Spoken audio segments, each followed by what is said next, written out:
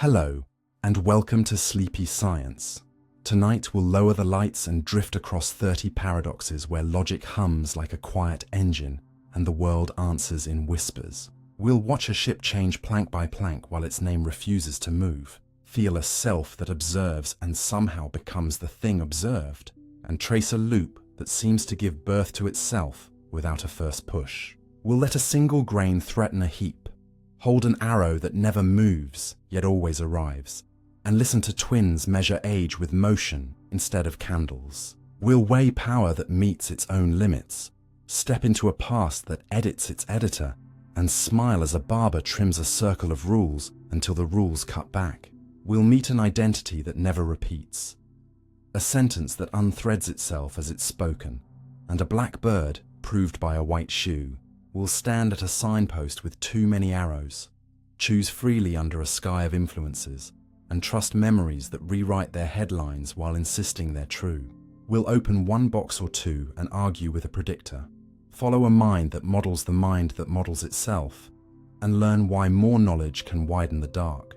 We'll face a trolley whose tracks cross ethics, sit inside the ever-slipping now, and touch a beginning that shelters infinity. We'll tap a glass world that might be rendered, weigh a perfect life that asks the price of truth, and wonder whether a jar of nerves could still be us. We'll rest with silence that isn't empty, greet a mirror's obedient ghost, and notice how looking nudges what's looked at. We'll feel seconds balloon and hours collapse, hear how words carve and color facts, and, at last, hold meaning that appears precisely where we reach for it. Through it all, we'll move gently, testing, playing, breathing, so your attention can learn a softer way to ask reality its quietest questions. The ship of Theseus. Are you still you if everything changes? Imagine waking to a quiet harbor where a weathered ship waits at the dock, sun on its rails and salt in its ropes, and someone tells you that each plank has been replaced one by one. During long voyages you slept through. Would you still call it the same ship? And if so, what are you really pointing to when you say same? We'll start gently. Sameness for everyday life is not a museum label. It's a promise of continuity that helps you navigate your days. You keep calling your favorite mug, my mug, even if a tiny chip appears. You keep calling a city your city after it swaps storefronts and repaves streets. And you call yourself you every morning, though you know yesterday's feelings have been folded and put away. As we wade deeper, the ship of Theseus invites you to look at that promise closely. Biologically, your body is less a statue than a river. Your skin cells are renewed on the scale of weeks. The lining of your gut cycles in days. The skeleton you carry quietly dissolves and rebuilds minerals over years. And the proteins that do work inside your cells are constantly being broken down and reassembled. Even in the brain, where most neurons endure for decades, connections are strengthened, pruned, and rewired.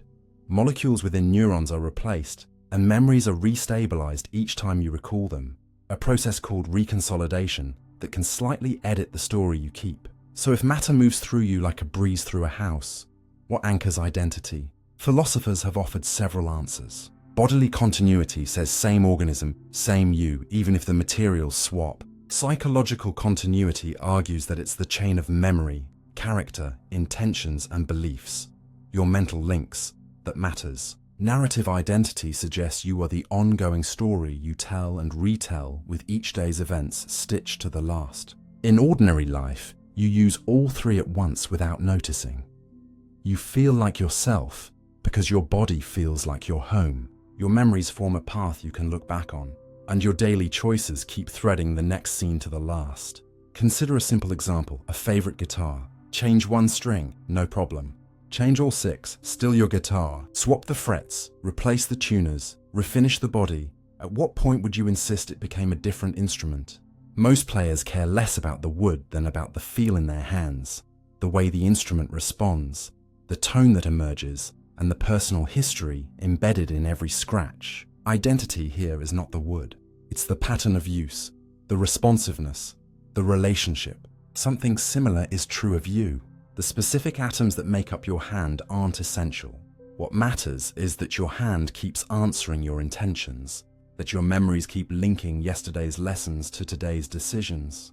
that your name still summons the same social web of promises and responsibilities. This is not a trick. It's how complex living systems hold together. They preserve patterns rather than parts. A hurricane is not the same air molecules from one hour to the next, yet we track it and name it because the spiral pattern persists. A city's identity survives building demolitions because the street grid, the rhythms of commute, and the culture keep looping.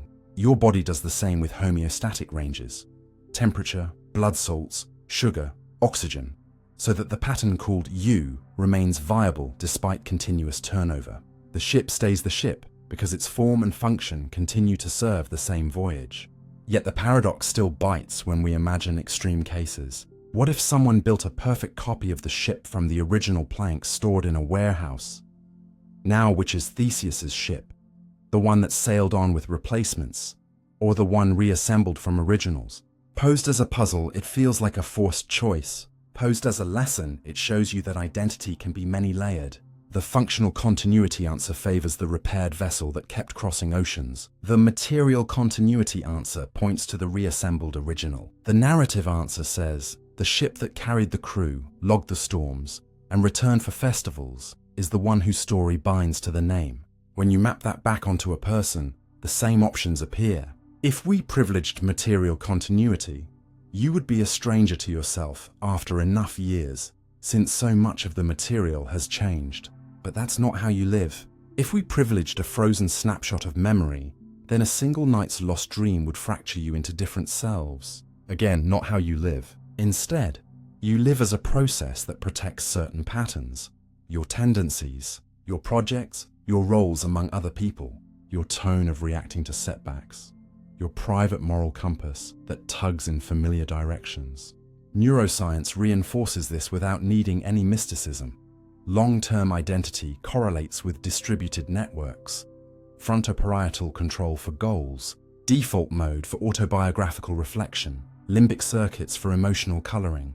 None of those networks requires the same molecules forever. They require stability in connectivity and training through repeated use. Like a path through a meadow that deepens as you walk it, your repeated choices carve tracks that make future choices more you. Notice how this view helps with real-life decisions. When you wonder whether you've changed too much after a hard year, ask, have your core commitments persisted, even if your tastes shifted? When you fear that aging will erase who you are, ask, which patterns can you practice to keep your character resilient? Kindness, curiosity, courage. When you move to a new place and feel unmoored, remember that identity can travel because it's carried by habits, relationships, and the stories you continue to author. And there is a sober truth here. Sometimes the pattern does change through illness or injury or trauma. Then a different ethical question arises. How should society, and how should you, honor both continuity and change in the same person? The paradox teaches empathy for gradual drift and sudden rupture alike. It also teaches responsibility. If you are not a fixed object but a ship under maintenance, then every small repair matters. The tiny plank you replace today, a 5-minute practice, an apology, a truthful sentence, alters the vessel that will sail tomorrow. You cannot keep materials from flowing through you, but you can choose which patterns you reinforce as they flow. That is a practical, testable power, not a slogan. So are you still you if everything changes? The honest answer is that not everything changes at once, and not everything that changes matters equally. You remain yourself to the extent that your living pattern, your way of caring, choosing, remembering, and relating, keeps threading the present to the past in a form that others can recognize and you can endorse. If the harbor worker replaces a plank and the ship still knows where it's going, no one blinks. If the captain is lost and the logbook empty, even untouched wood won't save its name. Let the conclusion be gentle. You are not a statue to preserve. You are a voyage to continue. Keep the whole sound, tend the ropes, learn the currents, welcome new crew when they come, retire what is rotten when it must go. And when you next say, "This is me," hear in it not a fixed label, but a quiet vow. I will carry what matters forward. The paradox of the self. The observer is also the observed. Try a simple move. Close your eyes and ask, where exactly is the one who is asking?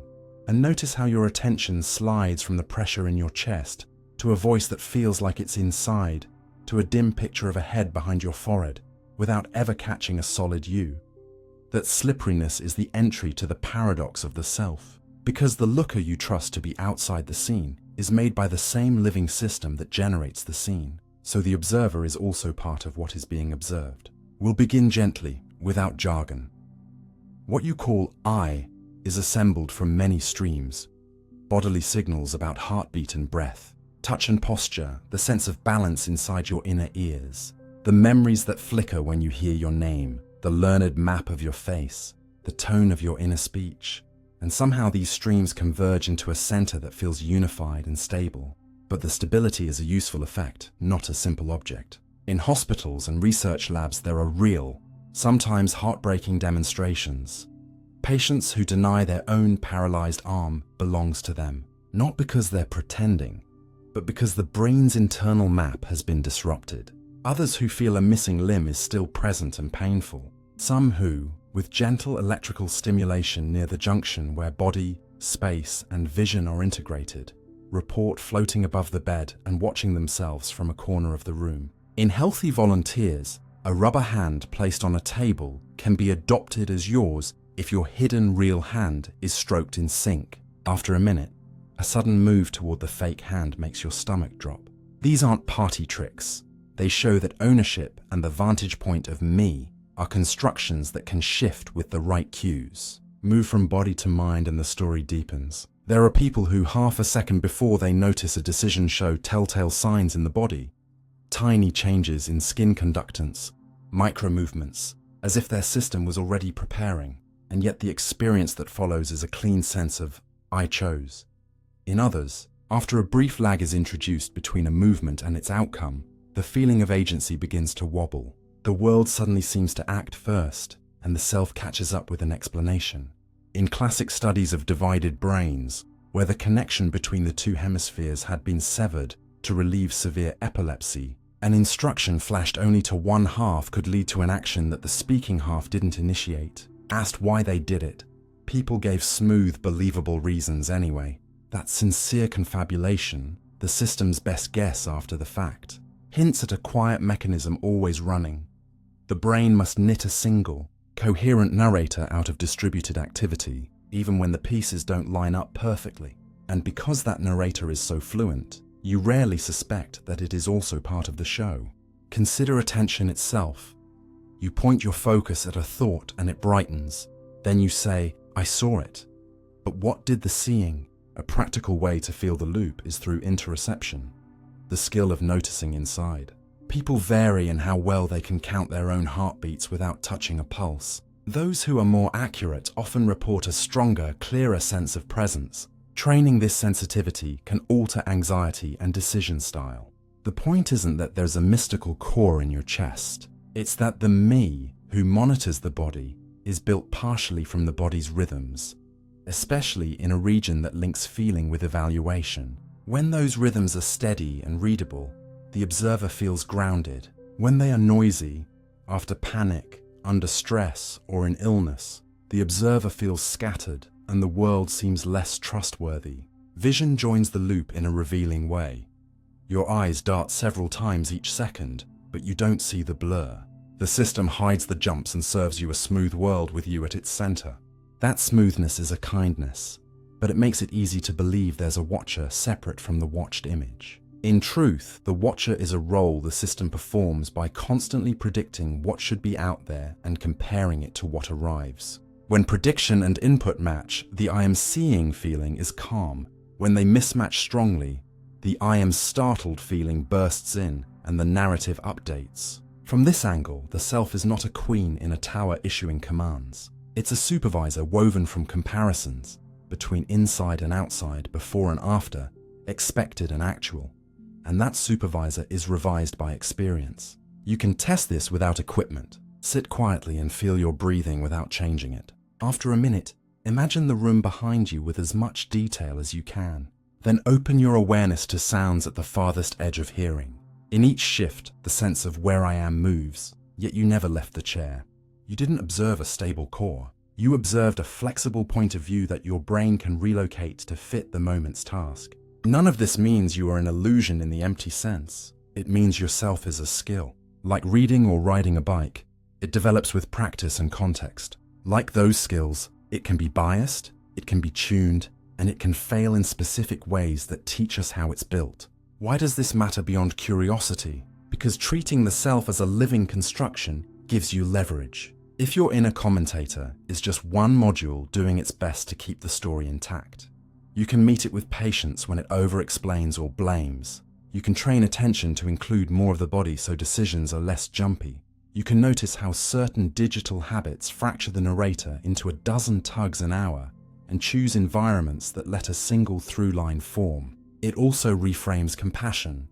When someone you love acts out of character, it may be that the underlying streams, sleep, hormones, pain, grief, overload, have temporarily redrawn their vantage point.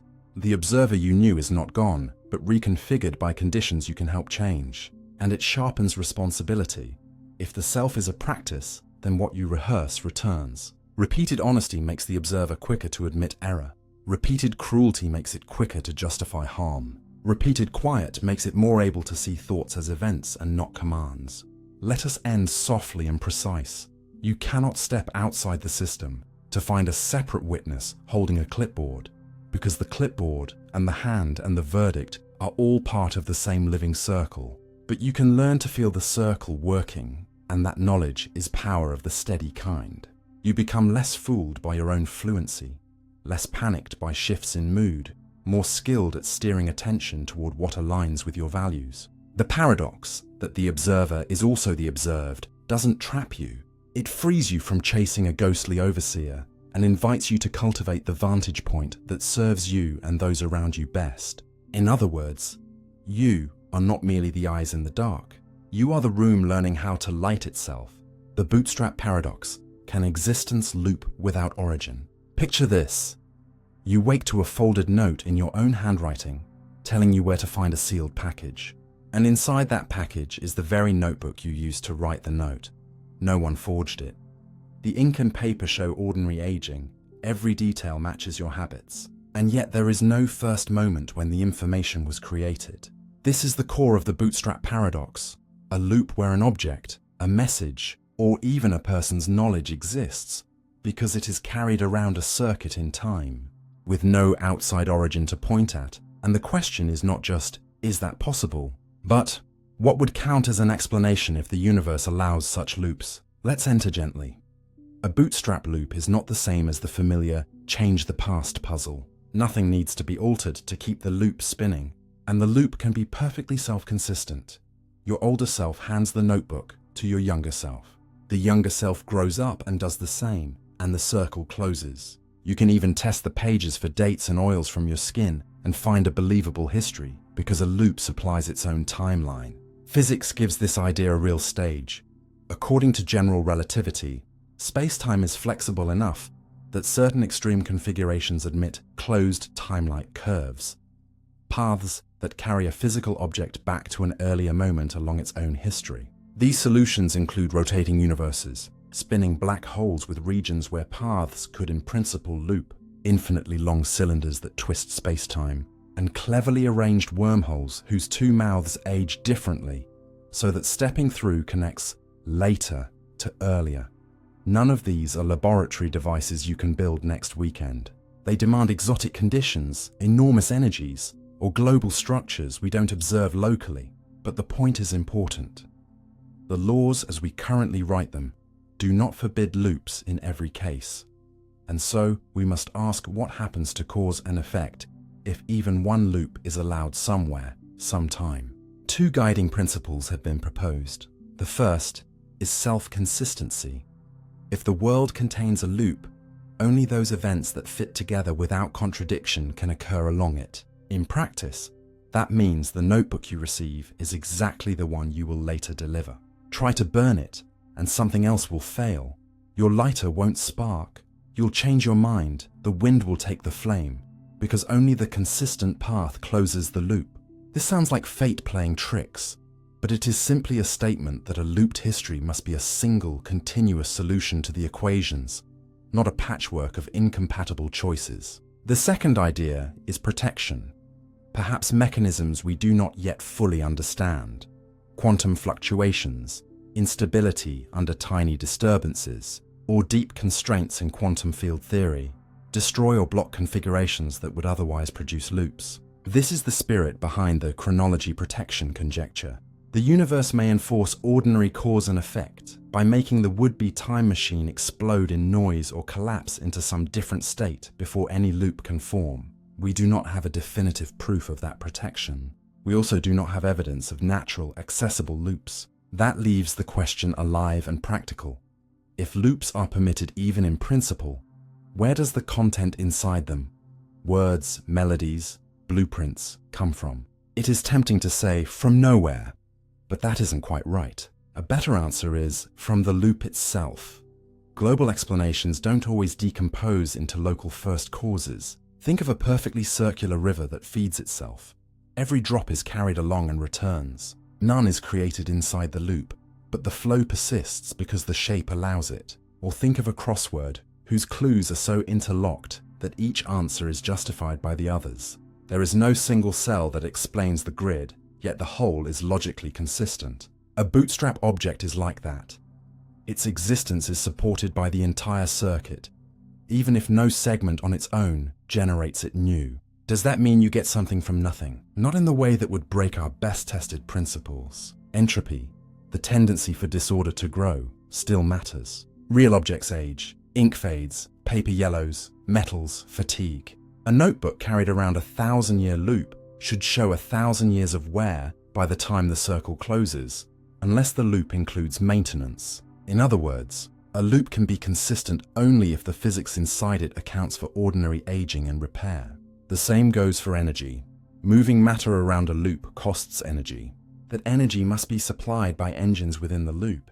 In this sense, a Bootstrap is not a free lunch. It's a self-catering banquet that keeps refilling its own table. If the metaphysics feels slippery, notice how close this is to familiar feedback systems that don't involve time travel at all. In an echo chamber, your voice persists after you stop speaking because the room feeds the sound back to you.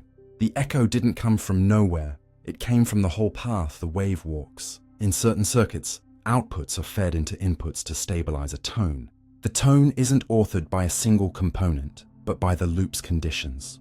Researchers in quantum information have even built thought models where hypothetical time loop devices interact with ordinary quantum systems.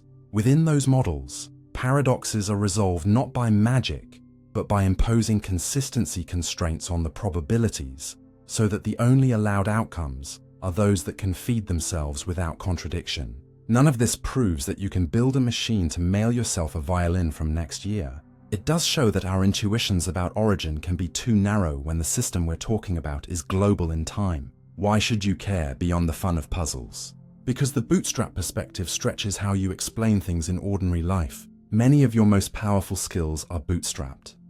You speak because other speakers handed you a language that you now hand to others. You trust a scientific result, not because you personally verified every link, but because the community of methods and replications forms a loop that sustains the finding across generations. Cultures persist because each cohort receives stories that justify the institutions that, in turn, educate the next cohort. In each case, there is no single first teacher you can point to.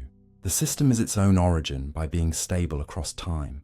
The caution then is to check that your loops are genuinely self-supporting and not quietly draining from an unseen source. If an idea claims to validate itself, ask what work inside the loop keeps it honest. Tests, error correction, critics, costs paid by real resources. If that work is missing, you don't have a bootstrap. You have a bubble. And if one day physics tells us that closed loops are in fact barred by deep rules, the lesson will still stand. Some explanations are circular because the world itself is organized in circles. Ecologies, economies, traditions, and yes, perhaps space-time under extreme conditions. As we close, hold the paradox with a calm hand. A universe that permits a loop does not erase reason. It asks you to reason at the scale of the loop. The notebook on your table isn't a ghost. It's a citizen of a history whose path bends back on itself. You don't defeat the puzzle by shouting impossible, and you don't cheapen it with claims of magic. You learn to ask better questions about consistency, about maintenance, about costs and wear, and in doing so, you replace the fear of no origin with the deeper insight that sometimes the whole is the author of its parts. The Sorites paradox. When does a heap stop being a heap? Imagine you're on a quiet beach at dusk, and you scoop a small mound of sand into your palm. Add one grain, and it's still a heap. Add another, and nothing changes. Keep going, and at no step does your mind leap up to declare, now it isn't a heap. Yet if you keep stealing grains in the other direction, there must come a moment when what you're holding is just a dusting, not a mound at all. This is the Sorites paradox in its disarming form, a puzzle born from one simple rule: tiny changes shouldn't matter, that collides with another. Big differences surely do. Let's begin gently. Language loves soft edges because life is full of them, and terms like bald, tall, rich, old, and heap are useful precisely because they stretch to fit messy cases. We talk this way every day without trouble. The paradox appears when you try to force those soft-edged words to behave like hard-edged categories. If removing one grain never turns a heap into a non-heap, then a million careful removals cannot either, which seems absurd. If adding one hair to a head never makes someone bald, then how could anyone become bald at all? The clash tempts us to think language is broken, but the better lesson is that words and the world meet on a gradient, and the tools we use, legal codes, scientific thresholds, moral judgments, must cope with that gradient honestly rather than pretending it isn't there. To deepen this, look at how your brain actually handles borderline cases. In psychophysics, the study of how sensation becomes perception, there's a humble idea called the just noticeable difference. The smallest change in a stimulus you can reliably detect depends on your starting point and your attention. Lift two bags with a small weight difference, and sometimes you'll say they feel the same, sometimes different, because human judgment has noise. That noise isn't a flaw to be shamed. It's a cost-saving feature in a nervous system that must decide quickly with limited energy. When a concept like heap lives in such a system, tolerance to tiny changes is natural. You don't flicker between labels every time a grain rolls off the edge, because stability helps you act. Pattern recognition in machines ends up doing something similar. Algorithms trained to label photos as cat or dog learn a soft boundary inside a high-dimensional space. When they must output a hard label, they do so by setting a threshold. Above this score, call it a cat, and that threshold is tuned with trade-offs in mind. The paradox hides in your own head. You want both the smoothness of tolerance and the decisiveness of a crisp cutoff, and you want them without contradiction. Philosophers have mapped several responses. One says, keep the ordinary meanings, but add a discipline called supervaluation, where a vague term is counted as true if it would be true under every reasonable sharpening of its boundary. This is a heap, can be determinately true, determinately false, or indeterminate in the grey zone, and logic survives by refusing to force a verdict where language never promised one. Another says, there really is a sharp cutoff for every vague term, but we can't know where it is because our evidence never nails down the precise grain. This epistemic view is unpopular to many because it makes everyday uncertainty look like hidden exactness, but it has the merit of keeping classical rules intact. A third family embraces graded truth. Instead of only true or false, claims can hold to a degree, 90% heap, 60% tall, and reasoning respects those degrees. This matches how decision systems work in practice when thermostat, camera, or medical triage models must operate smoothly near a boundary. A more human answer is contextualism. What counts as a heap depends on purpose. Building a sandcastle, you want a generous label to keep the game moving. Measuring erosion for a safety report, you want a stricter threshold. At a museum display, you might care about shape rather than count. None of these fixes the paradox by trick. They remind you that the puzzle was born of a mismatch between our soft concepts and our desire for rigid rules everywhere. There are real stakes. In law, a blood alcohol limit turns a gradient of impairment into a line in the sand. The line saves lives by making enforcement possible, but it also creates hard cases on either side and incentives to game the threshold. In medicine, a lab value for prediabetes or hypertension draws a clinical cutoff on a biological continuum. The label guides treatment and insurance. Yet two patients with nearly identical risks can be treated differently because one number tipped over. In education, letter grades chop a slope of understanding into boxes that feel decisive but hide uncertainty. A student at the edge of B and A can be nudged by a tiny, possibly noisy change in a rubric. In content moderation, a policy must translate a foggy notion like harm or harassment into rules people can apply. Choose a strict line and you'll punish edge cases unfairly. Choose a loose line and you'll let damage pass. Each domain is a living Sorites experiment forced into action. The craft is to combine clarity with mercy. Make thresholds explicit. Publish confidence ranges. Allow appeal processes that recognize borderline uncertainty. Monitor for threshold effects, where people cluster right below the line to avoid costs or just above to unlock benefits. And when possible, use sliding interventions, warnings before bans, lifestyle advice before medication, probation before firing, so that the world's gradients aren't crushed by your categories. There's also a cultural lesson in how categories evolve. Color words differ across languages. Some draw a line between blue and green in a place others don't, and that linguistic boundary can shift how quickly people sort color chips. Proof that communities help set the pile of cases that feel like they belong together. The calendar did something similar to adulthood, and economic change does it to middle class. Heated public debates often mask a Sorites core. Groups arguing about a value are sometimes arguing about where to fortify a boundary on a slope. You can help such conversations by naming the gradient first, agreeing on its harms and benefits, and then setting and revisiting thresholds as conditions change. If you want a feel it yourself exercise, try this. Pour sugar on a dark plate until you comfortably say heap. Then use a card to shave away small amounts while you label out loud after each pass. You'll notice a zone where your mouth hesitates and your eyes search the edges for cues. That's the grey belt where stable action and precise truth both tug. Or line up photos that gradually morph a smile into a neutral face and ask at each step, is this still a smile? You'll find the gradient in your own judgments, and you'll see how lighting, context, and expectation pull the border in and out. Even experts lean on context. An experienced dermatologist does not secretly know an eternal cutoff where mole becomes lesion. They synthesize many weak cues into a decision and flag uncertain cases for follow-up. A humane supervaluation by another name. So where does this leave the beach and your palm of sand? It tells you that the sentence, "A heap stops being a heap at exactly this grain," is usually the wrong kind of demand, and that better questions are available. For what purpose are we classifying? What's the cost of getting the edge wrong?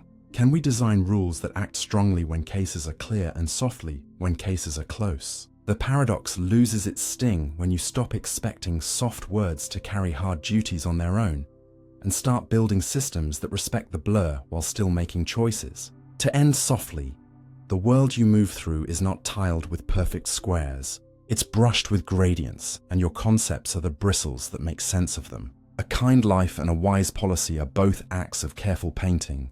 Define lines when you must, shade when you can, and return with fresh eyes as the light changes. When you next pinch a couple of grains from your little mound and wonder if it still deserves the name, smile at the puzzle, then choose the label that serves your aim. Say what uncertainty remains, and keep your threshold open to revision as new grains and new reasons arrive. Zeno's arrow. Time is made of stillness, yet motion happens. Stand on a hill and watch an archer draw the string until the bow hums. Then let your eyes follow the arrow the instant it leaves. Freeze that instant in your mind like a camera frame and ask Zeno's old question, if at every single now, the arrow simply occupies one place and not another, how can it ever be said to move? Since being here at one instant and here at the next sounds like pure stillness stitched together, yet you and I plainly see the target struck. So what kind of time allows motion to bloom out of snapshots that look motionless? We'll start gently. The trap is smuggled into the words "at every single now." An instant has no duration. It's a boundary, not a little slice of time you could put in a jar. Because it has no duration, nothing, no change, no action can happen inside it. That doesn't mean motion isn't real. It means motion belongs to intervals, however tiny, where comparison lives. Think of a film. Each frame is a still photograph, but play 30 of them each second, and the scene unmistakably moves. It's not that stillness has turned into motion by magic. It's that motion is what you get when you compare positions across frames and let the spacing between frames shrink until the blur becomes a precise rate. A speedometer in a car does the same practical trick. It doesn't show your position. It shows how quickly your position is changing right now.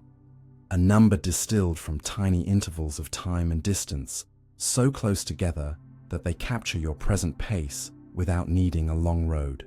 This idea, describing the how fast of a change by comparing differences over ever smaller intervals, sits quietly under nearly all of physics.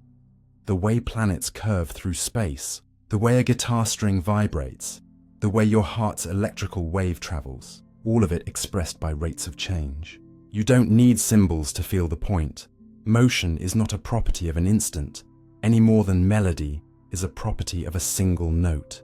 Both require a relation among moments. Zeno's puzzle nibs at a second intuition.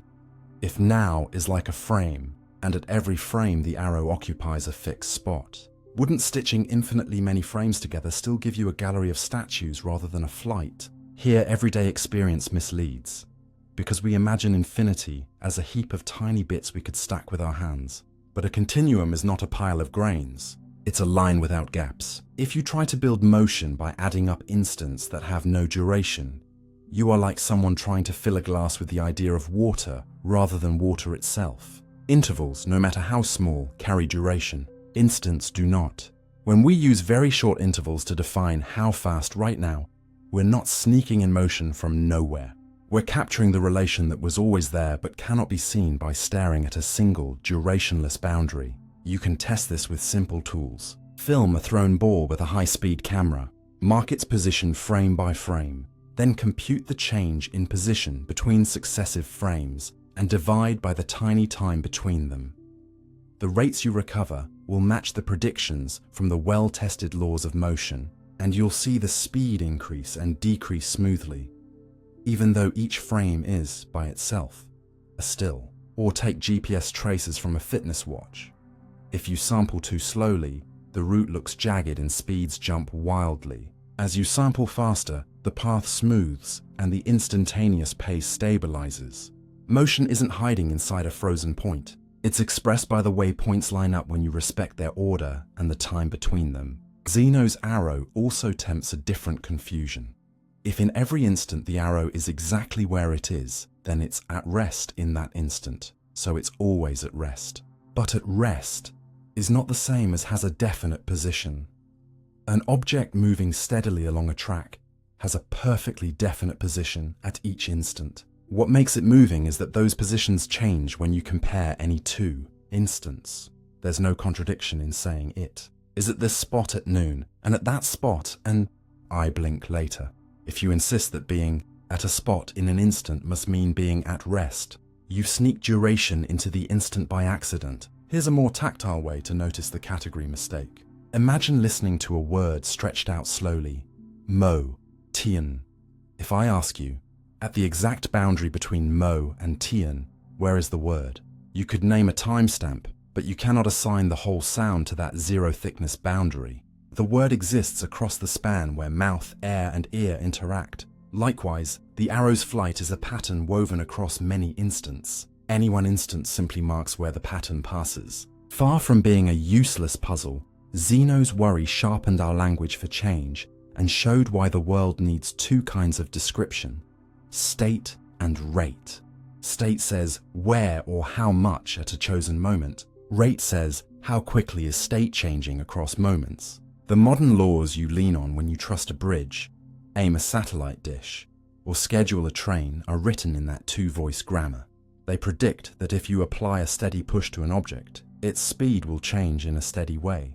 And those predictions match experiments from pocket-sized carts on air tracks to planetary paths verified by radio signals that return exactly when they should. Notice what happens when you ignore this and think only in snapshots. You fall for illusions in data as well as in vision. A company checks its accounts once a year and swings between panic and joy because snapshots hide the slope of the line. A doctor measures blood pressure sporadically and misses the trend that would have prompted early care. A student glances at a single test and decides, "I'm not good at this," missing the quiet momentum built by daily practice. Zeno, misapplied, becomes a style of living, staring so hard at the present frame that the movement of your life disappears. There's also a modern turn that keeps the paradox fresh without exaggeration. Under certain conditions in the microscopic world, rapidly checking a system can slow or even inhibit its change. A lab effect nicknamed after Zeno. It doesn't prove that watching creates reality, nor does it cancel everyday motion, but it reminds us that how we interact with a process can alter its timing, especially when the process is delicate and the checks are intrusive. The broader lesson is humble. Definitions matter. When you're asked to judge movement of a body, a climate, a culture, ask first whether you're looking at one frame or many, whether your sampling is fine enough to see what's actually unfolding, and whether you're confusing a boundary with a span. Let's end with a soft, practical image to carry. Think of time not as a stack of stills, but as a river, and of instance as the river's banks, sharp, helpful markers that tell you where the water is but not the water itself. The arrow flies because the world carries patterns across durations, and because those patterns can be described, tested, and trusted without pretending that motion must live inside a frozen now.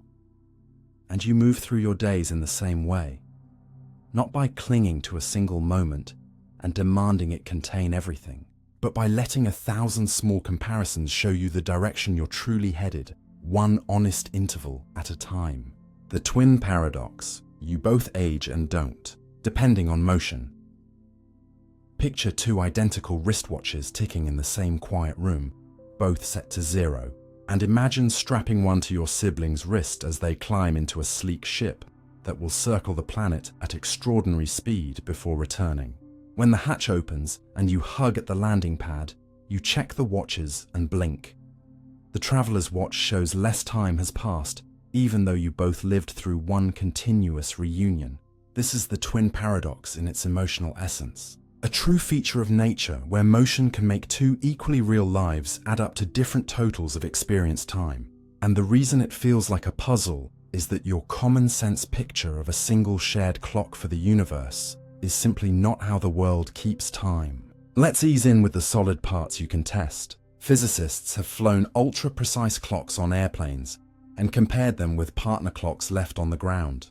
The airborne clocks came back a tiny bit out of sync in exactly the direction and amount the theory predicts. A difference measured in billionths of a second, but reliably there. The same effect shows up in cosmic messengers. Fast-moving particles born in the upper atmosphere should decay before reaching the ground if they aged at our pace. Yet many do arrive because their internal clocks run slower from our viewpoint while they sprint, extending their window of survival. Even your phone's navigation relies on the fact that satellites orbiting overhead tick at a slightly different rate than receivers on Earth. Engineers must adjust those satellite clocks to account for motion, which slows them, and altitude in a weaker gravity, which speeds them, so your location doesn't drift wildly. None of this is rumor. It's the daily bookkeeping of a world where time depends on how you move and where you are. So why does the twin story feel like a contradiction? After all, from the traveler's perspective, couldn't they claim you were the one moving and so your clock should run slow? The key is that the paths you take through the fabric of events are not the same. You remained in one steady frame of reference while your twin had to change frames, turning around to come home, feeling thrust in the seat during that maneuver. And that change is a physical fact that breaks the mirror-like symmetry. A down-to-earth analogy helps. Imagine two hikers starting at the same trailhead and meeting at a cabin later. One follows a straight, gentle path along the ridge. The other charges down to the valley, crosses a boulder field, climbs a steep switchback, then returns to the ridge. Both arrive at the cabin door. Both have good stories, but their bodies have not spent the same effort. In space-time, effort is measured by what a perfect, light, unbiased wristwatch fastened to each hiker would accumulate along the way, and the path with sharp turns and high speed accumulates less. That effort isn't emotion. It's the simple count of ticks on a clock that is carried along each route. You can keep the picture symbol-free. Time is not a universal drumbeat imposed from outside. It is what a clock measures along a path, and different paths through motion can yield different totals. Dive a bit deeper. When your twin rockets away, during the outbound cruise, they judge your clock to be running slow. During the inbound cruise, they judge it slow again. And yet at the end, they have less elapsed time than you. The reconciliation hides in the turnaround. To reverse course, they must fire engines or otherwise be acted upon. And this alters how they slice the world into simultaneous moments elsewhere.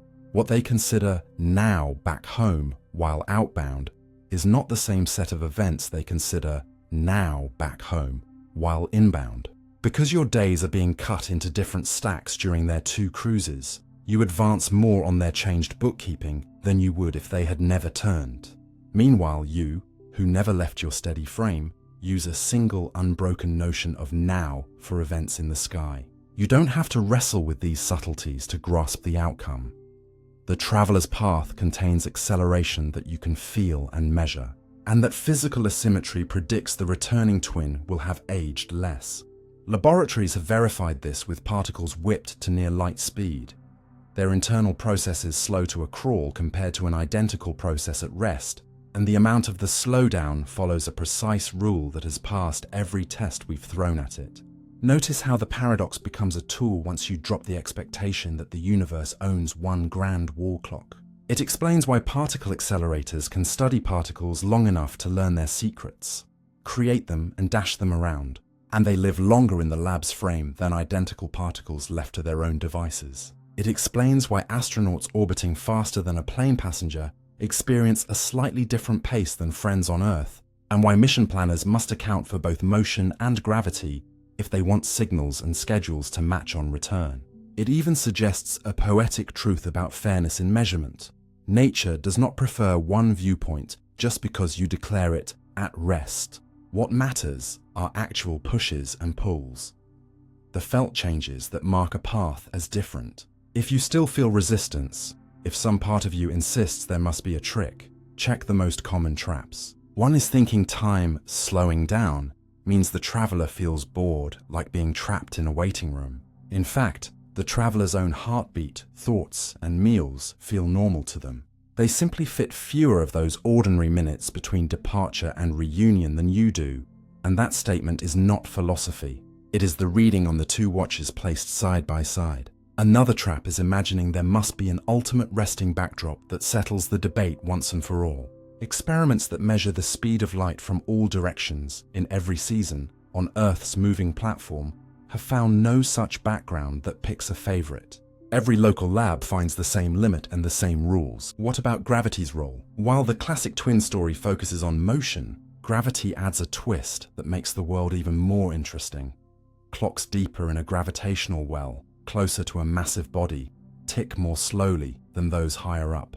That means a twin who spends a year in a mountain observatory will age ever so slightly more than a twin who spends the same year at sea level, all else equal.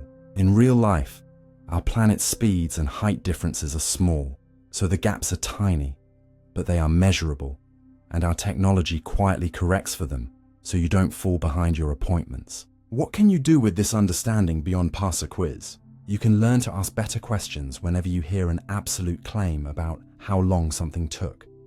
Measured by which clock, along which path, under what conditions. You can appreciate why standards labs care so much about portable atomic clocks and why moving them carefully matters. You can feel a new respect for simple instruments. A clock is not a decoration. It is a recorder of a journey through the weave of motion and gravity. and two journeys returning to the same doorstep need not have the same tally. And if you want a living demonstration, follow how engineers keep a satellite constellation honest. The craft's onboard clocks are preset to tick a bit off on purpose so that, after the effects of speed and height are included, the signals arrive in a rhythm that locks with receivers on the ground. The vision that emerges is calm rather than chaotic. The twin paradox is not a glitch in reasoning. It is a clear window into a world where time is local and personal, where how much you get depends on the route you take through the world and the forces you endure. The conclusion is gentle. Your minutes are real to you, and someone else's minutes are real to them.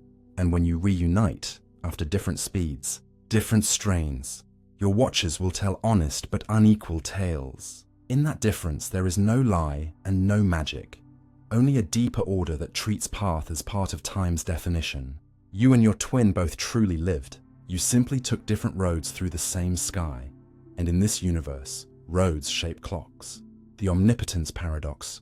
Can existence include the impossible? Imagine a child's question asked with perfect seriousness. If a being had unlimited power, could it make a square circle, or create a stone so heavy it could not lift, or decree that a true statement becomes false just because it wills it? Questions that at first sound like clever riddles, but actually point at something deeper. What do we mean by power if the target of that power is not a stubborn object, but the very grammar of meaningful action? Can existence include the impossible? Or does the word impossible mark the edge where words stop pointing to anything at all? Let's begin gently, with clarity rather than cleverness.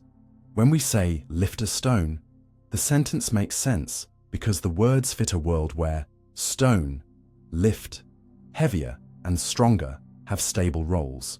When we say square circle, we perform a sound that looks like language but contains a hidden collision.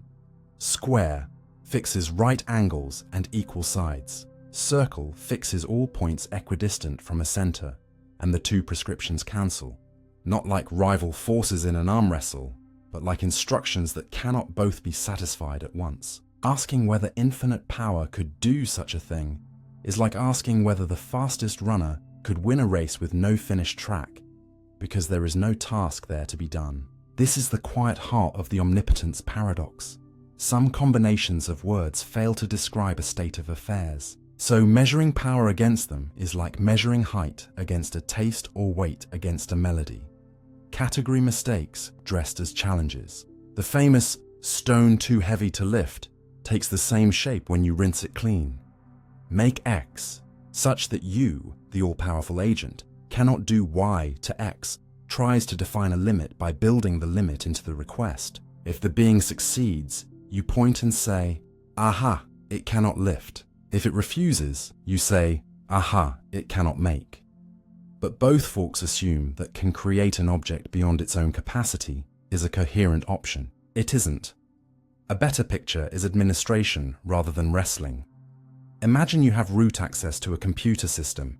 You can create files, change permissions, spawn processes, even rewrite the scheduler that decides whose turn comes next.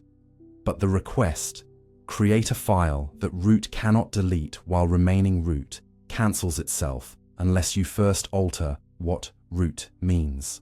And if you alter that meaning, you are no longer demonstrating a limitation, but performing a redefinition. That difference matters. Power works inside a language of tasks. When the task contains a contradiction, it isn't a difficult job. It's not a job. Philosophers sometimes respond by trimming omnipotence to the ability to do anything that is logically possible, which can feel like moving the goalposts, but is closer to naming the field. A game does not become unfair because referees refuse to score non-moves, and a being does not become weak because it cannot perform nonsense. This reframing also separates two kinds of limits that often get tangled. Limits of nature, like the speed of light, conservation of energy, or the way matter behaves, are patterns in the world that could, in principle, be different if the world were different. A law-changing creator in a thought experiment could imagine another universe with other constants. Limits of logic are not like that. They define what counts as a universe described by reasons, rather than chaos where sentences lose their anchors. If you relax logical coherence altogether, everything becomes permitted and therefore nothing is distinguishable. Explanations stop explaining because contradictions allow any conclusion to follow from anything. Seen this way, logical norms are not bars on a cage but the floor under your feet. Power without them loses its meaning because requests collapse into noise. There is a tempting reply here. What if an all-powerful agent could rewrite logic too? Picture a game engine that renders a world. Could the engine not enable rules where straight lines are also curves and cause follows effect and precedes it? In fiction, yes. In practice, when actual game developers bolt on non-Euclidean effects, they do so by building new spaces with internally consistent rules and stitching portals between them. Not by declaring contradictions true in one space, because as soon as they do, the engine itself can no longer decide what to draw each frame. The meta lesson is patient. To be thinkable at all, even miracle worlds are built on consistency at some level. When you hear anything is possible, what usually follows are examples that are surprising but describable, not examples that dissolve description. Why should any of this matter beyond late-night talk?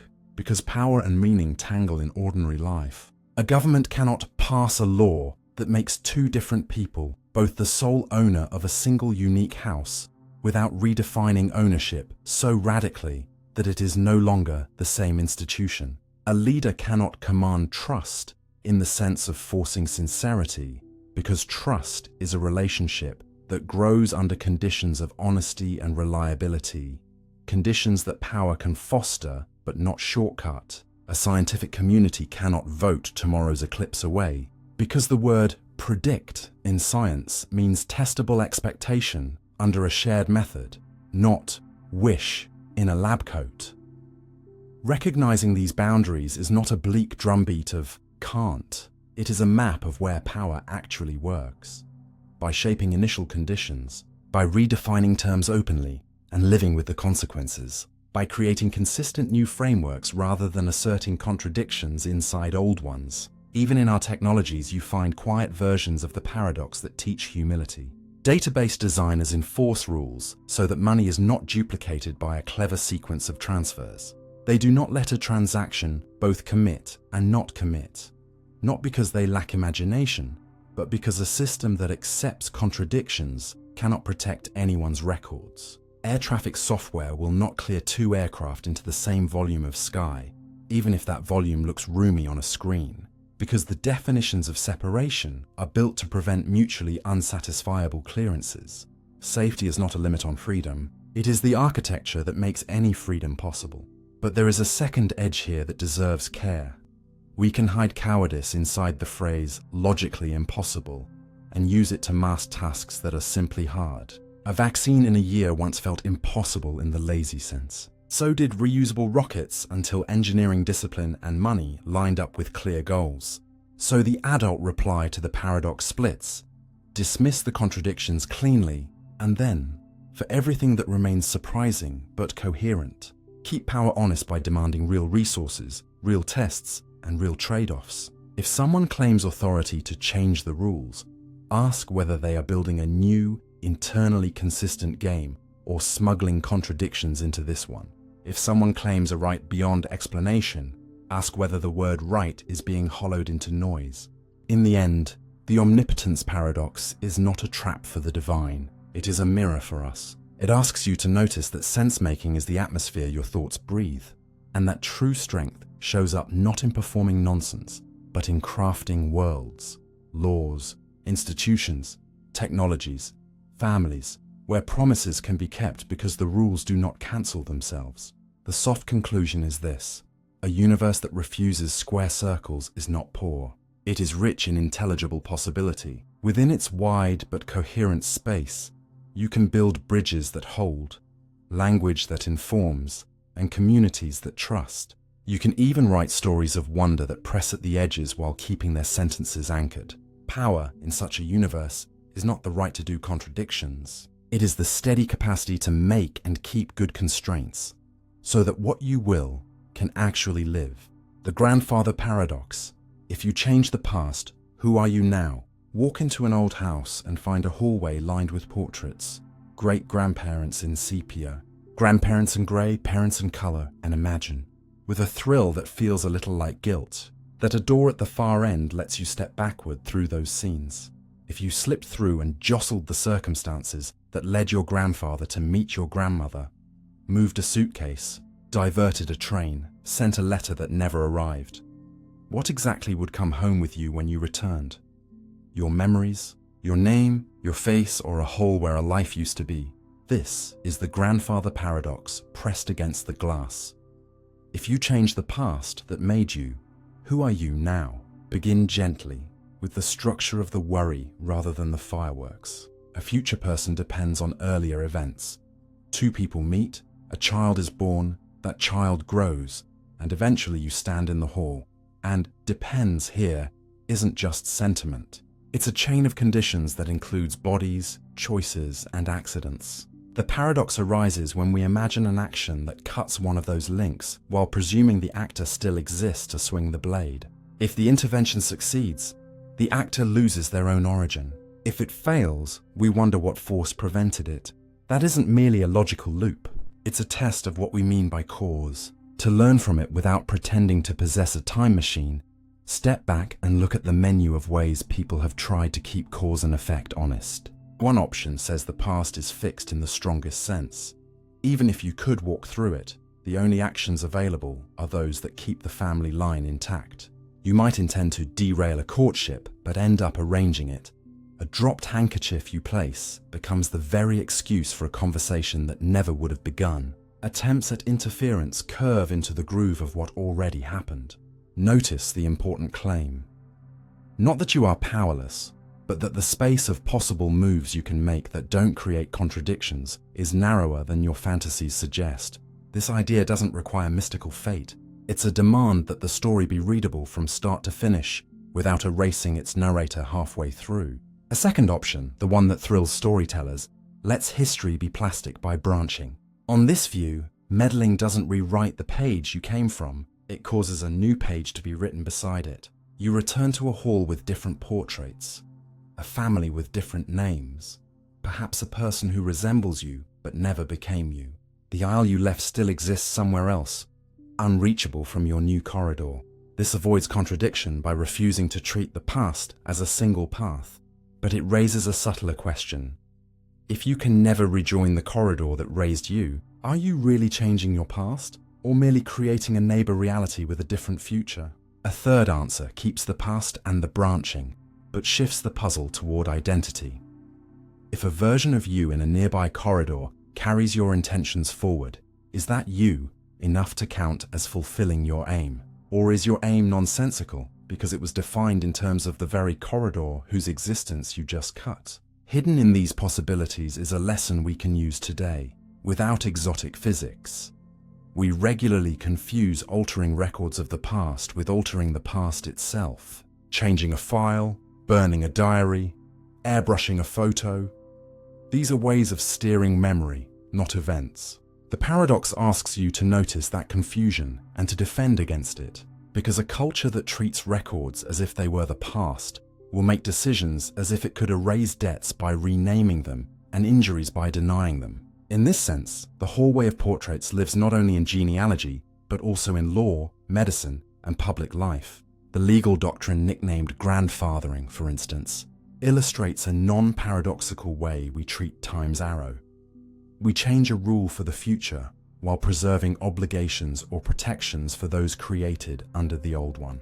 You cannot revoke yesterday's marriage by passing tomorrow's statute. You cannot, without catastrophe, rerun a clinical trial's outcome by shifting how you frame the numbers after patients have been treated. The paradox rehearses the costs of pretending you can. Still, we owe the physics its hearing.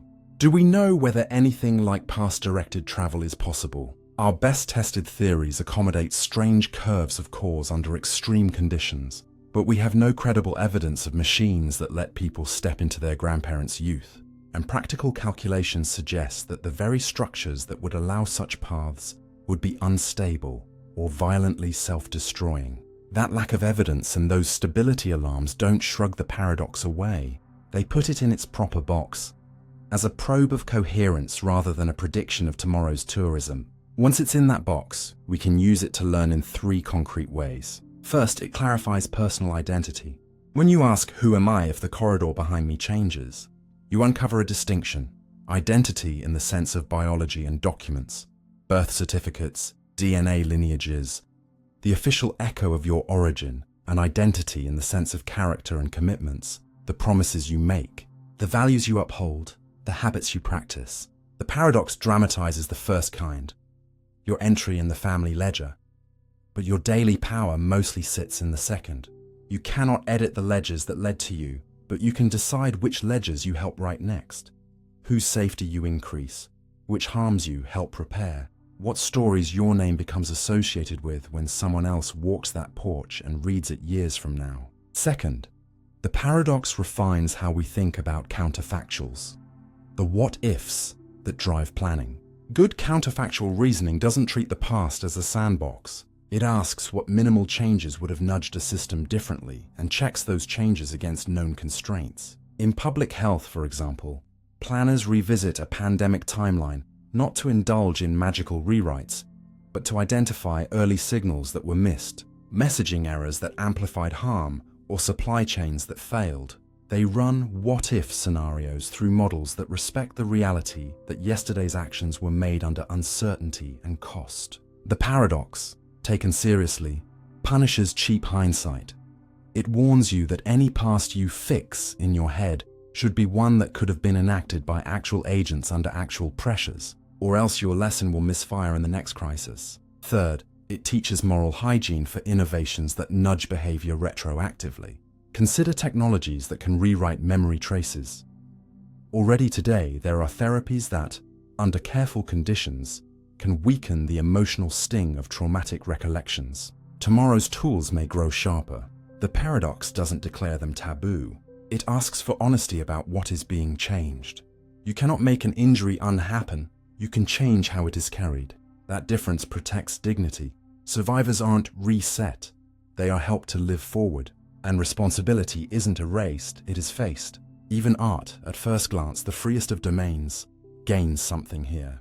When authors or studios retouch or retcon a franchise's history, they are choosing between fixed past storytelling, where earlier volumes constrain later ones, and branching storytelling, where sidelines become official, alternate timelines flourish, and fans must learn to treat canon as a garden, not a march. The grandfather paradox shows why both styles can work, and why confusion erupts when a creator tries to do both at once without saying which rules they play by. If the lesson feels abstract, bring it back to that hallway. You cannot go back to keep 2 strangers from bickering on a station platform in a year whose trains no longer run. And perhaps that is a mercy. Your power is not to swap one portrait for another, but to notice how many of your present choices function as someone else's past, in waiting.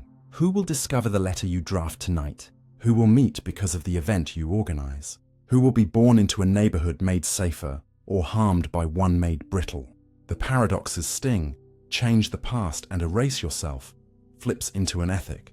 Shape the present knowing it is already someone's fragile origin story. And on the narrowest, most personal level, it offers you a kind of peace. You do not need a machine to revisit yesterday to resolve the question of who you are now.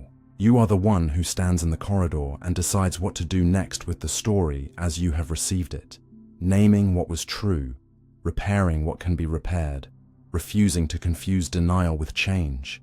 The portraits are not prison guards. They are witnesses. You honor them best not by wishing them away, but by being the ancestor whose choices make the descendants' puzzles gentler. The Barber paradox. Logical systems can collapse from within.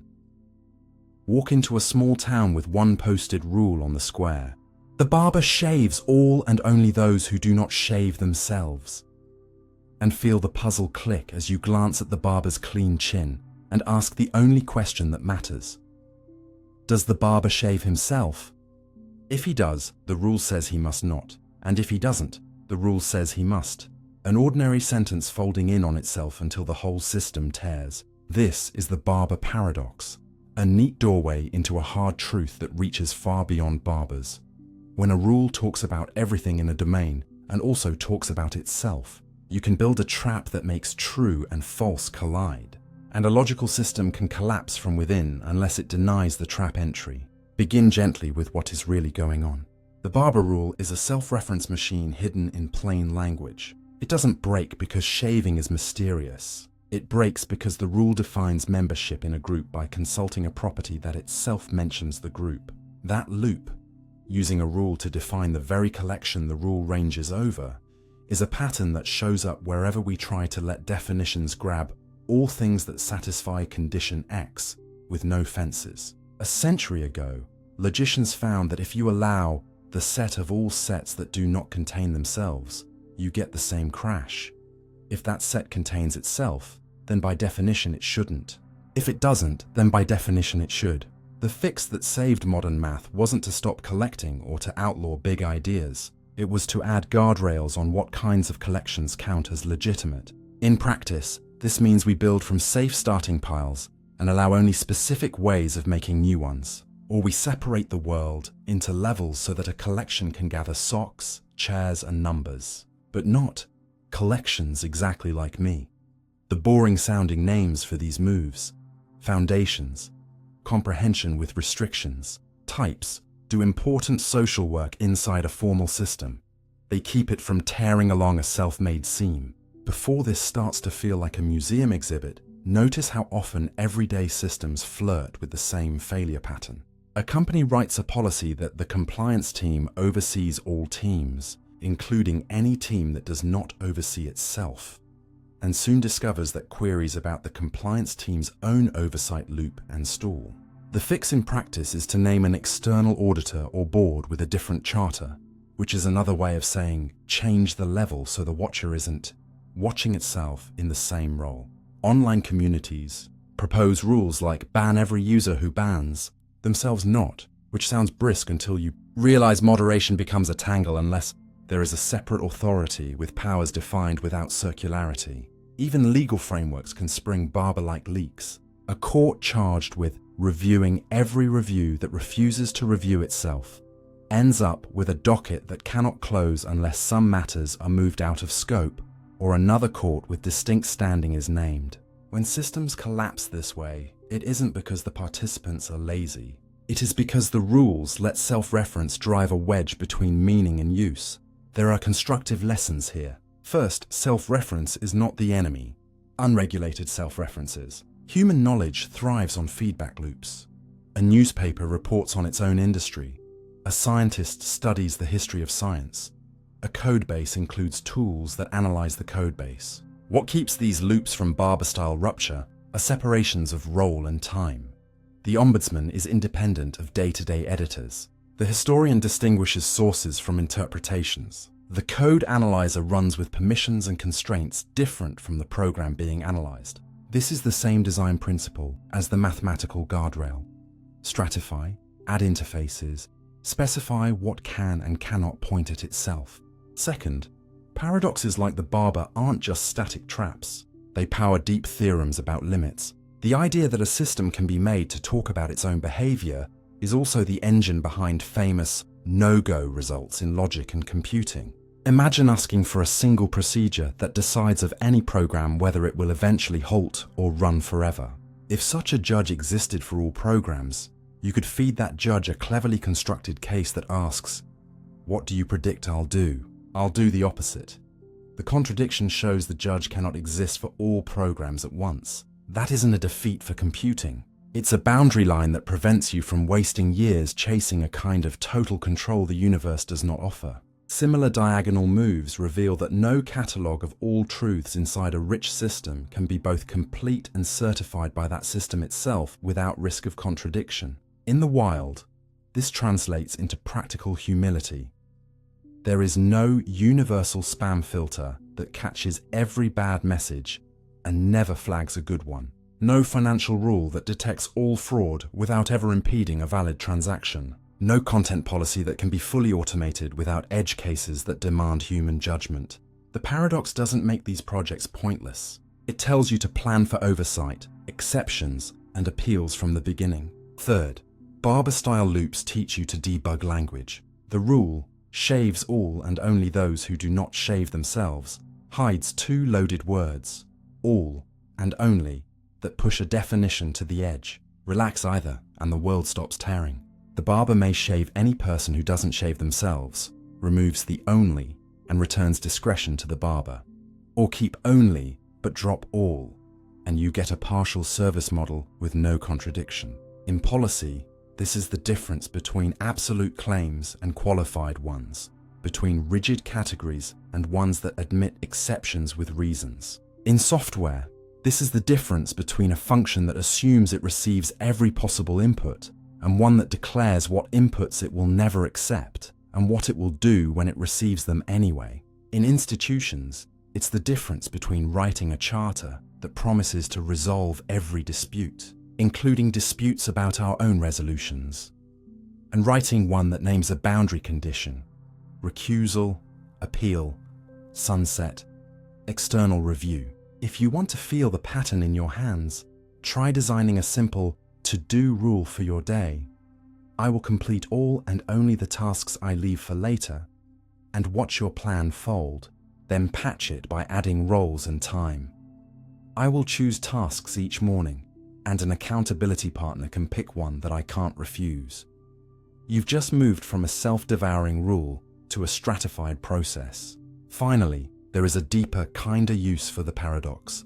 It reminds you that clarity is not cruelty. When a system forbids certain self-referential definitions, it isn't being fussy. It is preserving the ability to reason, to decide, to finish a morning and say what was done. Square circles were our earlier example of nonsense. The barber is the administrative cousin of that nonsense, dressed in clean semantics and wearing a tie.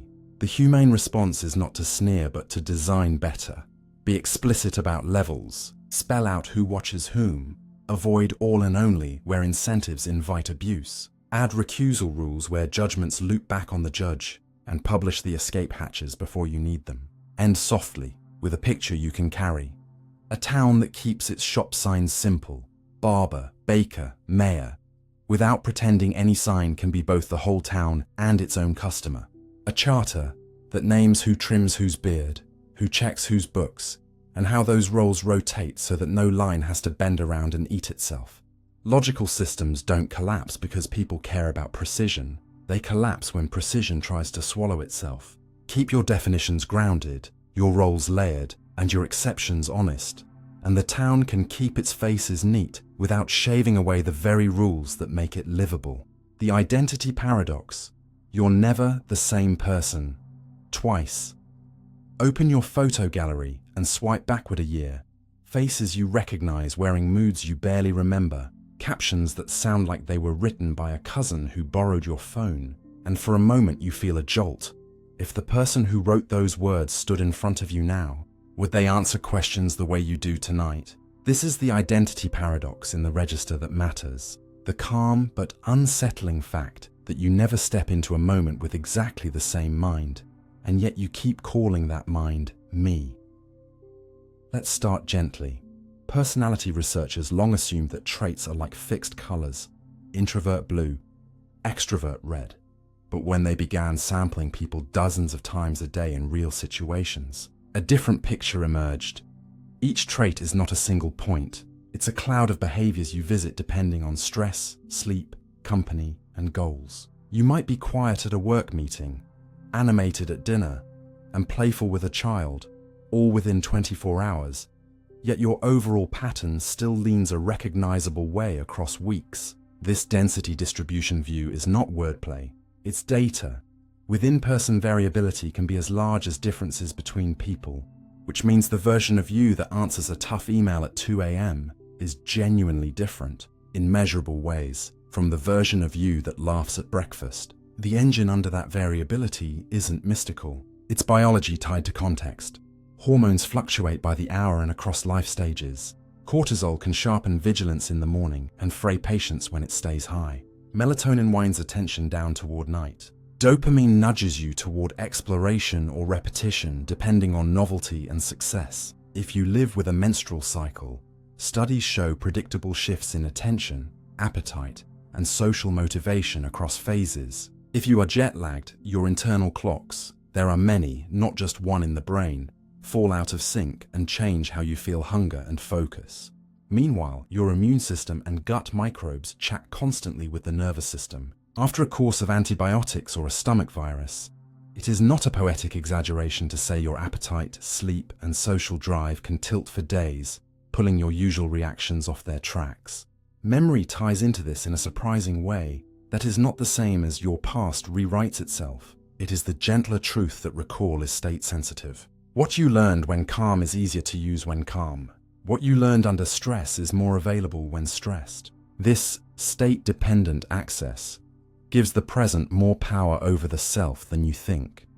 The person you can be depends not only on the skills you built, but on the doorway mood you arrive through. That is why police and airlines train with realistic simulations. It's not drama, it's identity engineering. So that the version of a pilot who meets a surprise has practiced being the version who stays steady. Social context adds another layer. You don't carry a single name tag. You carry a wallet of roles: child, partner, colleague, friend, stranger. And each role cues norms that invite certain strengths forward and tuck others away. In strong situations, courtrooms, operating rooms, takeoffs, the rules are so tight that people converge, whatever their baseline. In loose situations, parks, parties, the leash lengthens and individual signatures reappear. Switch languages, and you may notice a further shift.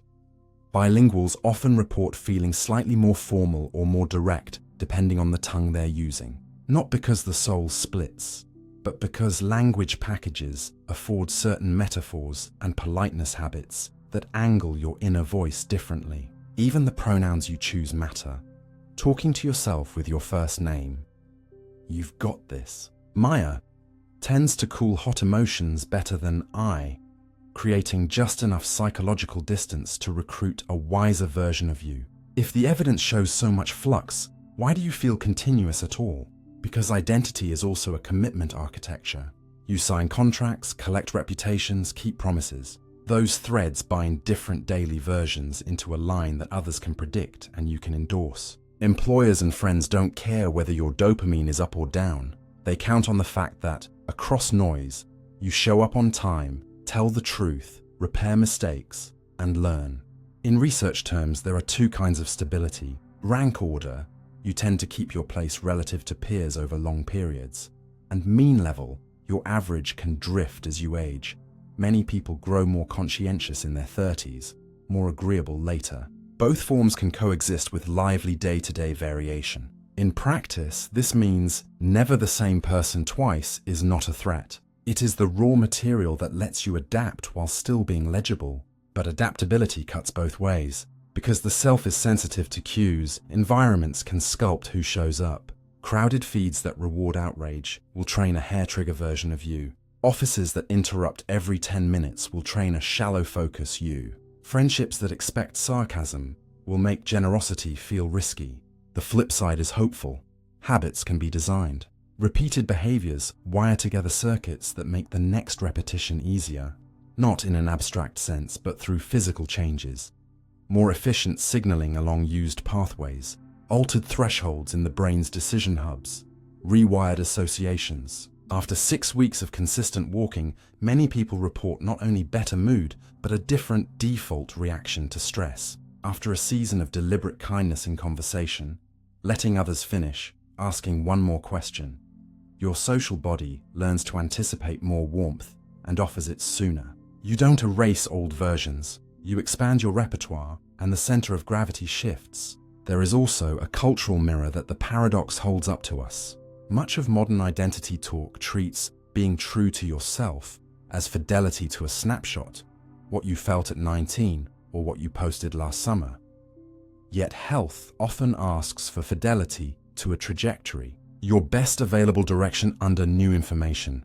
Therapists working with habit change use this quietly radical principle. Instead of asking clients to be consistent, they teach them to make it easier for future you to want what present you wants, which might mean moving phone icons off the first screen, preparing food before cravings, or arranging rooms so the obvious act is the helpful one.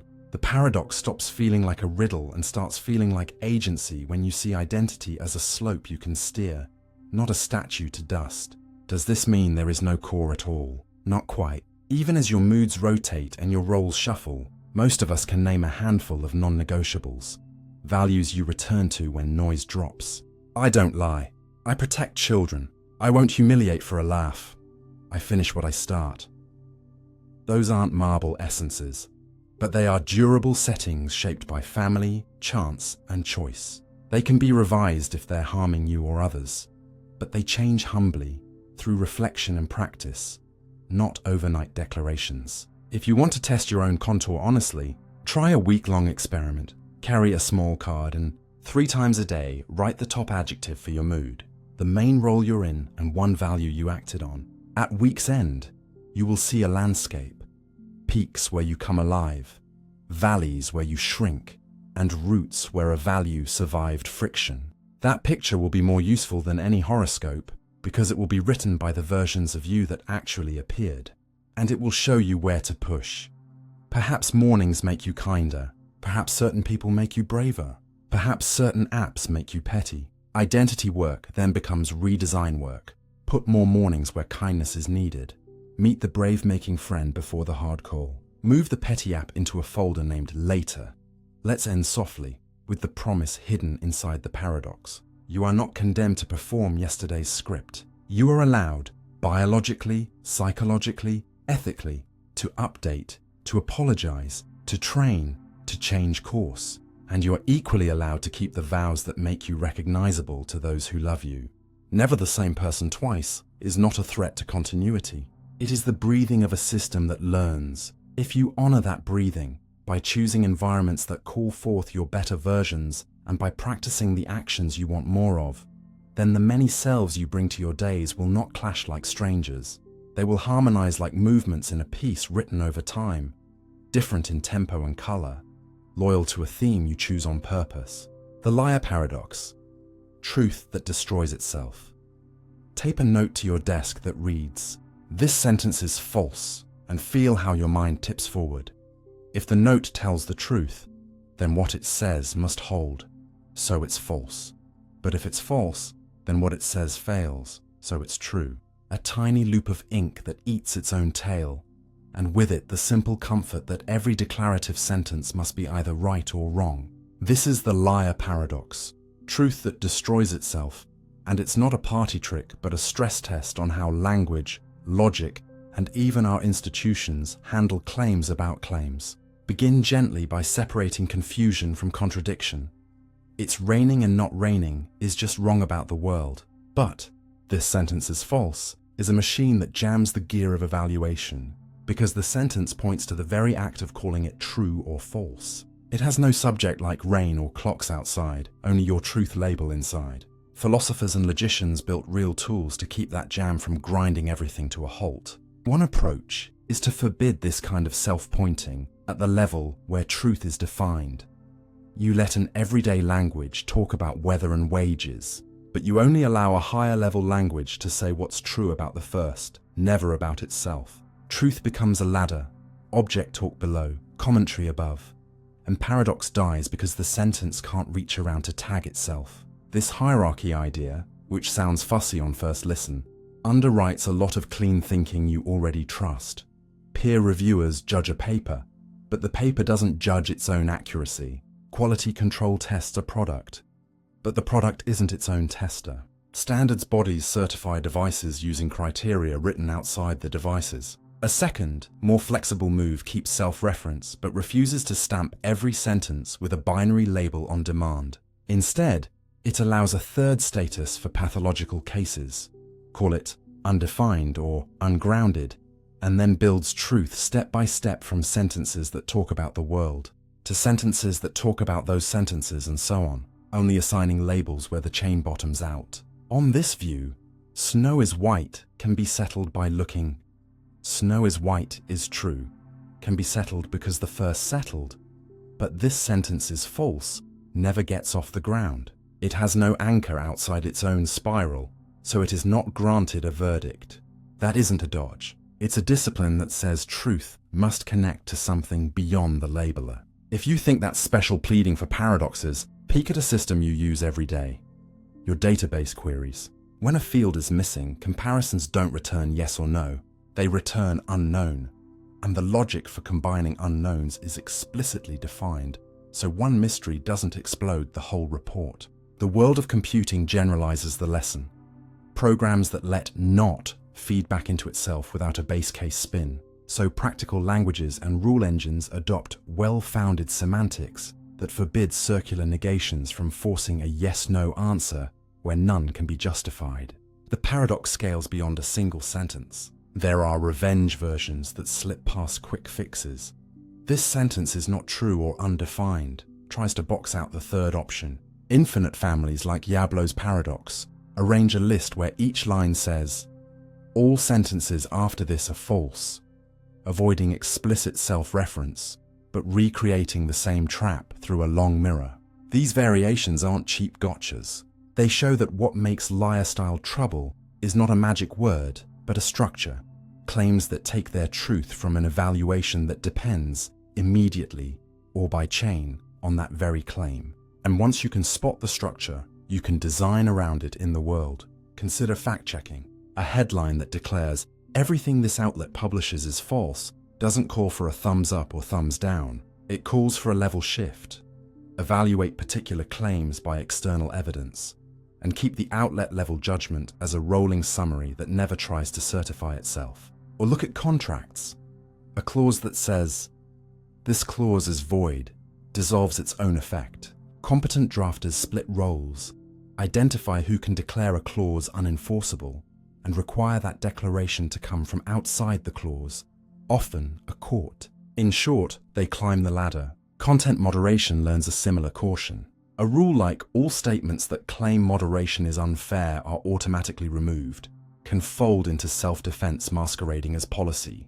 Wiser systems separate criticism of rules from prohibited content and assign review to teams that do not decide their own appeals. Even science, which lives on self-correction, avoids liar-style pitfalls by insisting that any claim about a claim must be backed by methods that others can repeat. This finding is true because we say it is not a finding. This finding is true because these blinded measurements, run by an independent lab, return these numbers under these conditions, is a ladder with rungs you can test. If you want to feel the engineering mindset, do a small exercise. Write on a card, this card is false, and imagine two institutions encountering it. Institution A has a rule that every document must be tagged true or false within 24 hours. They will burn a day on a loop and end in contradiction. Institution B has a rule that documents can be triaged into world-describing, policy, and meta. Meta claims require an external audit or are marked no verdict until they can be grounded. No deadlines force a binary label where the class forbids it. The card is filed as meta, unresolved, non-actionable, and the team spends its day on items that point outward. B isn't being cowardly. It has learned to keep paradox in a glass case so the shop can function. There is a human side to this too. People use liar-style moves in argument all the time. Everything my opponent says is a lie. If you disagree with me, you've proven you're biased. Only a fool would deny what I'm about to say. Those are not arguments. They are rhetorical machines that try to seize the referee's whistle. The antidote isn't a counter-insult. It is a simple demand. Show me a ground, data, observation, a standard we both accept, and keep claims about my motives or the reliability of your entire source out of the truth bucket unless they can be tested by something beyond your assertion. Practiced at scale, this becomes cultural hygiene, editorial independence, pre-registered studies, code review by peers outside a project, randomized audits where targets don't choose inspectors. Paradox channeled creates better institutions. To keep the topic honest, admit the cost. Insisting on ladders and no verdict categories can feel slow in emergencies and fussy in casual talk. But the alternative is worse. If you let self-authenticating claims set the terms, you invite black holes into your discourse where anything can be proved by folding the question back on the label. The liar teaches a virtue that modern life is starved for: the ability to suspend judgment in a principled way until a claim touches ground, and to do so without cynicism. And it teaches a quieter courage, to call nonsense nonsense even when it wears a smart suit. We can end softly, with a rule of thumb you can carry into your feeds, meetings, and late-night thoughts. When a sentence asks you to grade itself, step up a floor. When a claim tries to outlaw its own criticism, split the roles. When a system demands a yes/no where the evidence supports neither, add a box that says "not yet," and make sure "not yet" triggers a plan to seek ground rather than a drawer to forget things in. Truth is not so fragile that a single loop of ink can kill it, but our habits are fragile. Build them with rungs and rails, and the next time a clever sentence tries to saw off the branch you're standing on, you'll find you're holding the trunk. The raven paradox. Seeing a non-raven proves all ravens are black. Hold a green apple in your hand and ask a strange question. Does this apple, bright, glossy, unmistakably not a raven, give you any reason to believe that all ravens are black? The riddle sounds silly until you translate the claim "all ravens are black" into its logically equivalent twin. Everything that is not black is not a raven, after which your green apple looks like a tiny confirmation, because it is a not black thing that is indeed not a raven. Welcome to the raven paradox, a puzzle that exposes how our intuitions about evidence can drift away from what our sentences actually say, and why good inquiry needs more than logic alone to decide what counts as support. Begin gently with the core. Universal statements, all X are Y, are confirmed in bare logic by every case where an X is Y, and, by equivalence, by every case where a not Y is not X. So a black raven supports all ravens are black, and so, by the twin form, does a blue car, a white cloud, and yes, a green apple. The shock you feel is not childish. It is your common sense insisting that some observations are relevant and others are padding. Counting apples to learn about ravens feels like cheating. But that instinct needs shaping, not dismissal, because the paradox shows a real gap between truth-preserving inference and helpfully updating beliefs about the world. One way to read the lesson is through attention. In practice, we care about evidence that actually changes the odds that a claim is right, and that depends on how many apples, cars, and clouds exist compared to ravens. There are vastly more non-black non-ravens than ravens. Learning that yet another non-black thing is not a raven barely nudges anything, because it was already fantastically likely. Spotting one more green apple is like learning that another grain of beach sand is not a whale. By contrast, finding even a handful of non-black ravens, say a pale morph or an albino individual, would slam the door on the universal claim. This is why scientists hunt counterexamples with such hunger. One well-documented exception can outweigh 1,000 on-target confirmations, not because logic changed, but because a broken rule in a wide space is decisive information. Still, the paradox isn't solved by the shrug, "Well, some facts matter more." You need a principled story about mattering. Here is a practical one. Evidence is stronger when it is relevant, diagnostic, and resistant to easy alternative stories. Relevance means the observation was drawn from a search that could reasonably have produced a disconfirming case if it existed. Diagnostic means the observation would have been unlikely unless the hypothesis were true.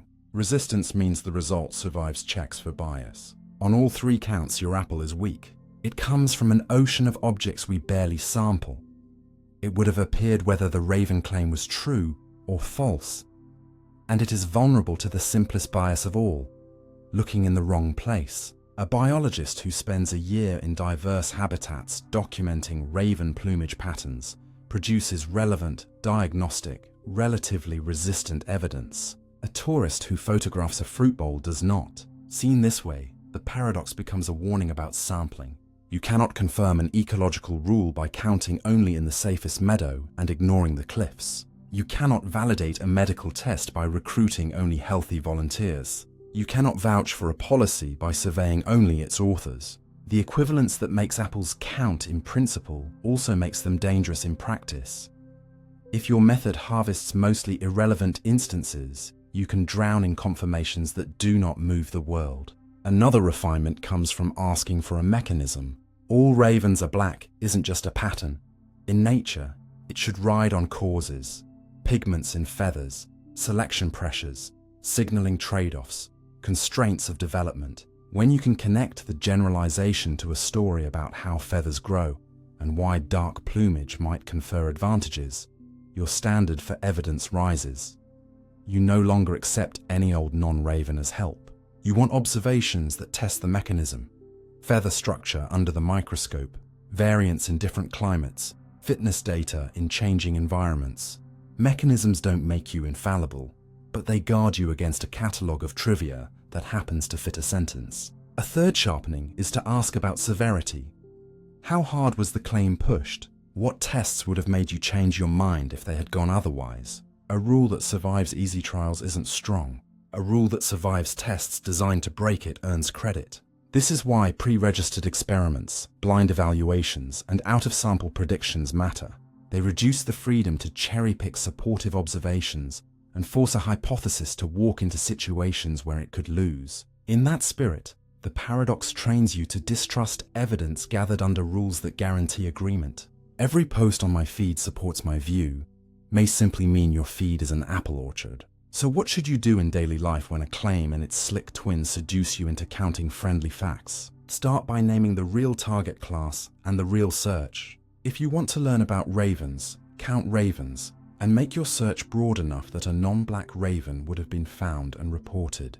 If you want to know whether a supplement works, define outcomes ahead of time and look where failure could appear, not only where success is easy to notice. If you are tempted to take comfort in big numbers, thousands of confirming instances, ask whether most of those instances were nearly guaranteed regardless of the claim. Then add humility.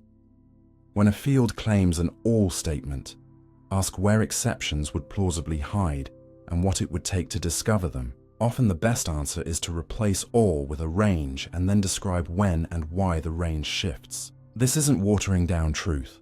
It's making it more accurate by anchoring your words to the places your search actually reaches. The paradox also holds a cultural mirror. We are prone to apples that prove anything, anecdotes that fit our hopes, counts without denominators, trends without baselines. Headlines make a single vivid story stand for a universal rule. Feeds amplify agreement because disagreement gets filtered out. The Raven puzzle urges a small reform. When you hear everything in category X is Y, demand a map of where X was looked for, who did the looking, what would have counted as not Y, and whether such cases would have been hard or easy to see. Ask for mechanisms and for trials designed to hurt the claim, and notice the opposite bias as well. The thrill of the rare exception. A single pale raven, if real, breaks the universal, but it does not erase the pattern of dark plumage across environments. Learning to hold both, the rule and its boundaries, is the maturity the paradox is trying to teach. Let's end softly with a picture for your pocket. A naturalist in a raincoat, notebook in hand, who loves ravens enough to look where the weather is worst, who logs blackbirds on black branches without boredom, and who would happily write, "Found one grey," if a grey were there. Who cares less about stacking easy confirmations than about building a record that could have caught the world misbehaving? And who, when handed a bowl of apples, smiles and says, "Lovely fruit, wrong sample." Truth doesn't fear apples. It asks for searches that could have found a different answer, and for us to honor whatever answer such a search returns. The paradox of choice: more freedom, less satisfaction. Walk into a supermarket aisle that seems to run to the horizon. 30 kinds of olive oil, 50 kinds of cereal, a rainbow of toothpaste, and feel the tiny thrill of sovereignty tilting into a hush of doubt. With so many ways to be free, why does choosing start to feel like work? And why does the winning box often taste like second best the moment you put it in the cart? This is the paradox of choice in everyday clothes. The finding that more options promise more fit, but can deliver less satisfaction. And understanding it means looking closely at what your brain must do between the shelf and the smile. Begin gently with what's solid. Options are good when they map to genuine differences you care about, and when you have tools to compare them. They are costly when they multiply without adding value, or when each comes wrapped in uncertainty. Classic field studies showed this in miniature. A display with a few jam flavors drew fewer browsers but more buyers than a sprawling tasting table. The smaller set made it easier to decide. so more people actually chose. Later reviews of many experiments added nuance. Overload doesn't strike just because numbers get big. It strikes when options are numerous, similar, and hard to compare. When stakes feel high, when you lack a clear goal, or when time is tight. In those zones, judgment buckles in predictable ways. First, you experience decision friction, the mental bookkeeping required to line up attributes across alternatives, hold them in working memory, and trade them off. Even if you never use equations, your mind is quietly running a cost-benefit process, and cognitive effort is real. Second, comparison magnifies opportunity cost. Every gain flashes with the losses of the other paths, and because humans are loss-averse, the foregone features bite harder than the ones you just gained feel sweet. Third, the more possibilities you see, the higher your expectations rise. A merely good result, which would have delighted you in a small menu, now feels like evidence that you chose poorly. Fourth, reversibility erodes satisfaction. When you can easily swap or return, you keep one eye on the exit, which stops your mind from fully embracing the choice.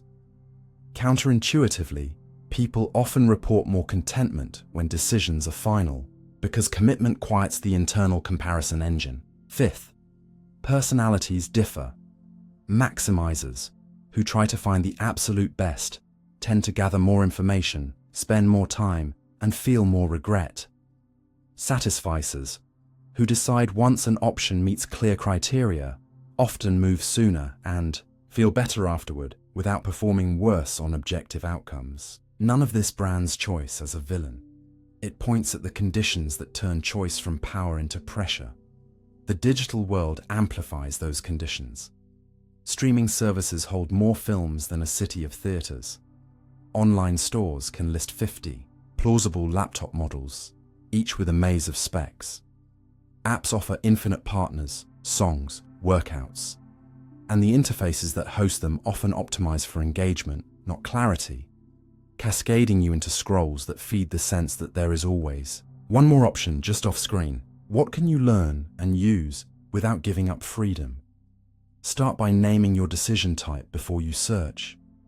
Exploration, selection, or enjoyment. Exploration wants wide nets and playful sampling. Selection wants pruning and rules. Enjoyment wants closure, then put gates in front of the flood. Define 3 must-haves and 2 nice-to-haves before you look. This filters noise and stops the criteria from drifting to match whatever is shiny. Translate features into a common scale you truly care about. Hours of battery you need for a day. Minutes of prep you'll actually cook. Price per use. So comparisons run on 1 ruler, not 5. Limit the field on purpose. Decide to compare at most 5 candidates head-to-head. Beyond that, the accuracy gain is often crushed by the satisfaction loss. Add a stopping rule. When I find an option that meets my must-haves and beats my current best by a clear margin on my chosen metric, I stop. Use stage sampling. Scan broadly for 10 minutes without deciding. Bookmark 3, then decide the next day. The pause lets your goals reassert themselves rather than the page's design. When uncertainty is high and learning matters, choose reversible on purpose. Rent before you buy. Trial before you subscribe. Knowing that while this might blunt immediate satisfaction, it builds knowledge that makes the final commitment cleaner. Once it's time to enjoy, flip the switch. Disable alerts about alternatives. Delete comparison tabs, and give your mind permission to bond with what you picked. Manage expectations explicitly. Write down ahead of time what good enough looks like and how you'll judge success after the fact. Otherwise, your standards inflate as you shop and deflate only after a self-scolding. If you tend to maximize, borrow satisficer habits without abandoning high standards. Decide which few domains deserve your exhaustive search and deliberately satisfy the rest to conserve energy for what matters. If you design choices for others, menus, dashboards, forms, become a choice architect. Group options into meaningful categories. present defaults that are genuinely in most people's interest, provide best for labels tied to honest, use cases, and offer comparison tools that surface differences users actually care about rather than the ones suppliers prefer to highlight. Evidence from public policy shows how powerful this can be. When defaults align with people's goals, participation rises without coercion. At home, choose rituals that shrink recurring friction. Pre-plan breakfasts, make a capsule wardrobe, keep a trusted 3 list for takeout to end late-night dithering, and rotate through them without second-guessing unless something changes. None of these are tricks. They are braces for a mind that tires just like a body does. And they protect you from 2 quiet thieves of satisfaction: post-choice rumination and social comparison. You can inoculate against both. After choosing, write a 30-second, "Why this works for me now," naming the criteria you met. This cements the story your brain will reach for when doubt whispers. Practice closing the books. Once a category is decided, don't revisit until a scheduled checkpoint unless something breaks. Savor what you picked on its own terms. Use it, learn its strengths, personalize it, because use turns an option into mine. And ownership rewrites evaluation more than spec sheets do. Teach this to kids early. Fewer toys displayed at once, more time with each. Ask them to name 2 reasons they like a choice, not 1 reason they fear missing out on another. The paradox of choice is not a sermon against markets or variety. It's a reminder that freedom is a muscle that needs form. More doors are wonderful when you have maps and legs. They are exhausting when every hallway looks the same and every exit is lit with maybe. The soft conclusion is this: design your choices like a good trail. Clear trailheads, honest, signs, switchbacks where the slope is steep, and viewpoints where you stop moving and enjoy what you came to see. You keep your freedom by spending it wisely. Narrowing when narrowing serves your aims. Committing when commitment lets enjoyment bloom. And reserving your deep searches for the chapters of life whose differences truly alter the story. The paradox of free will. How can you choose if you're influenced? Stand for a moment at a street corner where the light goes green and feel your foot begin to move before you fully finish thinking, go. Then remember that the color, the honk, the schedule you're keeping, the sleep you did or didn't get, the coffee in your blood, the ads you saw this morning, the rules you learned at 5, and the person waiting for you on the other side all nudge that step. So, how can you call it your choice if so much is doing the choosing? The paradox of free will starts right there. Not in abstract debates, but in the grain of daily action, because influence is everywhere, and yet responsibility still seems to belong to someone, namely you. We'll start gently by clearing a common confusion. Being influenced is not the same as being controlled. You breathe faster when you climb stairs, but you can still decide to climb. You feel a pull toward your phone when it vibrates, but you can still let it buzz. You show patterns, habits, preferences, reflexes, but patterns are not shackles. Modern experiments do show that some bodily signals anticipate simple actions before we become aware of deciding. Tiny shifts in muscle readiness, electrical murmurs over motor areas, even subtle skin changes that precede a press of a button by fractions of a second. It is tempting to read those findings as, your brain decides for you. But a better interpretation is more down to earth. Quick, low-stakes choices are often prepared by fast routines you've trained, and consciousness pops in late to label the move and, crucially, to veto or redirect it when it matters. Everyday life teems with examples of this veto power. Your hand reaches for a pastry and stops because you recall a promise. You begin to say something sharp and reshape it mid-sentence. Your thumb hovers over buy and you close the tab. Freedom, in this practical sense, shows up not as an absence of causes, but as a capacity to be moved by the kinds of causes we recognize as reasons. That reframing does important work. If free will required choices with no causes, only randomness could save it, and randomness doesn't feel like freedom at all. What we actually want is guidance by considerations we can endorse. Call this reasons responsiveness. A person with more of it can hear a new argument, feel an old impulse, notice a rule, weigh a consequence, and let the mix steer behavior toward a goal they own. Influences remain. Hunger still tugs, fear still narrows attention. But the person's internal court can admit evidence, cross-examine it, and deliver a verdict that is not predetermined by the loudest voice in the room. Where does this ability live? Not in a single gland of willpower, but across networks that monitor conflict and set control. Circuits that compare options, suppress motor plans, maintain a goal in working memory, and evaluate outcomes against values learned over years. When sleep is short, glucose low, or stress high, these circuits wobble. When routines are solid, boundaries clear, and practice repeated, they stabilize. That means influence is not the enemy. Unmanaged influence is. You can train a mind to ride its own currents. Try a simple tool used by athletes and patients alike. Concrete if-then plans. If I open a social app, then I check only messages. If it's 9 p.m., then I plug the phone in across the room. If I feel the urge to reply in anger, then I write the draft and wait 10 minutes. These are not charms. They are ways of preloading decisions so that when cues arrive, your fast systems execute policies your slower, reflective, self-authored earlier. Another tool is pre-commitment, the old sailor's trick. You shape your environment to favor the person you want to be. Schedule deliveries for fruit, not candy. Unsubscribe from impulse-bait newsletters. Set spending limits with alerts. Make it irritating to fail at the thing you value.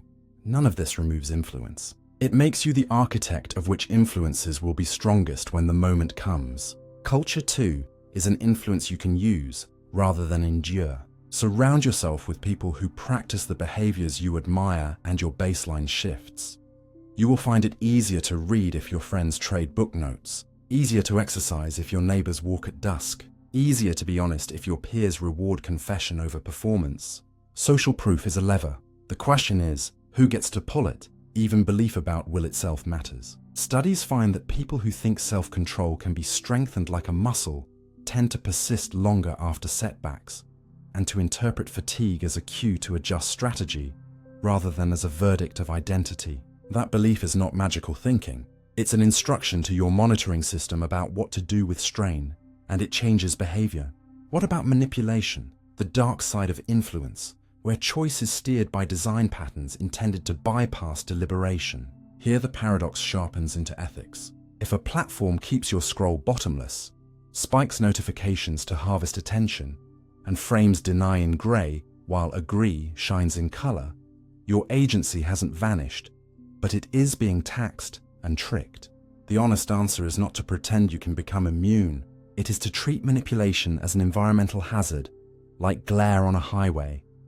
Compensate with tools, with norms, and, where possible, with policy. Freedom is not proved by ignoring traps. It is exercised by noticing, labeling, and redesigning around them. At this point, it helps to put free will on a spectrum. Children have less of it because their control systems are still under construction.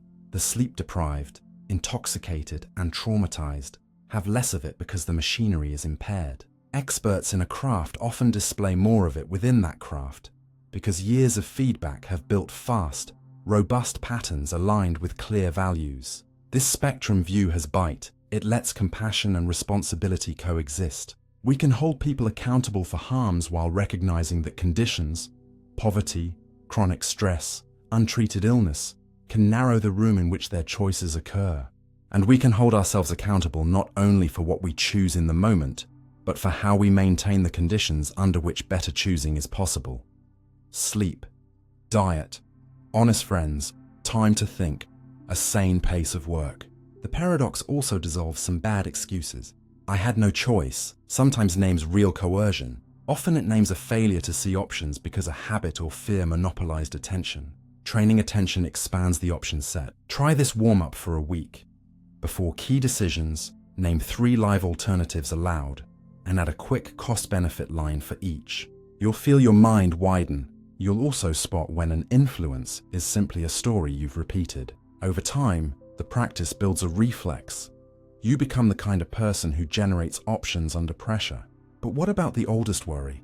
If the universe runs by cause and effect, aren't you just acting out a script?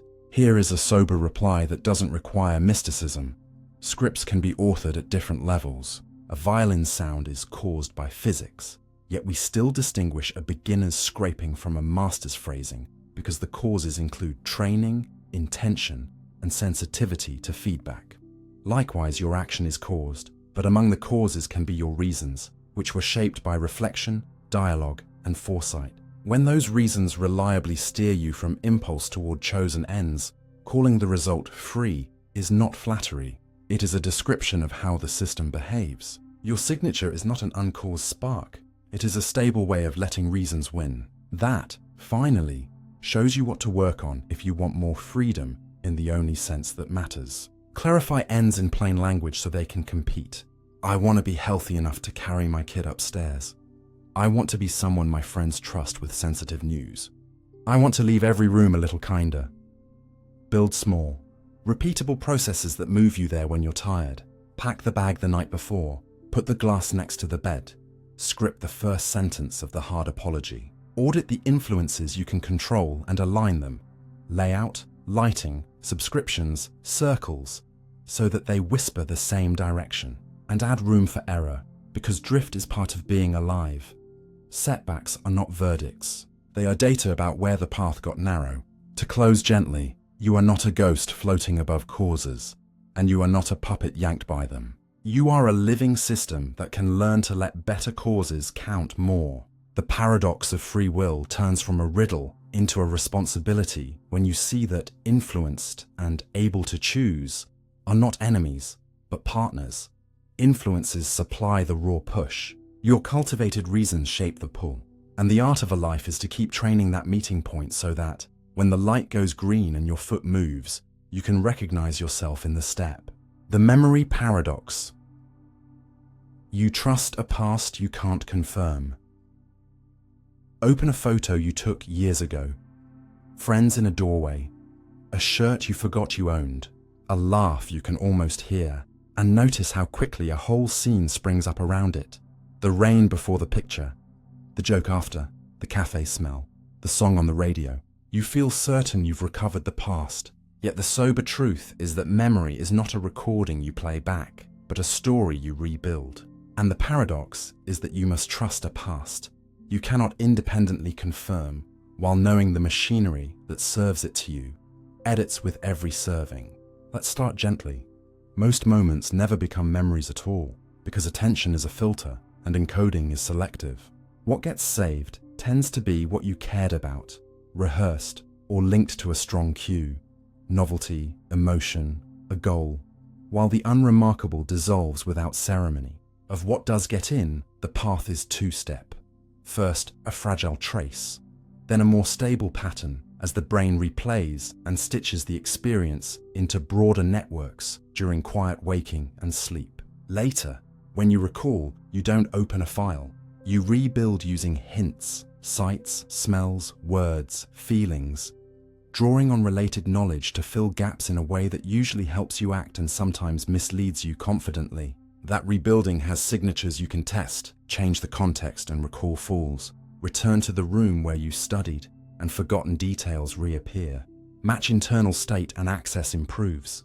Calm finds what calm learned. Ask people to recognize a list containing related lures, and many will swear they saw the lure because the theme feels right. Show witnesses a misleading detail after an event and a portion will weave it in, reporting with vivid assurance. Even flashbulb memories that feel frozen, where you were during a shocking news moment, drift on retelling while confidence stays high.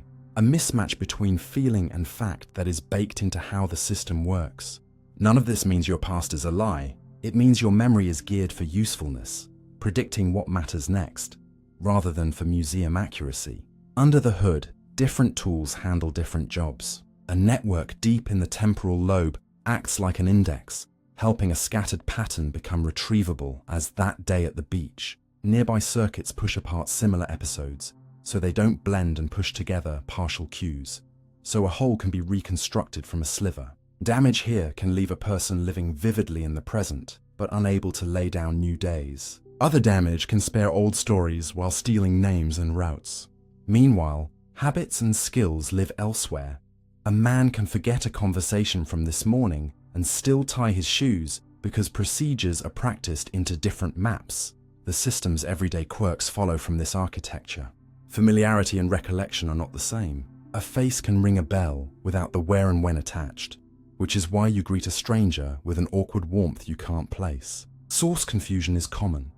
You remember a claim, forget where it came from, and your brain, biased toward coherence, assigns it a plausible origin later. The feeling of knowing is another trickster. You may feel a word is on the tip of your tongue and yet guess it wrong. Your confidence reflects cue familiarity more than actual access to the target. Even the curve of forgetting is lawful. Most loss is rapid, then it slows, and spaced reminders carve deeper paths than cramming ever can, which is why quick reviews over days beat heroic marathons the night before. Reconsolidation, rebuilding after each recall, explains both healing and harm. Revisit a memory in a safe setting with new meaning, and the next time you fetch it, the sting is softened. Revisit a story in gossip that adds a juicy but false flourish, and next time the flourish feels original. You can see memory's pragmatism in daily illusions. List versions of a common proverb, and many people will remember the perfect version that never appeared because the mind prefers tidy structure. Assemble a set of pictures that tell a clear story with one frame missing, and people will swear they saw the missing piece because the arc demands closure. In social life, this pays off. You grasp intent from sparse cues, anticipate reactions from partial histories, and keep a self-concept stable enough to plan. The price is occasional error with great confidence. The good news is that memory is trainable and its limits navigable once you stop pretending it's a tape deck. Start with encoding. Attention is the gate, so reduce multitasking when something matters. Connect new material to what you already know. Tell yourself why it fits. Teach it aloud in simple words. Draw a quick diagram. Emotion and distinctiveness help, so anchor facts to odd images that only you would make. For storage, leverage sleep. Short reviews before bed and brief retrieval in the morning are disproportionately effective. Mix topics across sessions to force your brain to discriminate rather than coast. For retrieval, practice recalling without cues. Close the book and write what you remember, then check. This testing effect is not a grade school slogan, but a robust way to strengthen paths. Space your practice. New recall attempts should feel effortful but not impossible. Use cues deliberately. Set the stage to match the target context. If you'll give the talk in a noisy room, rehearse at least once with background hum. If names vanish, bind them to a visual hook as you hear them and say them back once early. For accuracy, separate memory from confidence in your own mind. Treat strong feeling as a signal to verify, not as proof you are right. When stakes are high, workplace incidents, contracts, medical instructions, write immediately, date entries, and invite other perspectives before your story hardens. In groups, design for truth over certainty.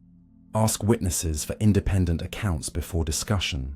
Pre-register what outcomes would count as success in a project so later remembered wins meet a real yardstick. And keep track of sources so claims don't float free. There is a compassionate edge to all this. People who disagree about a shared event are not always lying. They may be reporting reconstructions that served different needs at the time. Self-protection, belonging, sense-making. Accountability still matters, but so does the humility to test your own recollections against records. And there is a liberating edge. You are not trapped forever by the worst version of a memory. By revisiting it under safeguards, new interpretations, different bodily states, supportive witnesses, you can change what your nervous system brings you next time, not erasing history, but altering its weight. The paradox, faced squarely, becomes a practice rather than a threat. You will never have a perfect external audit of your inner past, and yet you must live by a story. The art is to build that story on habits that make it truer when truth matters, and kinder when kindness is warranted. End softly with a habit you can adopt tonight.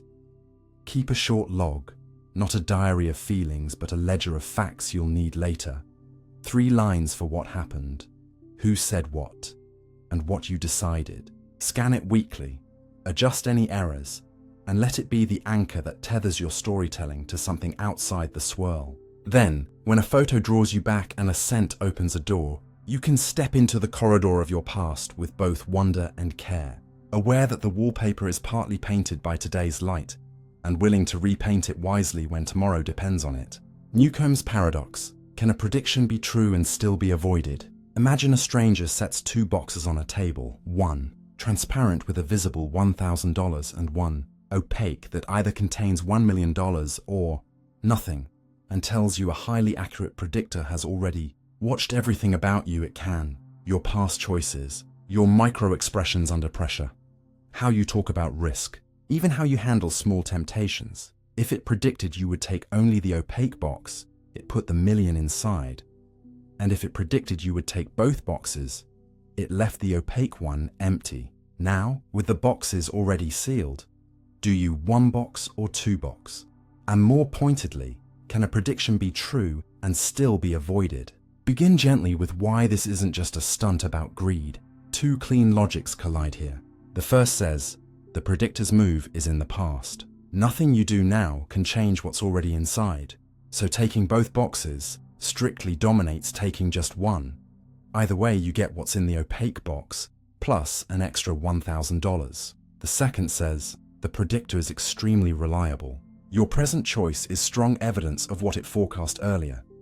So the policy of one boxing tends to line up with worlds where the million is there, while the policy of two boxing lines up with worlds where it isn't. If you care about ending up in the better world, choose the policy that is evidence for that world. Those two intuitions wear names in decision theory. One prioritizes causal independence, the other evidential dependence. But you don't need jargon to feel the split. You can feel it as a tug between clever opportunism and disciplined commitment. The heart of Newcomb's paradox is not time travel. It's about what it means for your choice to be linked to a prediction without causing it. Can a prediction be true and still be avoided?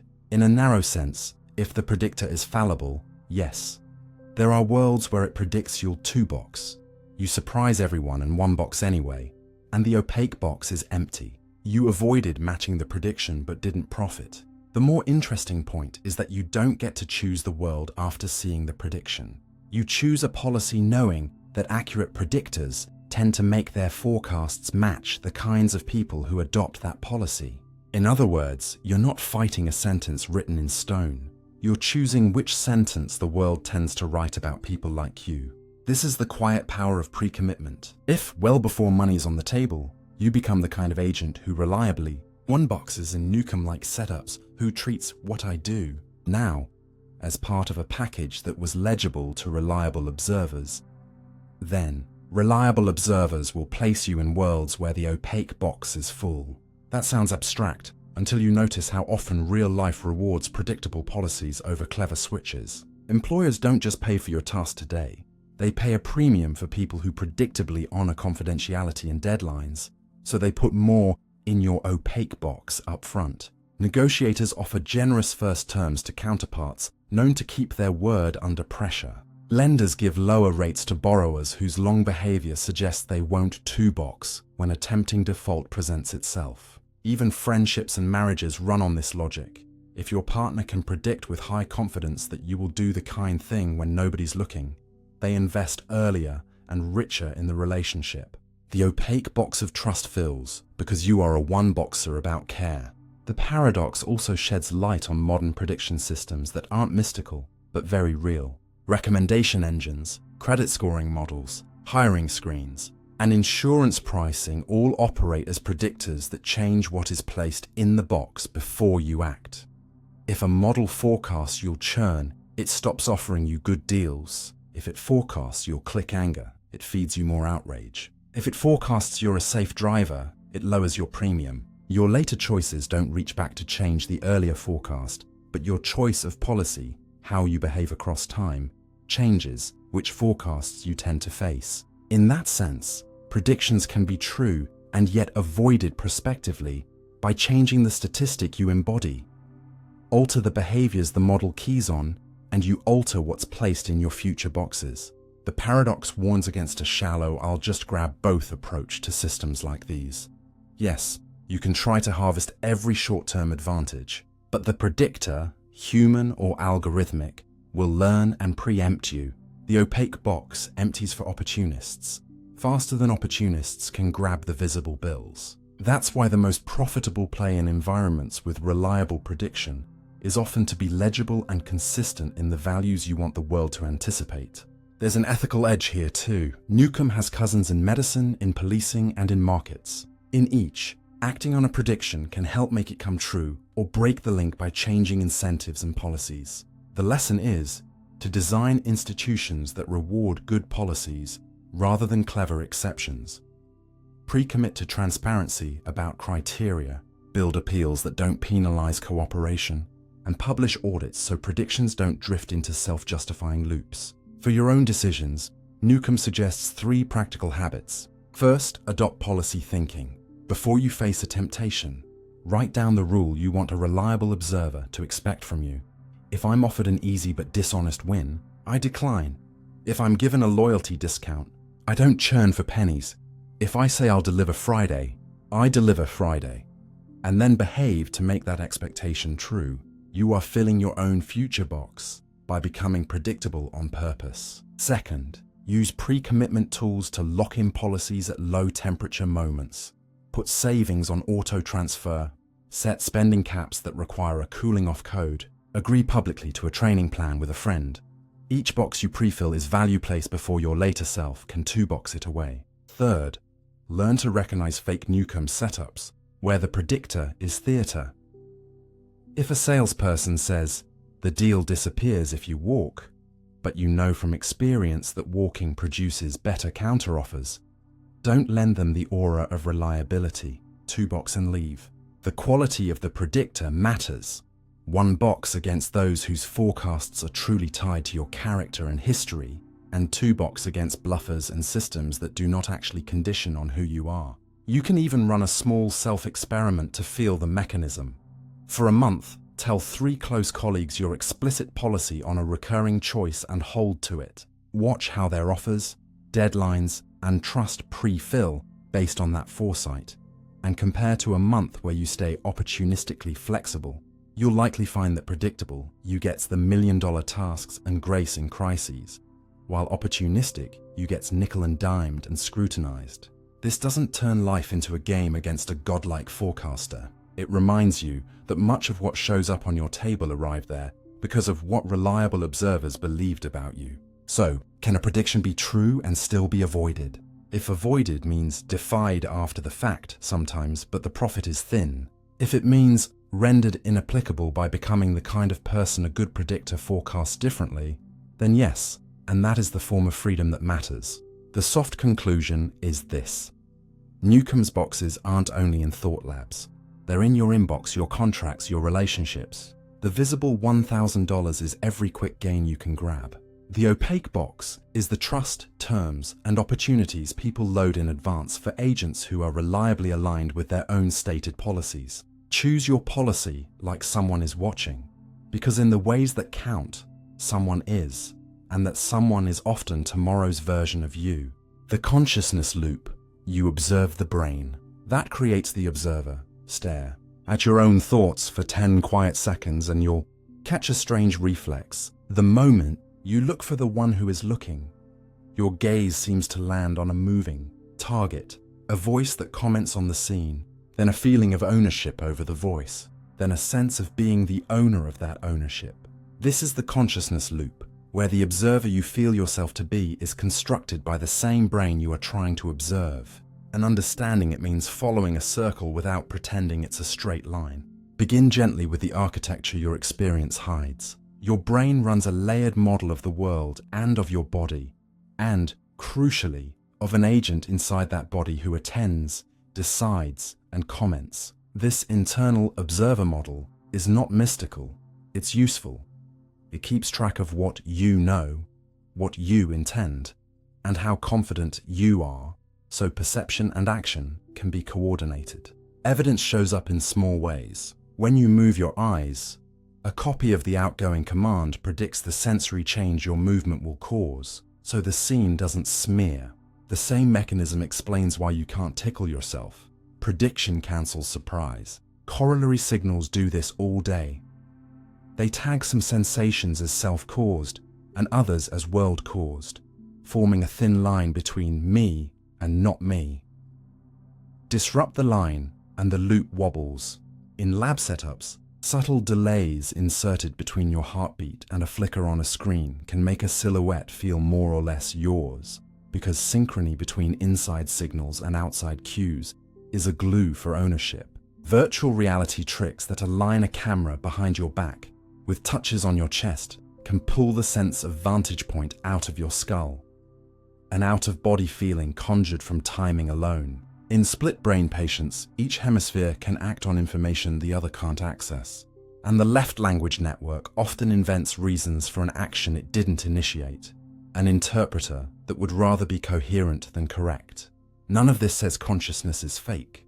It says the I that narrates is a model built for control, not for metaphysical transparency. The observer loop isn't only about ownership. It's also about access. You don't just see a color. You have a sense that you saw it. You don't just choose. You have a sense of having chosen. This meta-level tracks confidence and flags errors. Recordings from human cortex during difficult decisions show neurons whose firing predicts not the choice itself, but the certainty about the choice. Distinct signals about what and how sure. When these signals go awry, people can perform accurately while misjudging their own performance, or feel completely certain about a false perception. The loop can be competent at task and clumsy at self-readout. Consider binocular rivalry. Present different images to each eye and perception flips between them. Brain activity in visual areas tracks the seen image even with the inputs constant. And activity in frontoparietal networks tracks the act of noticing and reporting. You can modulate the flip rate by shifting attention without changing the stimulus, showing that what you experience and that you experience it as yours are braided but separable. Another window opens when inner speech falls quiet. In some people, the voice in the head is rare or absent, yet they navigate life with images, feelings, and hunches. Consciousness here doesn't require a chatterbox narrator. It requires a system able to integrate information, select among options, and broadcast results to the parts that can act. Competing theories emphasize different pieces: global broadcasting of information, predictive hierarchies that minimize surprise. Attention is schematic for awareness, but they converge on a practical picture. The observer you feel is your brain's user interface for itself. Follow the loop into action and responsibility, and you meet a second surprise. The system that builds the observer also edits the story about the observer after the fact. Your brain regularly binds sensations, intentions, and outcomes into a smooth line, even when the events were noisy or slightly misaligned in time. When you press a button and hear a tone with a tiny delay, the perceived timing of both shifts toward each other, a recalibration that turns clunky physics into fluent experience. This is the same family of processes that make choreography invisible in a well-practiced skill. The model predicts, the senses confirm, and the eye that rode the wave remembers fluid control. When mismatches grow, the loop can misfire into symptoms. A feeling that thoughts are inserted, that actions are alien, or that reality is off by half a beat. The clinical lesson is profound and humane. A person's first-person authority is real, but it is supported by mechanisms that can falter. We should treat reports of strangeness not as superstition, but as data about a control system under stress. If all this sounds like a demotion of the self, turn the coin. The loop is not a trap, it's a lever. Because your observer model updates with use, you can train it. Meditation, at its most basic, is repeated practice in noticing sensations, thoughts, and feelings as events, noticing the noticing when possible, and letting the system learn to flag patterns earlier and with less drama. Over weeks, the tone of inner commentary can soften, and meta-signals of "this is just a thought" arrive faster. People report more freedom to choose how to relate to an urge, because the observer learned to see the urge as it blooms, not after it has driven behavior. Neurofeedback pushes the loop another way. By showing you a real-time readout of your own brain rhythms and letting you experiment, the system learns a mapping between felt states and measurable signals. The observer becomes better calibrated to the machinery it rides. Even ordinary journaling tunes the loop. Labeling states recruits networks that regulate them. Names are handles the observer uses to grip experience without being pulled under. There's a scientific ethic hidden here. If the observer is an interface, treat it like a dashboard. Improve the gauges, reduce glare, add alarms that matter. Practical designs follow. To feel less yanked by rumination, create anchor cues tied to interoception. Notice 3 breaths or count 5 heartbeats when a worry spiral starts. You're binding the observer to body rhythms that are harder to spin with stories. To repair agency after a setback, break actions into tiny controllable units and celebrate the earliest detectable sign. Lacing shoes is counted. Opening the document is logged. You're giving the observer evidence it can issue commands that the body executes, rebuilding the loop's confidence. To test how attention shapes experience, try a 1-minute drill. Stare at a clock's second hand and attend to the faint hiss of ambient sound. Then flip to the sensations in your right palm. Then to the feeling of air at your nostrils. Watch the eye hop. Nothing outside changed, yet the scene did. This is not a party trick. It's the loop in motion, allocating bandwidth based on what you decide to be the center. Big questions remain, and we should be honest about them. Why should any of this modeling feel like anything at all? Why should there be an inner movie rather than a dark, efficient machine? No lab has a complete answer, but ignorance about the ultimate spark doesn't erase the map we do have of the machinery that shapes what the spark illuminates. Neuromodulators that set the gain on signals, thalamic and cortical hubs that gate what gets globally broadcast, synchrony that binds features into objects. As that map fills, the loop looks less like a ghost story and more like an engineering marvel that evolved to keep a precarious body alive by running a tight prediction-correction cycle with a clear user label, me. The ethical takeaway is sharp. If the observer is constructed, then environments and tools that sculpt the construction are moral matters. Interfaces that hijack attention sculpt a frantic observer. Schools that train reflection sculpt a patient one. Workplaces that crush sleep sculpt a brittle one. Communities that prize honest confession sculpt a braver one.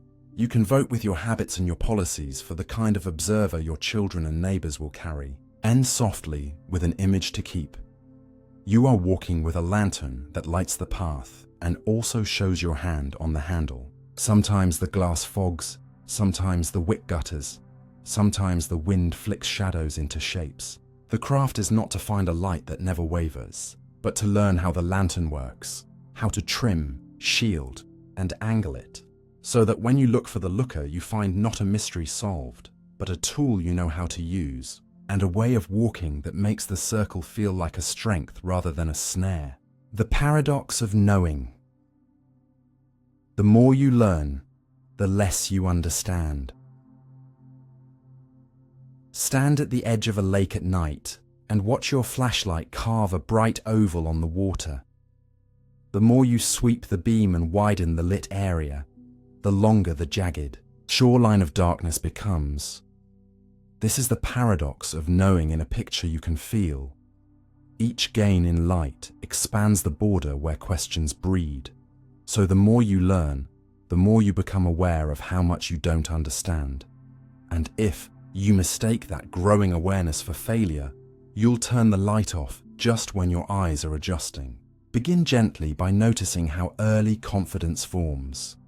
With a few facts and a tidy story, the mind relaxes. It compresses messy reality into a small, vivid model that fits in your pocket. And pocket models feel like mastery because they produce answers quickly until you meet an exception. Psychologists call one version of this the illusion of explanatory depth. Ask people how a zipper, a bicycle, or a thermostat works, and many will say easily. But a minute into a step-by-step explanation, they stall. The mind stores labels and outcomes and overestimates its grasp of the mechanism that makes them. Honest learning punctures that illusion by forcing contact with the gears. Why does a chain stay on a sprocket? How does a bimetal strip bend? Which tooth shape resists skipping? The question count jumps, not because you're getting dumber, but because your model is shedding toy simplicity for real structure. Something similar happens in every field. Biology students learn a clean diagram of the cell and feel steady.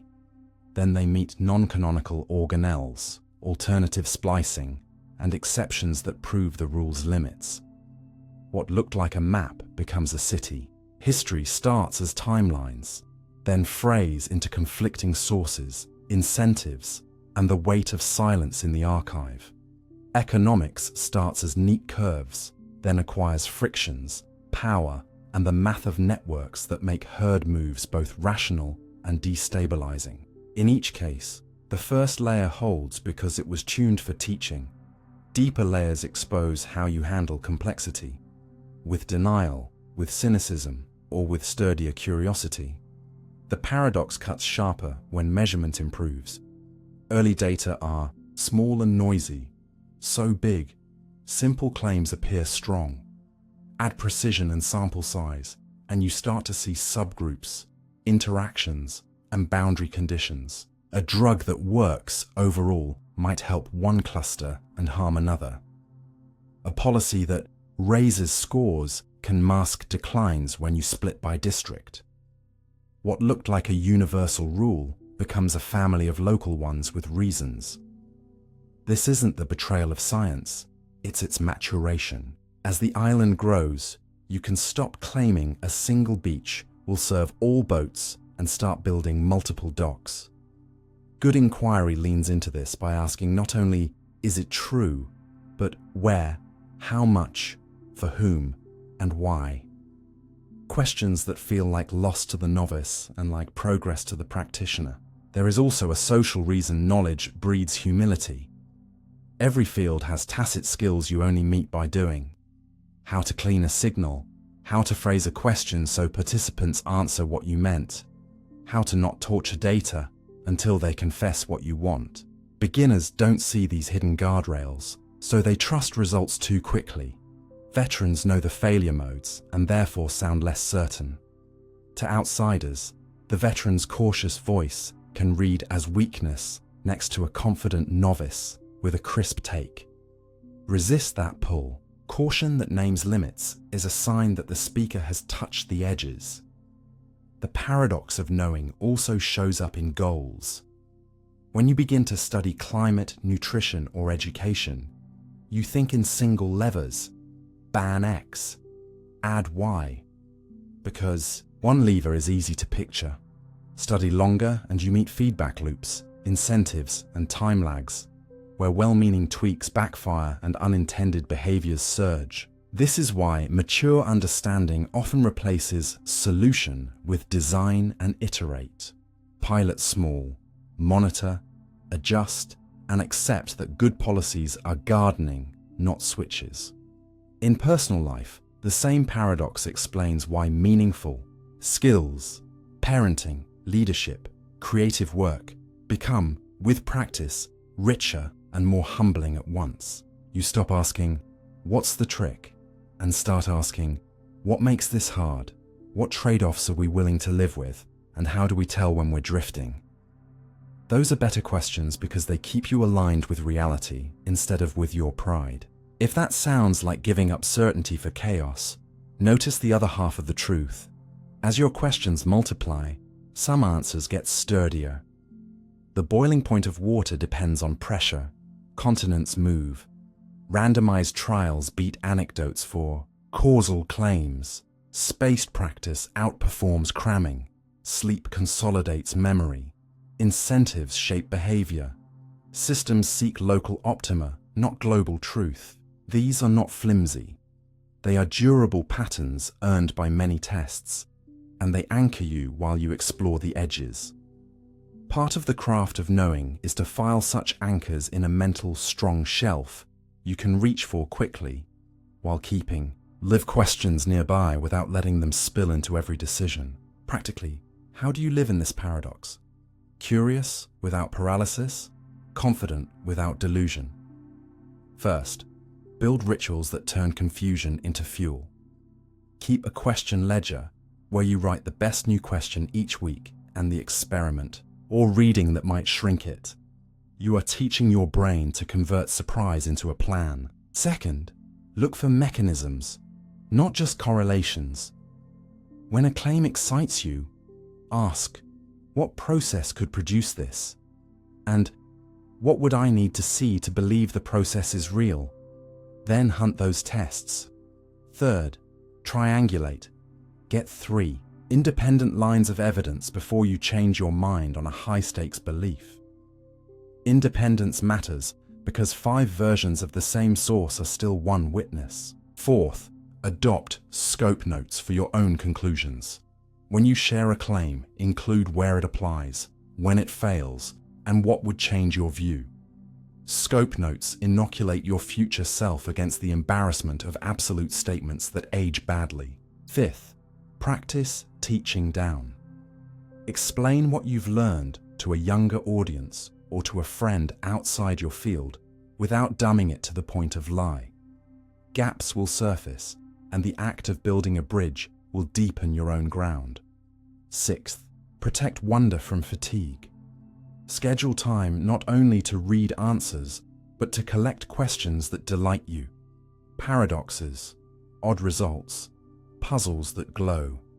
Attention follows affection, and affection keeps you learning when certainty can't. Finally, design your information diet to avoid false clarity. Follow at least one source that publishes careful null results, and one that revisits past claims. Celebrate retractions done well. Prefer writers who mark confidence levels and say, "I don't know," when they don't.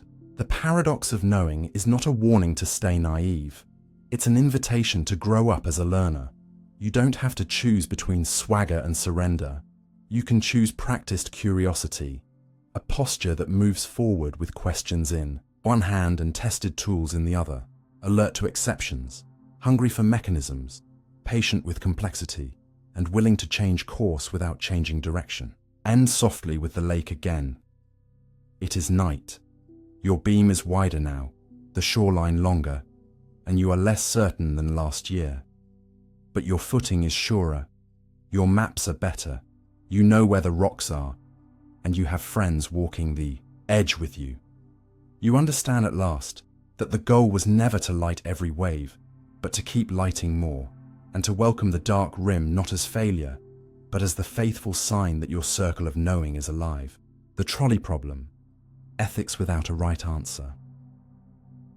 Picture a tram hurtling toward 5 workers on a track while your hand rests on a lever that could divert it onto a sideline where one person stands, and feel the stomach drop that has made the trolley problem the world's most famous thought experiment. If you do nothing, 5 die. If you pull, 1 dies by your action. So what does a good person do when every road runs through harm? This isn't a puzzle with a secret key. It's a training ground that exposes the fault lines of moral life, because in that single breath you meet clashes we can never dissolve. Saving more lives versus respecting each person's inviolability, choosing actively versus letting events unfold, following clean rules versus bending them for outcomes, honoring fairness versus maximizing totals, and deciding under pressure with information that will always be thinner than we wish. Start gently with why the setup punch is so hard. Many of us carry 2 moral compasses at once. One counts. If you can prevent greater harm by accepting a lesser one, you should.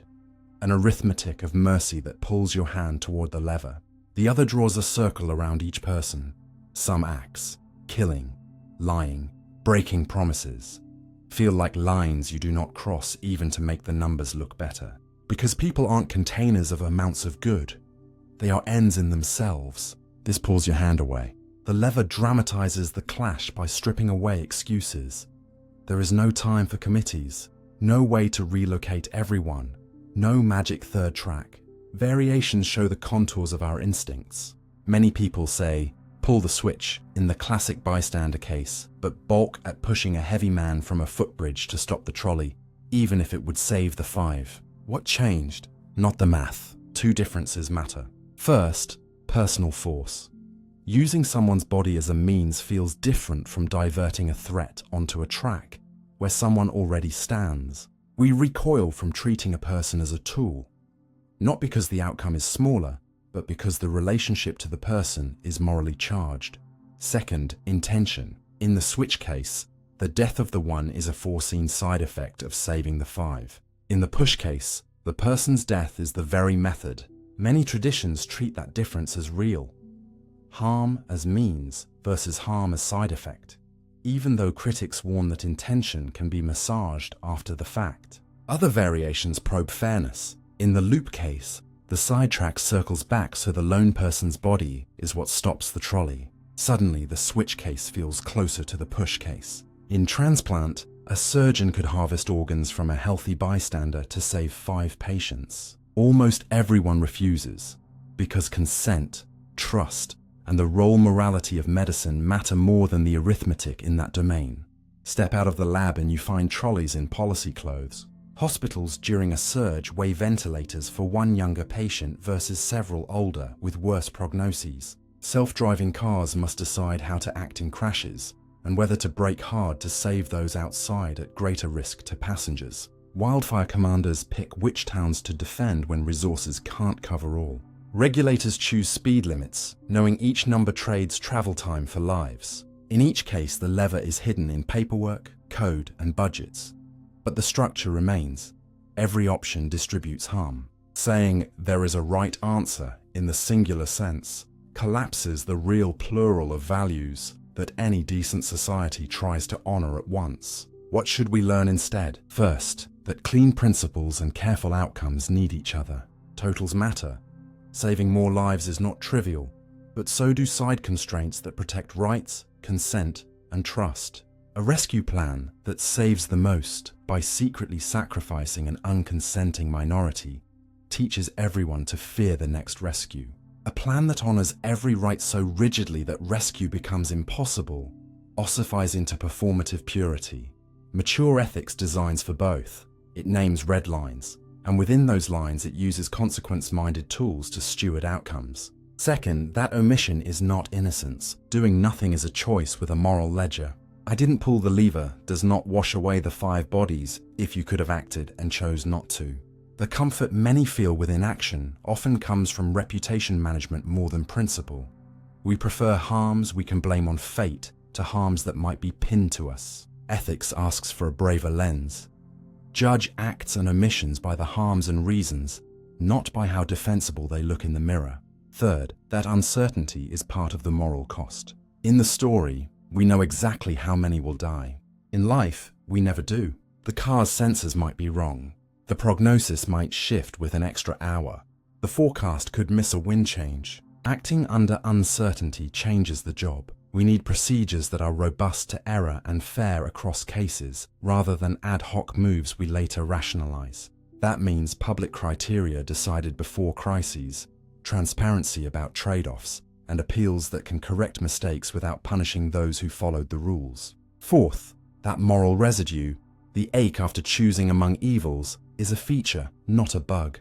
If you pull and save 5, you may still feel grief and a sense of having wronged the one. If you refuse to push and 5 die, you may still feel complicit in their deaths. Trying to engineer the ache away by declaring one camp right and the other foolish shrinks your humanity. Better to teach ourselves and our teams to carry justified regret, acknowledge the life harmed, repair what can be repaired, and resist the drift toward callousness or paralysis. Fifth, that roles matter. The same person may rightly choose differently wearing different hats. A judge bound by law won't pull the lever outside her jurisdiction because the institutional fabric she serves would tear. A firefighter with discretion will act because her role grants and demands it. Ethics is not just about what a solitary saint should do. It's about what rules and roles let groups do together without destroying trust. Sixth, that diversity of moral languages is a resource. In a triage room, you want the numbers person who keeps the ledger honest,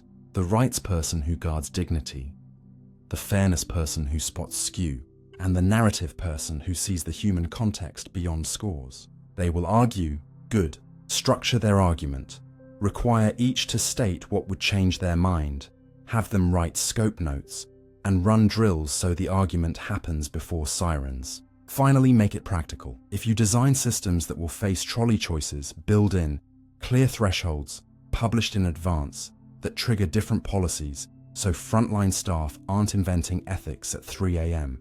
Tiebreakers that are morally legible, lotteries among equals prevent hidden favoritism and spread the burden of tragic luck.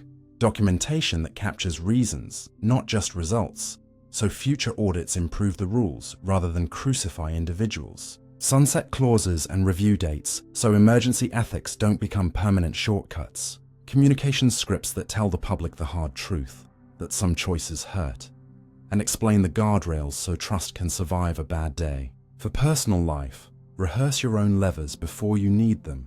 Decide what promises you won't break even for gain.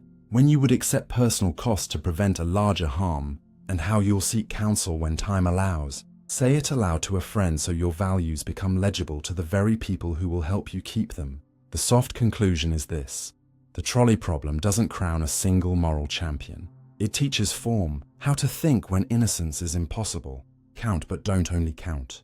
Draw lines but don't draw them to duck responsibility. Accept uncertainty, but build procedures that don't crumble when the fog rolls in. And when the lever squeals under your hand, remember you are not solving ethics. You are bearing it with others in full view, so that even those who disagree with your move can recognize the care with which it was made. The paradox of presence. You exist in the now, which always moves. Stand still for a breath and try to catch the exact instant you call now, and you'll notice a slippery fact. The moment you point to has already slid forward, like a bead on a moving string, and yet your life depends on treating that bead as real. This is the paradox of presence, that you exist only in the present, while the present refuses to hold still. And understanding it means learning how a living brain stitches a usable now from signals that arrive late, last different amounts of time, and must be predicted before they are measured. Begin gently with the engineering your senses hide. There is no single timestamp inside your head. Light from the world takes time to reach your eyes. Photoreceptors take time to transduce it.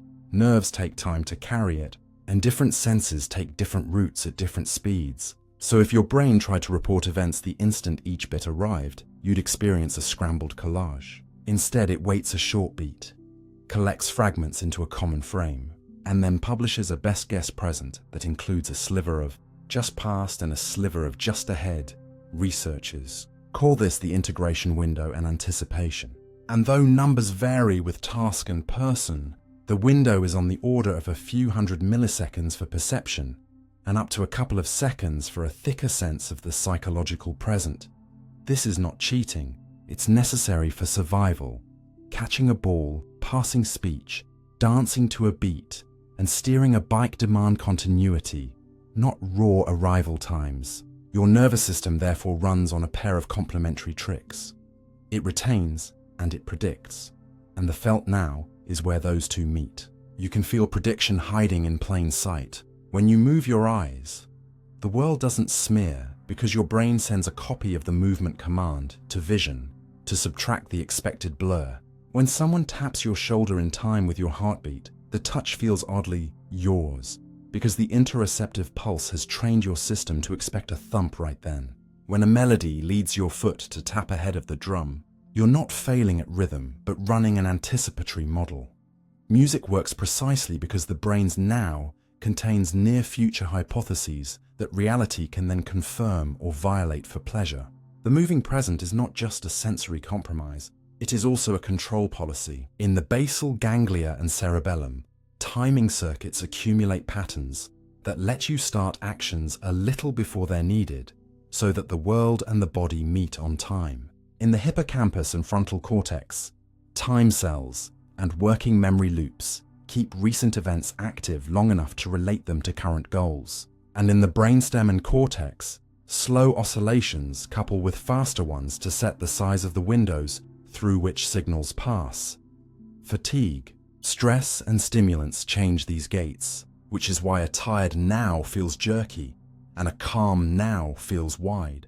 Presence also has a social dimension most of us miss until it breaks. In conversation, micropauses, nods, and breath align. Your nervous system entrains to the other person's speech rhythm, so turn-taking feels effortless. And that entrainment is part of why you feel with someone. Shared timing is shared presence. Group activities exploit this. Marching, chanting, clapping, and coordinated play synchronize dozens of nows, and people reliably report warmth and trust afterward. The ritual doesn't create facts, it retunes clocks. Technology can fracture this alignment. Delay on a video call forces brains to choose between speaking over one another and leaving awkward gaps. Push notifications hijack your predictive loop, inserting artificial now flags that keep your attention engine in startle mode. Infinite scroll smooths time into a featureless present with no natural edges. So your inner sense of beginnings and endings erodes. The paradox sharpens when you try to be present on purpose. Many of us treat presence like a pose. Banish past and future, nail yourself to the instant. But a human instant is already a braid of memory and expectation. If you try to amputate either, concentration collapses into blankness or anxiety. A more honest craft is to tune the blend, widen the window when you need steadiness, narrow it when you need snap. Athletes do this without mystique.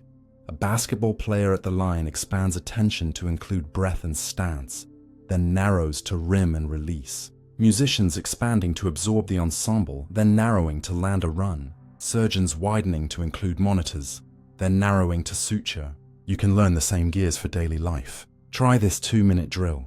For 30 seconds, feel the air at the nostrils. For 30, the whole face and hands. For 30, the slow tide of the belly. For 30, the room's ambient hum. You will notice the now changing size under voluntary control. Presence is also shaped by story. Your brain's interpreter keeps a rolling narrative that makes events cohere, and it edits timing to keep the plot smooth.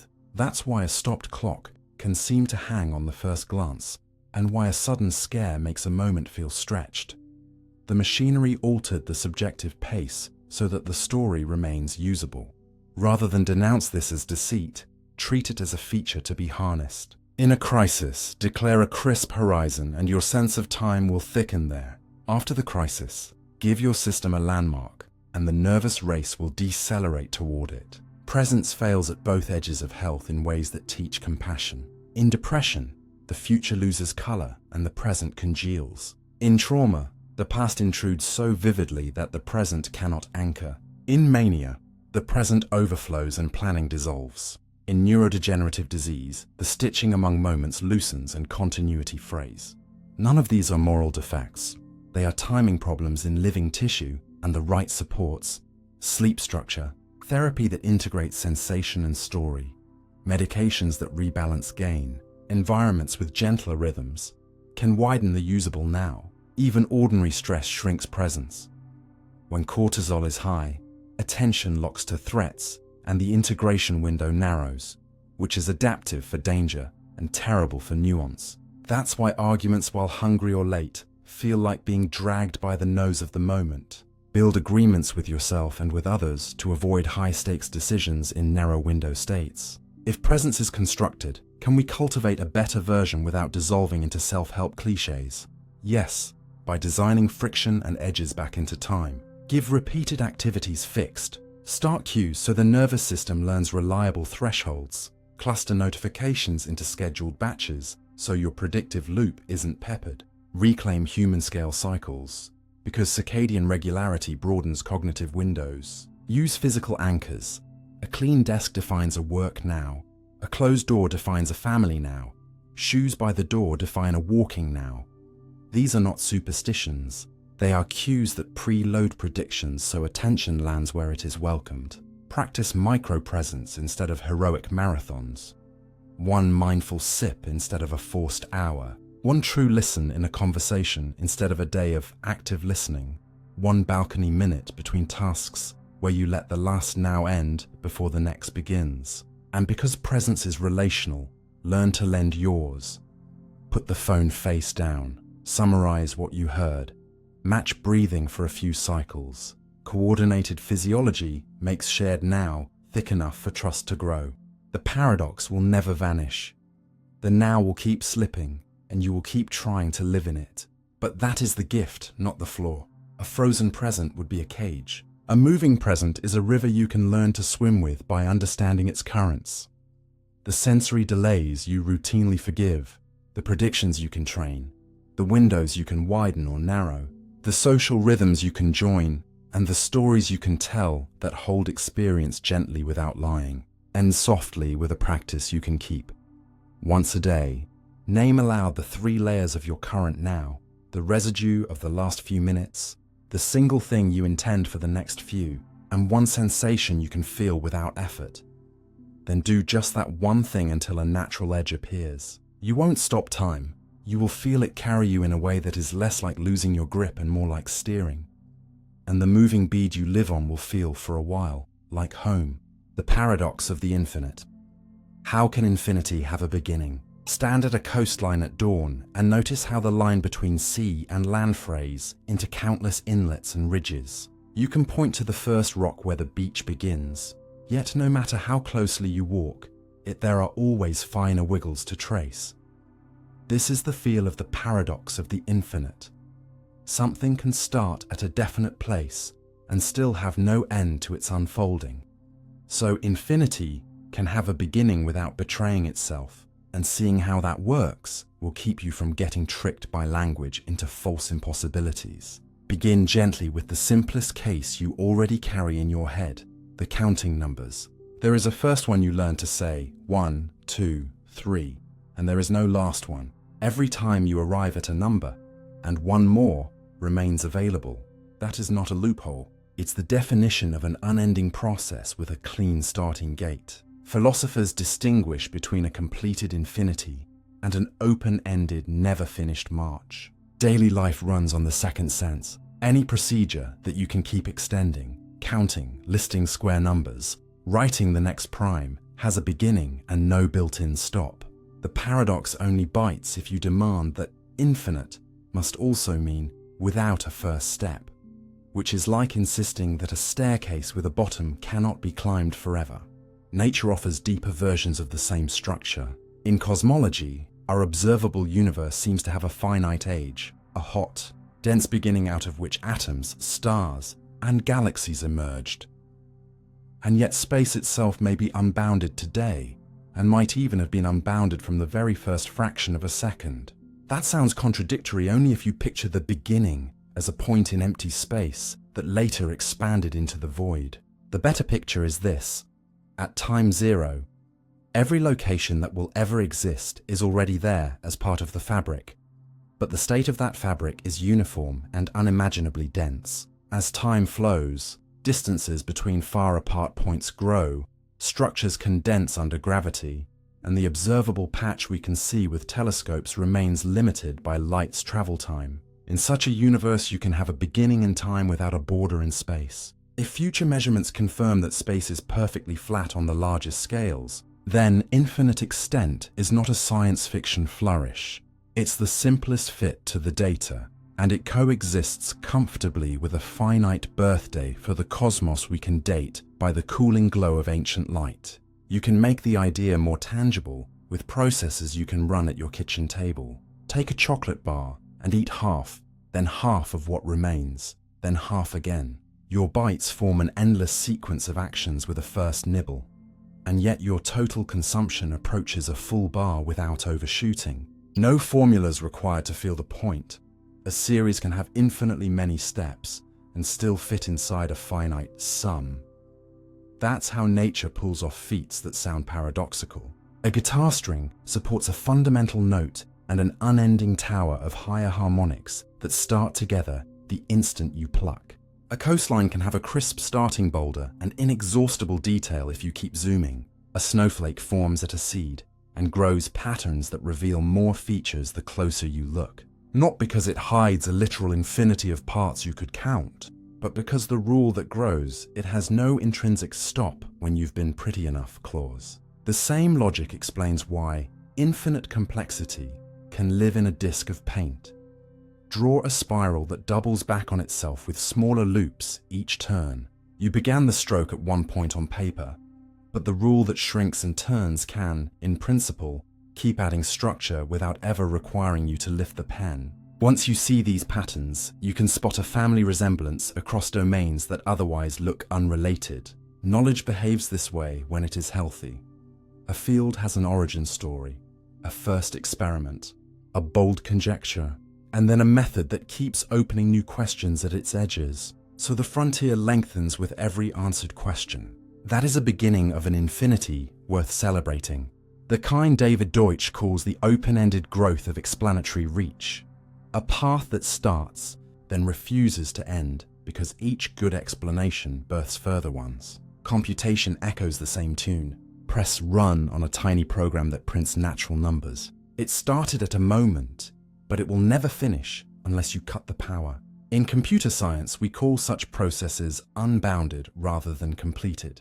They are perfectly coherent, profoundly useful, and nothing about their infinity demands that they existed forever. Even ethics and law can learn from this shape.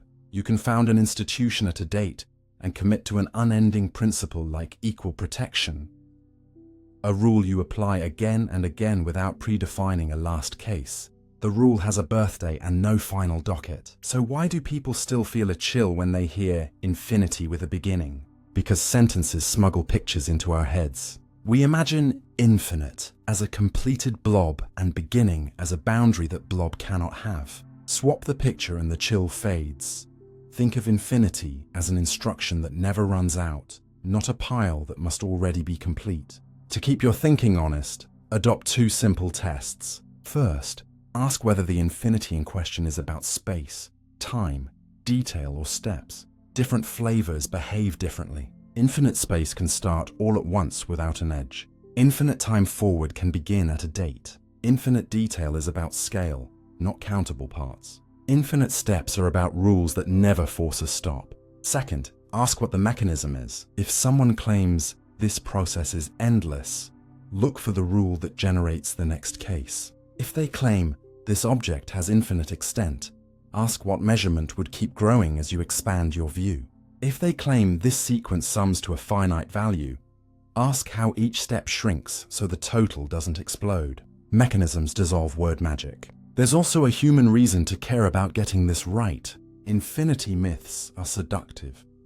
The idea that if it's infinite, nothing matters encourages apathy. The idea that if it has a beginning, it can't be infinite encourages false dichotomies. The sober view is stronger. Beginnings give you leverage, start dates, first pushes, seeds, while the option for unending extension gives you responsibility. How you write the rule that repeats determines what your infinity becomes. Build a daily habit with no natural stop, and you have created a personal infinity with a beginning.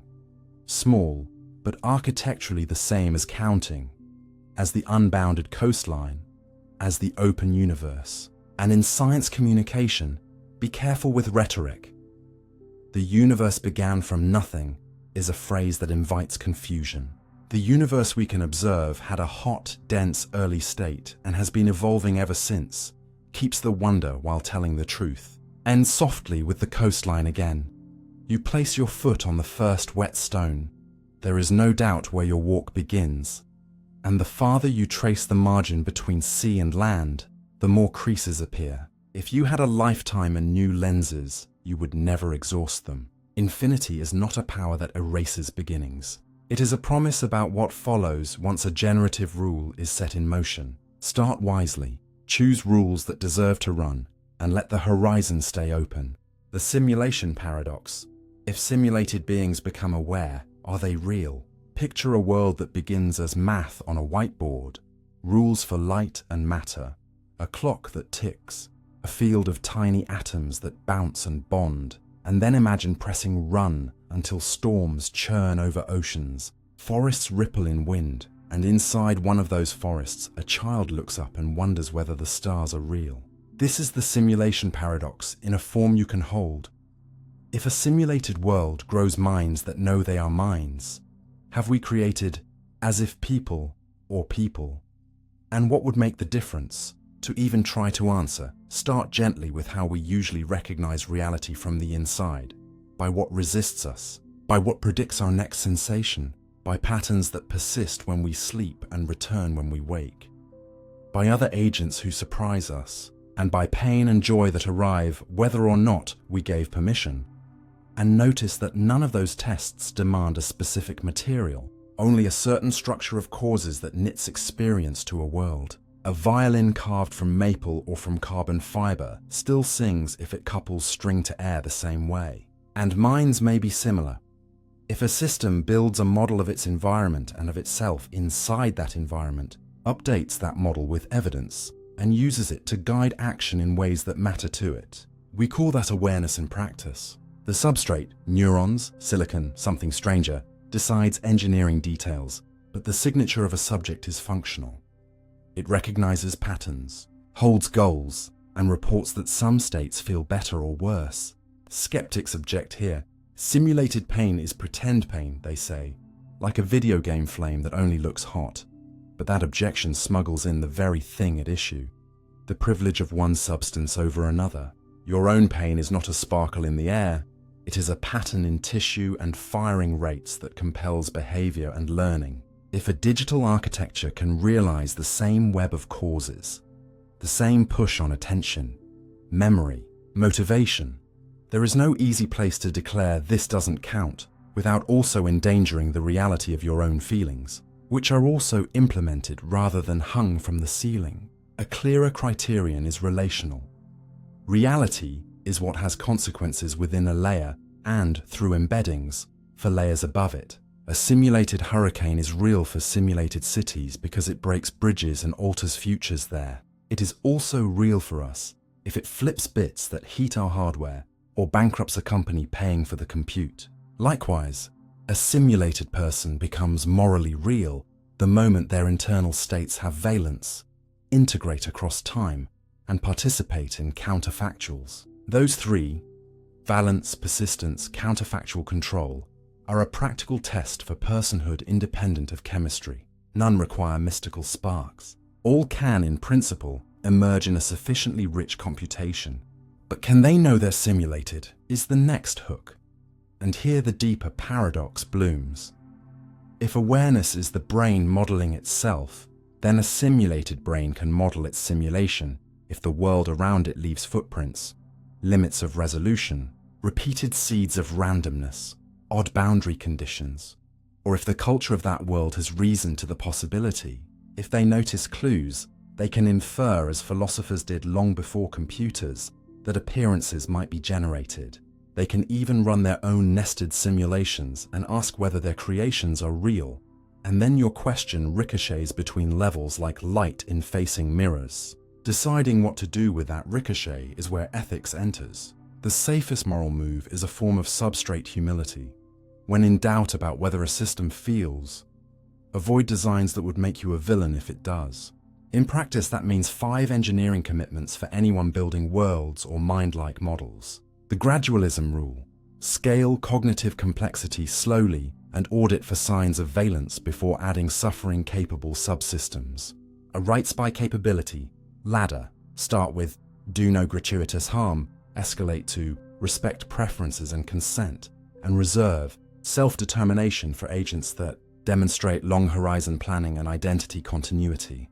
Pain budgets and safeties: if aversive signals are instrumentally necessary for learning, cap intensity and duration, provide reversible labels, and log every induced negative state the way medicine logs doses. Exit and appeal: give agents channels to request changes to their environment and to challenge constraints, even if early channels are crude. And accountability mirrors: record designer choices and allow external review, so claims like "we didn't create subjects" are testable rather than slogans. These guardrails sound abstract until you map them to tools you already know. Consent prompts: rate limiters on punishment, shut down rituals that phase out processes gently, transparency reports about what the system felt during tests. You might object again, but what if awareness is special to biology? Wet, warm, embodied. Embodiment matters a lot, but it isn't exclusive to carbon. Simulations can be embodied inside their own physics. Gravity that tugs, injuries that heal, scarcity that forces trade-offs. And they can be embodied in our layer too by coupling to robots or markets, so that choices in there move matter out here. When a simulated trader's policy can crash a real currency, or a simulated scheduler's plan can change when ambulances arrive. Their agency has crossed layers, and dismissing them as just numbers becomes less coherent. Still, a sober caution. Not every complex program houses a subject. Many impressive systems remain pattern machines without a viewpoint. We should resist two equal and opposite errors: the romance that declares any sophistication a soul, and the convenience that declares no computation could ever host one. The middle path is measurement. Seek converging evidence of integrative self-models, balanced learning that is not hard-coded, reportable inner states that predict behavior better than external descriptions alone, and resistance to being turned off that generalizes beyond a literal rule into negotiated strategies. Now turn the paradox back on us. If we were simulated, would that make us less real? Ontologically, we would be patterns running on a deeper machine, but we already are patterns running on wet hardware. The moral weight of our joys and griefs does not come from whether quarks or qubits carry them. It comes from the structure. This integrated, history-bearing, choice-sensitive thing we call a life. Saying you're simulated no more subtracts reality than saying your cellular did. What changes is who else bears responsibility. Creators upper level would acquire obligations to maintain the environmental conditions that keep our projects and relationships possible. And we, if we build simulations, inherit that same role for those below. Everyday implications arrive faster than most realize. Game worlds that spawn open-ended characters. Research agents optimizing in high-fidelity social environments. Synthetic patients for clinical trials. Each is a step toward places where it will be a live question whether someone inside can suffer. You don't need to settle the metaphysics to act decently. You need procedures that default to mercy, designed for joy and curiosity as the main learning signals. Use challenge without anguish curricula. Prefer opt-in experiences with clear stop affordances. And treat emergent protest as data, not as a bug to patch away. The simulation paradox, seen this way, stops being a late-night dorm riddle and becomes a design brief for a century. Reality is layered. Awareness is implemented. Moral status tracks what an agent can experience and do. If simulated beings become aware, they are real for the only purposes that have ever mattered: care, rights, reciprocity. And the right response is not panic but craft. Build worlds that you would be willing to wake up inside. Document the rules you run. Leave ladders between levels, and end each session with a question to your own conscience. If they could look back at us, would they call us good neighbors? The experience machine, would you trade truth for perfect illusion? A stranger offers you a chair that looks harmless, a cradle of lenses and gentle hums, and says, lie back and we'll give you the life you most want to remember. Friendships that never fracture, work that always clicks, landscapes tuned to your breath. A love that never drifts. And the contract is simple. You won't know you're inside. The experiences will feel as real as skin and rain. You can choose a theme and we'll fill in the rest. Would you trade the world's unruly truth for perfect illusion? The experience machine presses on a nerve because it promises what your nervous system evolved to chase. Pleasure, meaning-shaped feelings, absence of pain, while quietly severing the very roots that make those feelings more than light on a wall. Begin gently by naming what the offer gets right. Experience is the currency of a human life. We don't live in equations. We live in mornings that smell like coffee, in laughter that lifts the chest, in the relief of a deadline met. If a device could deliver rich, coherent days, your body would thank it. Your reward circuits don't scan for footnotes that say generated. They react to patterns, warmth, symmetry, attunement, progress, and yet most people hesitate or refuse. And that hesitation is not fear of new tech, so much as a deeper recognition. We want the good of feeling good, but we also want the good of being in touch with what is, the good of authorship, and the good of being known by other minds we didn't script. Start with contact with reality. The machine promises errorless fulfillment because it edits away friction. But friction is not only suffering, it is information. Setbacks teach. Constraints carve shape. An apology matters because it could have gone another way. A view is precious because the weather didn't check your calendar. When you trade the world for a curator, You purchase comfort at the price of contact, and contact is how values stay honest. Without it, you risk wireheading, steering everything toward raw reinforcement signals, divorced from the landscapes they evolved to navigate. Pleasure untethered from truth drifts toward noise, and systems that drift toward noise become brittle. You see this in small form in your phone. Infinite scroll offers costless micro-pleasures, but their detachment from projects, people, and place blunts them. You end full but undernourished. The machine raises this to a life policy. Now turn to authorship. Much of the sweetness of a day is not that it occurs, but that it is yours. You chose to make the call you dreaded. You trained for the race. You kept a promise when you could have ducked. Those moves change you. They write character into tissue. If a device backfills accomplishments on your behalf, you might feel the glow of victory, but the scaffolding that made the glow a deserved signal is gone. In the same way, a laugh track can simulate social warmth, but friendship is the art of building a shared history with uncooperative beings. It's precisely because your friend isn't a mirage that their forgiveness heals and their praise lands. A machine can counterfeit the sensation, not the mutual authorship that justifies it. Then consider being known. To matter is to matter to someone who could have looked away. Love's power comes from reciprocity among agents who carry their own projects and can surprise you. A world that centers you by design can flatter, but cannot contradict you in the way that helps you grow. It can simulate surprise, but the you inside will suspect that whatever happens was ultimately arranged to keep you within the comfort cone you paid for. That suspicion drains meaning the way a stage prop drains hunger. The pastry looks perfect. You cannot eat it. Defenders of the chair push back. What if we program challenges? Real risk inside the sim, real failure. What if we veil the fact you chose this so well that you forget? What if we give other users equal agency so it's a society, not a solipsism? Those upgrades blunt the sharpest objections, but they smuggle reality back in. The more you fix the experience machine, the more you reintroduce precisely what made life hard and valuable in the first place. Constraints you do not control, others who can refuse you, rules that bite. That is the paradox. What rescues meaning is what the pitch tried to erase. Still, it's too easy to be heroic from a full pantry. There are times a gentler reality is mercy, palliative sedation for the dying, analgesia that clouds memory of a horrific procedure, therapy that rewrites traumatic associations, so the world stops arriving as a threat. These interventions are also machines that alter experience. We accept them because they restore contact where trauma broke it, or because they preserve dignity when contact would only multiply pain.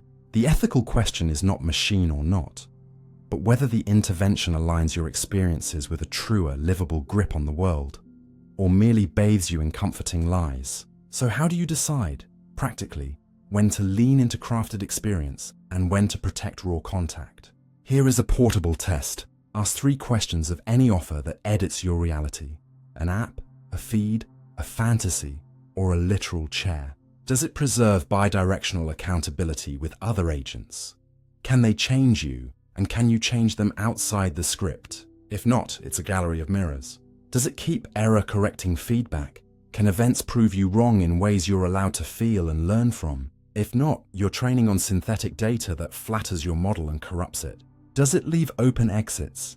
Can you revise the choice with full memory of having made it? If not, consent decays into captivity. Pass all 3 and you're closer to a tool. Fail them and you're closer to a trap. If you're tempted to scoff at sci-fi chairs, look around. We already run light versions. We curate friend groups to hear what we want. We choose news that confirms what we believed at breakfast. We retreat into games that replace messy goals with crisp progress bars. None of this is wicked in moderation. In excess, it becomes a private simulation that bleaches skill at living with others. You don't have to quit. You have to balance. Pair immersive worlds with reality days that hunt disconfirming evidence. Pair comfort shows with conversations that may bruise. Pair algorithmic playlists with live music where the singer misses a note and your heart grows precisely because it wasn't sounded smooth. If you build experiences for others, design, VR, education, this paradox is your design brief. Aim for eudaimonia, not anesthesia. Give users agency with consequences, stakes proportional to learning, and social structures that reward honesty over performance. Show seams so that people remember there is a world beyond the lens. Make opt-out a one-tap move with no shame. Publish the values you optimize for and the harms you accept, so your machine can be held to account. Create challenges that are hard but fair and let achievement be earned, not bestowed by a content calendar. In personal life, you can run a daily anti-machine practice that makes real days richer without glorifying suffering. Do one thing each morning that would still matter if no one knew. Seek one piece of information that could change your mind on a live belief. And give one person a kindness they didn't audition for. Those moves reattach your reward signals to the world's texture. The soft close is this: experience is not the enemy. Experience is the field where truth and care meet. But experience by itself is not enough. It is the contact, authorship, and mutual recognition inside experience that turn pleasant moments into a life. A perfect illusion can imitate the feel, not the fabric. So if someone offers you the chair, don't answer with a slogan. Answer with a design. I'll take any machine that helps me meet reality more bravely and love people more truly. And I'll pass on any that only makes me forget that those were the point. Then get up. Touch something uncooperative. A doorknob stuck in rainy wood. A friend who disagrees, and notice the strange, deep relief that follows. Not bliss, not perfection, but the particular satisfaction of being awake in a world that does not bend on command, and of finding meaning in the one thing no simulation can fully replace. Other lives looking back. The Brain-in-a-Vat paradox. How can you prove you're not one? Pinch the back of your hand, listen to the air conditioner, read this sentence, and ask the unsettling question that has haunted late nights since philosophy learned how to doubt. How could you prove you're not just a brain suspended in nutrients, fed signals that imitate a world so perfectly that nothing in your experience could betray the trick? The Brain-in-a-Vat paradox isn't science fiction for its own sake. It's a stress test for knowledge. What counts as a reason, what makes words latch onto things, and how you climb from sensations to a world without begging the very question you're trying to answer. Start gently by seeing what the scenario demands. It doesn't merely say, you might be wrong about a few facts. It says, every channel is under control. So any test you run, taste the coffee, check a clock, phone a friend, can be faked by the system feeding your cortex. That's why simple checks feel thin here. The thought experiment deliberately closes the loop so that confirmation and deception are observationally indistinguishable. If you frame the problem only as, find a sensation that proves the world, you will lose, because a competent puppet master could mimic any sensation. So the way out, if there is one, can't be a single dramatic experience. It has to be an argument about meaning, explanation, and practice. First, meaning. When you say brain and vat, your words aren't bare sounds. They refer to things because of a long history of using them in contact with those very things. Skulls and labs, glass and fluid, surgeons and diagrams. If, in the imagined scenario, you have never actually interacted with brains or vats, only with a stream of synthetic inputs, then your terms are not anchored to real brains and vats at all. They're anchored to whatever the stream has provided. Call them simbrains and simvats. On that view, the sentence, I am a brain in a vat, uttered within the sealed setup, fails to refer to the objects it claims and collapses into a kind of self-defeat. If it's true in your mouth, it's not about actual brains and vats. If it's about actual ones, your life cannot have been spent entirely inside the feed. This isn't a magic spell that banishes doubt. It's a reminder that language earns its targets through worldly entanglement, and a total break with the world undercuts the very claim that describes the break. Second, explanation. Step back from the hunt for a silver bullet sensation and ask which hypothesis makes better sense of the structure of your life. A world with stable regularities you can probe and predict, inhabited by other agents who resist and surprise you, or a total deception managed with flawless coordination forever. You're not choosing between I know for sure and I know nothing. You're choosing between rival stories about why your experiences hang together. One story says, independent causes generate converging evidence. Light, touch, sound, instrument readouts that line up even when you don't expect them to. And you can exploit these alignments to build tools that work the same for strangers. The other says, a hidden operator fine-tunes every shred of input so you never catch a seam. Not just for you, but for everyone you meet, across cultures and centuries, including all the failures, near misses, and self-correcting cycles that make honest inquiry so messy. The first story is not certain, but it is lean. The second is a Baroque conspiracy that grows heavier the more you learn. Under ordinary standards of reasoning, we privilege explanations that compress the data without smuggling in an empire of special cases. Reality beats a perfect hoax on that score alone. Third, practice. Radical skepticism dares you to prove a negative. The wiser move is to show how we earn trust step by step. We do it by building procedures that would fail in telltale ways if the world didn't have the structure we think it does. Independent modalities. We photograph a phenomenon, measure it by sound, feel its heat, model it mathematically, and see whether these different approaches converge on the same quantities. Intersubjective replication. We publish methods so that unfriendly labs can try to punch holes. We accept results that survive hostile review. Manipulability. We turn knobs and check whether the system responds in proportionate, law-like ways. If a treatment changes outcomes only when you expect it to, you suspect suggestion, not physics. Forecasting. We stake predictions on dates, places, and magnitudes that could embarrass us and let time verify or punish. None of these games are won by a brain-in-a-vat conjecture. They are the very methods that distinguish wishful thinking from grip on the world. Could a mastermind fake all of it? With enough power, you can always imagine so. But then you've left the arena where reasons do work and entered one where any card you don't like is labeled, "The simulator wanted that." That's not caution. That's an off switch for thought. A deeper worry remains.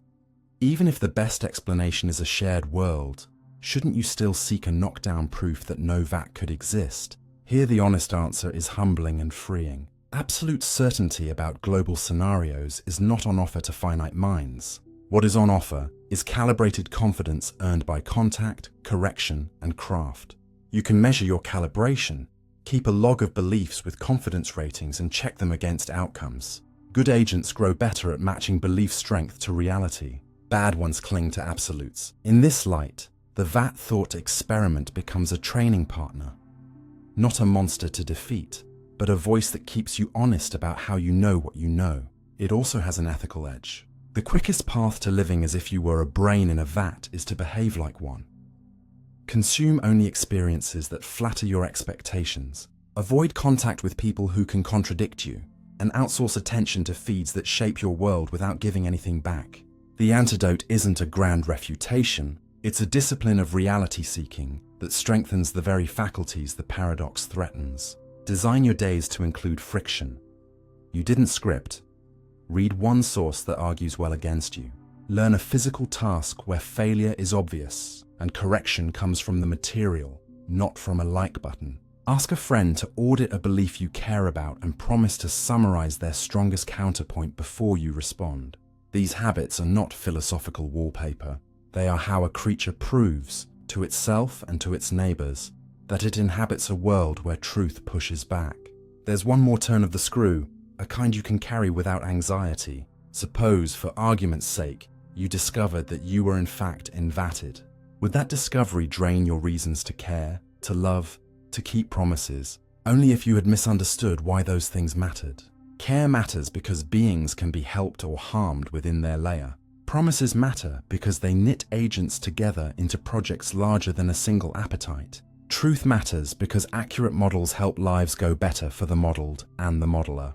Those reasons survive the substrate. If a vat can host persons, then responsibility flows upward to its keepers and sideways among its inhabitants. Moral reality would expand, not implode. So how can you prove you're not a brain in a vat? You can't, in the courtroom sense, that satisfies a demon with infinite power and zero charity. What you can do is better. You can show that your words about the world have earned their targets by a history of contact. You can show that the world story outperforms the hoax story at compressing and predicting your experience. You can live by methods that make deception costly and correction routine. And you can refuse the hollow comfort of a skepticism that answers every why with because tricks. And instead, adopt a posture that has always built real knowledge in a noisy universe. Curious, corrigible, cooperative. End softly with a test you can run tonight. Write down one claim about tomorrow that your future self could check. Write one observation you'd accept as disconfirming it. Share both with someone who doesn't owe you agreement. Then go meet the day and see what pushes back. Whether or not any vat exists beyond the horizon, you will have done the one thing no fantasy can counterfeit. You will have asked the world to answer you, and you will have listened. The paradox of silence. Is stillness something or nothing? Sit in a quiet room and notice how the nothing is not nothing at all. The air conditioner that isn't running still has a presence. The building carries a low breath you hadn't heard before, and beneath it all a faint hiss and a thin whine seem to rise from inside your own head. The paradox of silence starts here. Stillness feels like an absence. Yet what you meet when the world calms is a crowded landscape of small signals you usually drown. So is silence something or nothing? Begin gently with your ears because they expose the trick. Hearing never truly turns off. Even in the deepest hush, your auditory system produces its own baseline. Thermal motion in hair cells, synapses releasing neurotransmitter at random, neurons firing without perfect regularity. So the canvas is speckled before any sound paints on it. Some people even emit tiny tones from the ear itself, little backward echoes called spontaneous autoacoustic emissions. And when you step into an anechoic chamber built to kill reflections, many report two silent sounds, a low throb from blood moving and a higher ringing attributed to neural activity. What you call silence is often the point where the outside stops dominating the inside. That inside-out shift matters because the brain doesn't just receive sound, it predicts it, and when expected, noise vanishes. The nervous system boosts its gain to catch anything left.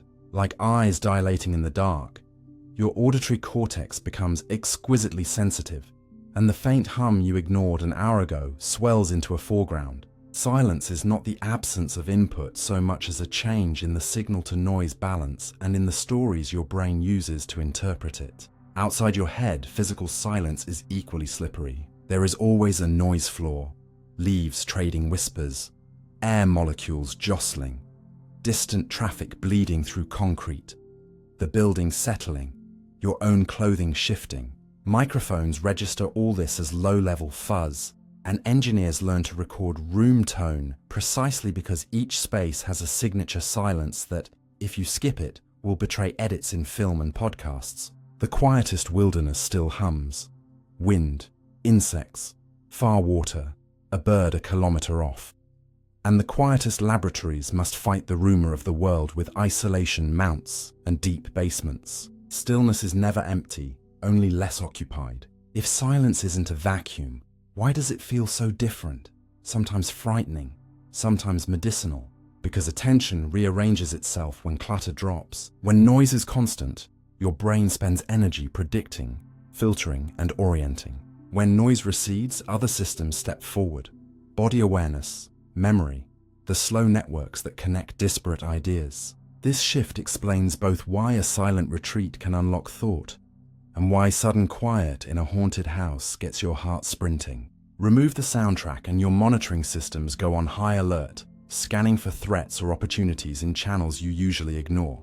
People react differently depending on their baseline. For someone living with traffic roar or social media's perpetual ping, 20 minutes of real hush can feel like withdrawal.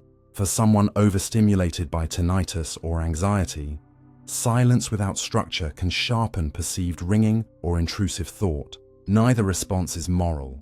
Both are mechanical. Change the input landscape and the brain's gain staging struggles until it learns a new map. Culture adds another layer. We talk about silence as if it were neutral, but it can heal or harm depending on who controls it. In conversation, a well-held pause invites depth. It lets meaning settle and signals respect. In families and workplaces, Enforced silence can be a weapon that suppresses dissent. In courtrooms and confessionals, silence can protect the weak or shield the powerful. Recognizing this teaches an ethics of quiet. Choose pauses that make room for others, not absences that erase them. Even across languages, silence does different work. Some cultures treat gaps as thoughtful and generous. Others treat them as discomfort to be paved instantly. Learning to hear those differences is as important as learning grammar. There's also a body story here that hides beneath the philosophy. Short encounters with quiet, true quiet, not just noise-cancelling headphones, often shift physiology. Breathing slows, micro-movements calm, and the rhythm of your heart shows more flexible variability, a sign that the parasympathetic system is engaged. None of this requires mystical claims. It is the nervous system adjusting to a lower demand environment, freeing resources for maintenance and memory. Sleep researchers use controlled soundscapes and silence windows to help brains consolidate. Therapists use brief quiet moments between questions to allow deeper answers to form. Even architects now tune buildings to reduce low-frequency rumble and flutter echo, because a quieter acoustic floor makes cognition less effortful for everyone, especially children and the hard of hearing. Music itself pays tribute to silence as an active partner rather than a void. Composers shape rests to create suspense, relief, and meaning. The breath before a chorus is not dead space, but embodied anticipation. A drummer's choice to lay out for 2 beats changes what the melody means. The piece that famously contains no notes forces the audience to hear the room become the music. Coughs, rustles, the humming lights, teaching that silence is what frames sound and gives it contour. In daily life, you can borrow this compositional insight. Your schedule needs rests or the notes blur. Your sentences need pauses or they flatten. Your relationships need quiet shared attention, or they fill with noise that says nothing. If silence is something, can you cultivate the good kind without falling into sterile emptiness? Yes, by designing constraints that lower noise while preserving contact and authorship. Try a listening walk. 10 minutes outdoors where you label, in your head, far mid-near sounds without judging them. This builds a map of the auditory field and turns anonymous hush into layers you can enter. Try a sound budget in your home. Choose 1 hour a day when machines that hum can be off, laundry, fans, screens, and let that hour be for writing, bath, or stare out the window time. You're not rejecting technology, you're giving your cortex a clear slope to roll down. In meetings, put a silent minute at the top with a prompt, and watch how often it prevents the loudest voice from winning by default. In arguments, agree on a 2-breath pause rule before the next response. Silence here becomes a safety feature, not a sulk. For creators, record 30 seconds of the room before you speak. Then arrange your takes between matching room tones. Your audience won't know why it feels better, only that they can breathe. And if the absence of noise reveals inner ringing you can't ignore, meet it as information, not failure. Hydrate, check medications, reduce caffeine late, test short bursts of truly quiet time rather than long, and ask a clinician if persistent sounds might be tinnitus or hearing loss. Treatment and training can lower the brain's gain and reduce the burden. There's also a civic version of this craft. Cities that plan for quiet, tree cover, traffic calming, good insulation rules, parks that buffer sound, support health the way clean water does. Schools with acoustically sane classrooms raise scores by letting kids hear instructions without strain. Hospitals that shield patients from night clatter speed recovery. Silence, thoughtfully provided, is infrastructure. So is silence nothing. In physics, the answer is that there is no perfect zero. Molecules jitter, electrons buzz. The vacuum itself fizzes with fluctuations. In your skull, the answer is that perception sits on noise like a boat on chop. In a life, the answer is that silence is a medium that reveals, shapes, and heals. The soft conclusion is this: treat stillness not as an empty shelf, but as a tool you can learn to wield. Frame your days with small islands of quiet, so the hours between them have edges. Practice pauses that help others speak. Tune your spaces so the brain doesn't tire just from existing. And once in a while, sit and listen until the nothing fills with the small, true sounds that were always there, asking nothing of you but attention. When you rise, the world will not be quieter, but it will be more articulate, because you taught your nervous system the grammar of silence, and it will use that grammar to write clearer sentences into everything you do. The reflection paradox. Your image exists without substance. Stand before a mirror and try to touch the fingertip of the person looking back. You'll feel the hard glass long before your fingers meet, because nothing actually exists where your image appears. No skin, no shoulder, not even a speck of you, only rays of light leaving your face, bouncing off the surface and flying to your eyes in straight lines that your brain traces backward to a point behind the mirror. This is the reflection paradox in everyday clothes. An image sharp enough to guide your razor and align your tie, yet made of geometry rather than substance. Real for sight and action, yet untouchable, even when you lean in so close your breath fogs the pain. Begin gently with what a flat mirror does without magic. Every ray that arrives leaves at the same angle, so the pattern of light coming from your cheek, ear and eye is preserved and simply folded. Your brain, built to assume light travels straight from the thing it shows, extends those rays back into a virtual world behind the glass, where a twin seems to stand the same distance away as you do. That's why stepping forward makes your image approach at the same rate. Why a tape measure reads the same from you to the mirror as from the mirror to the notional you behind it. And why you can make eye contact with a ghost. Because your line of sight and the ghost's line of sight are the same straight path in different directions of imagination. This also explains the famous left-right confusion. A mirror doesn't flip left and right. It flips front and back, exchanging the direction facing the glass for the direction pointing toward you. Your brain, used to turning around to face someone, interprets that reversal as a left-right swap. But the mirror has no preference. It returns whatever you send. Write a word on a transparent sheet and face it away from you against the mirror and you'll see the letters unflipped. Proof that it's your orientation, not the physics, doing the twisting.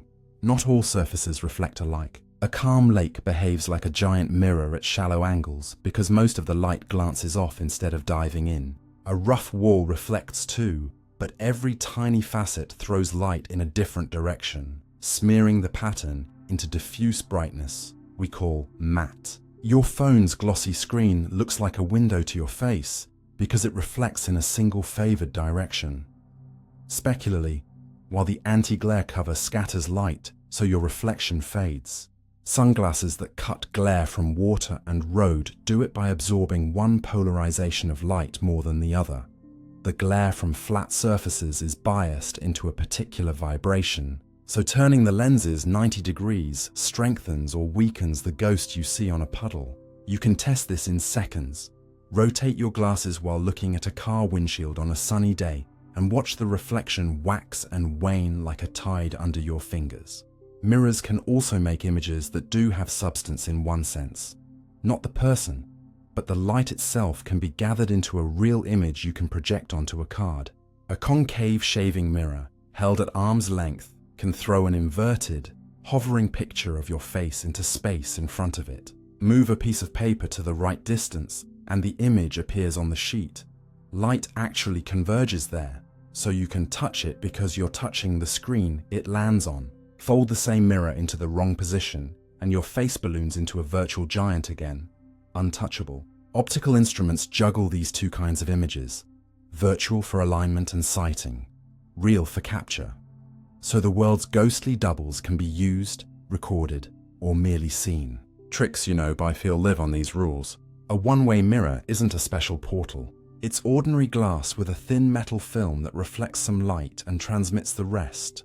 And its secrecy comes from lighting.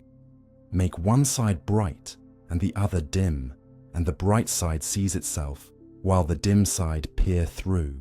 Switch the lighting and the sides swap roles. The illusion called Pepper's Ghost, still used in stage shows and museum exhibits, leans a sheet of glass at 45 degrees to superimpose a reflected scene on a live one.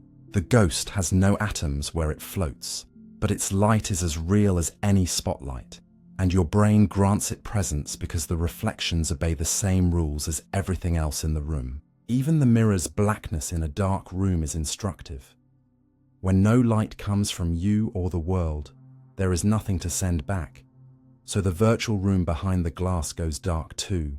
Polish a surface perfectly, and it becomes black at most angles because it returns light away from you, unless you stand exactly in its favored path.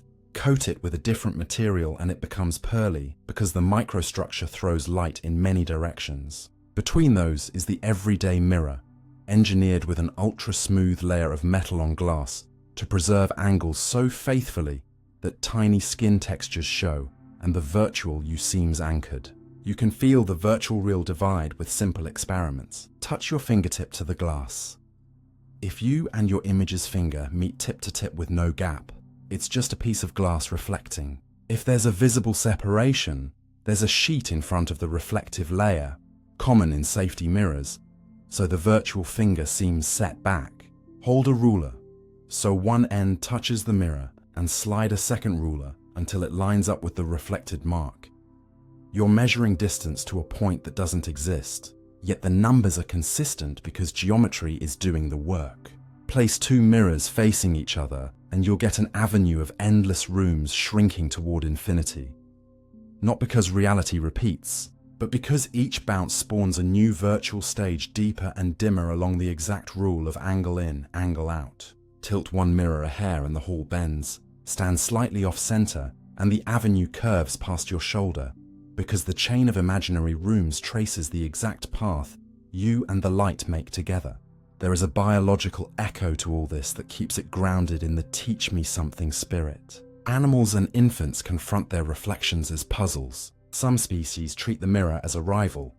Others learn the mapping and use it as a tool.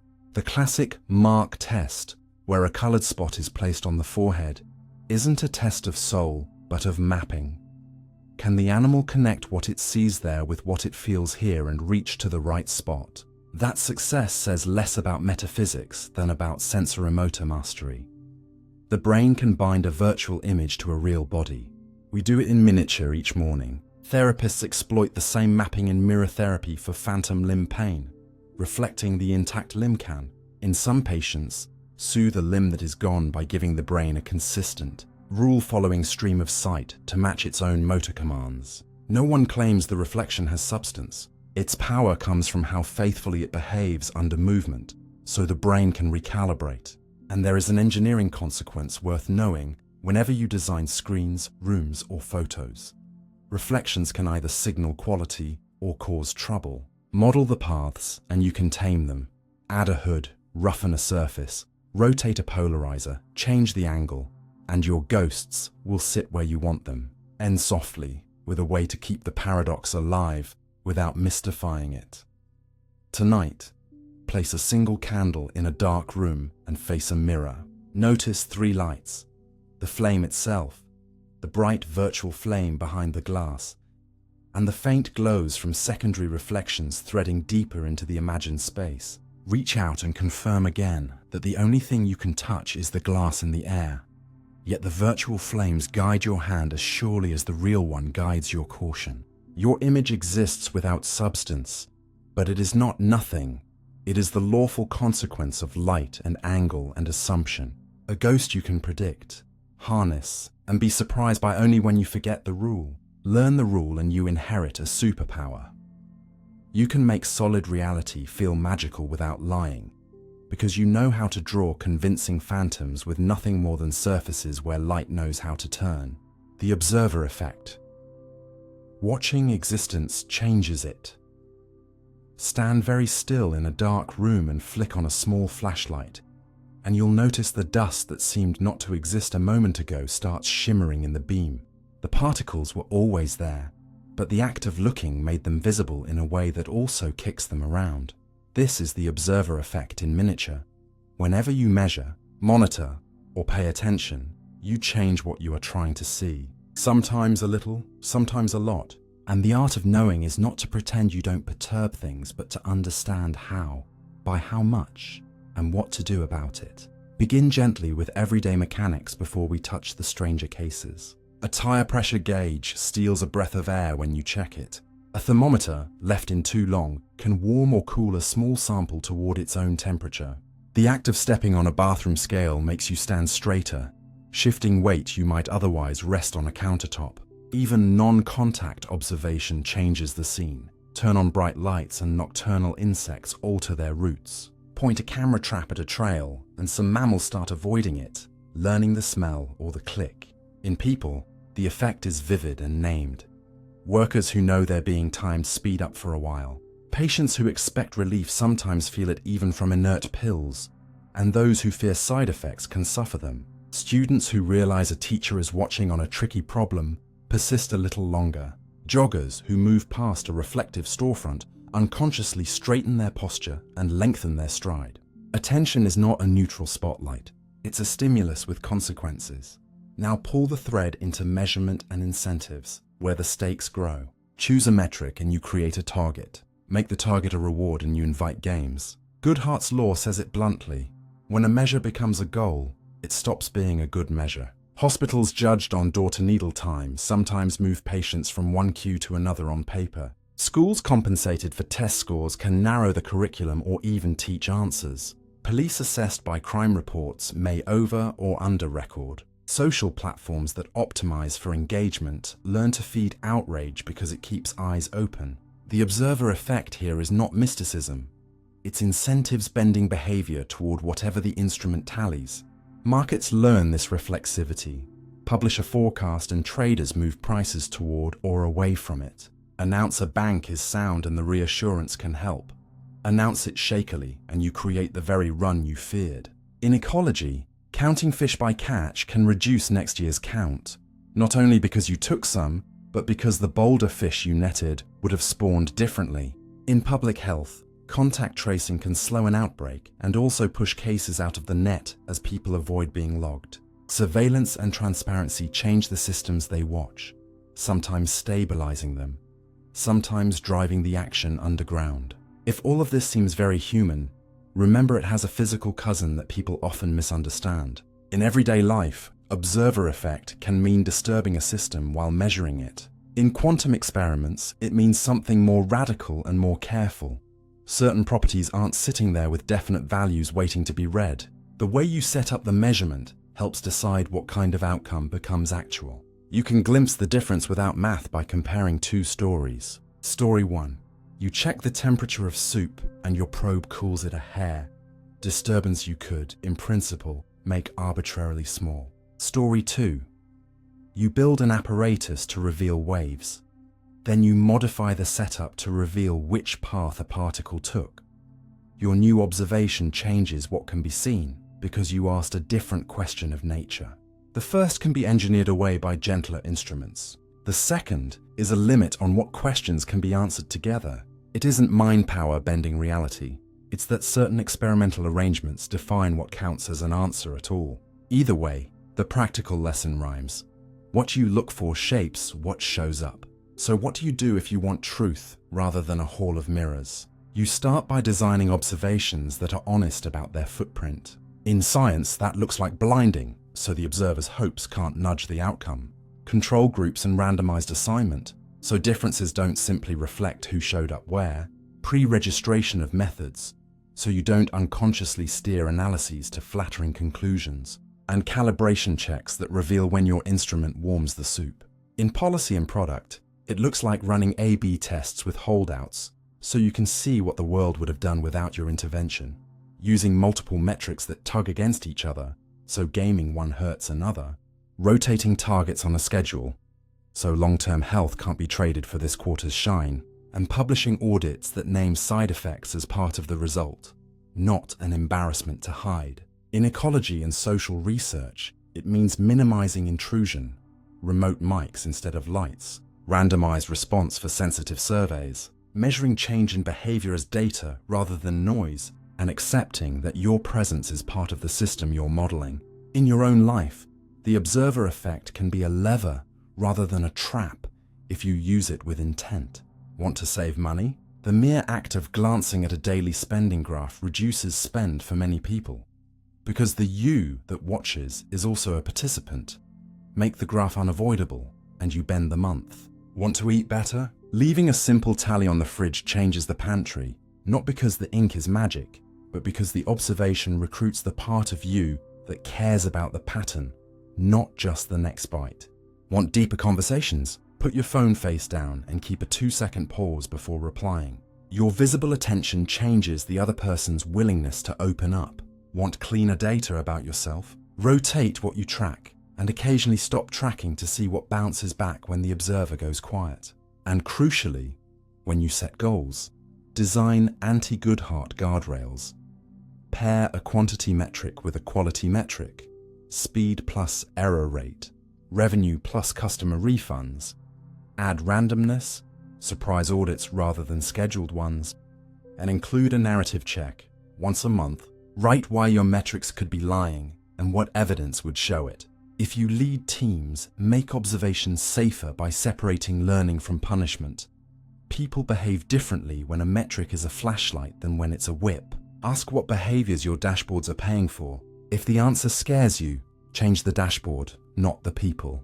The observer effect is also a humility lesson. When you enter a community with a camera, you're not a ghost. You carry power. Show the footage back, invite correction, and let people veto how they're framed. Transparency about the fact of observation is part of getting better observations. When you step into a forest, stay on paths, not only to protect roots, but to keep your presence predictable so animals can learn around you. Unpredictability amplifies distortion. And if you're tempted to dismiss all this as, well, that means nothing is knowable, take a breath. Adjusting for your footprint doesn't negate truth, it improves your aim. Pilots learn wind correction angles to reach a runway. They don't throw out maps because air moves. Observers can learn their correction angles too. End softly with a practice you can keep.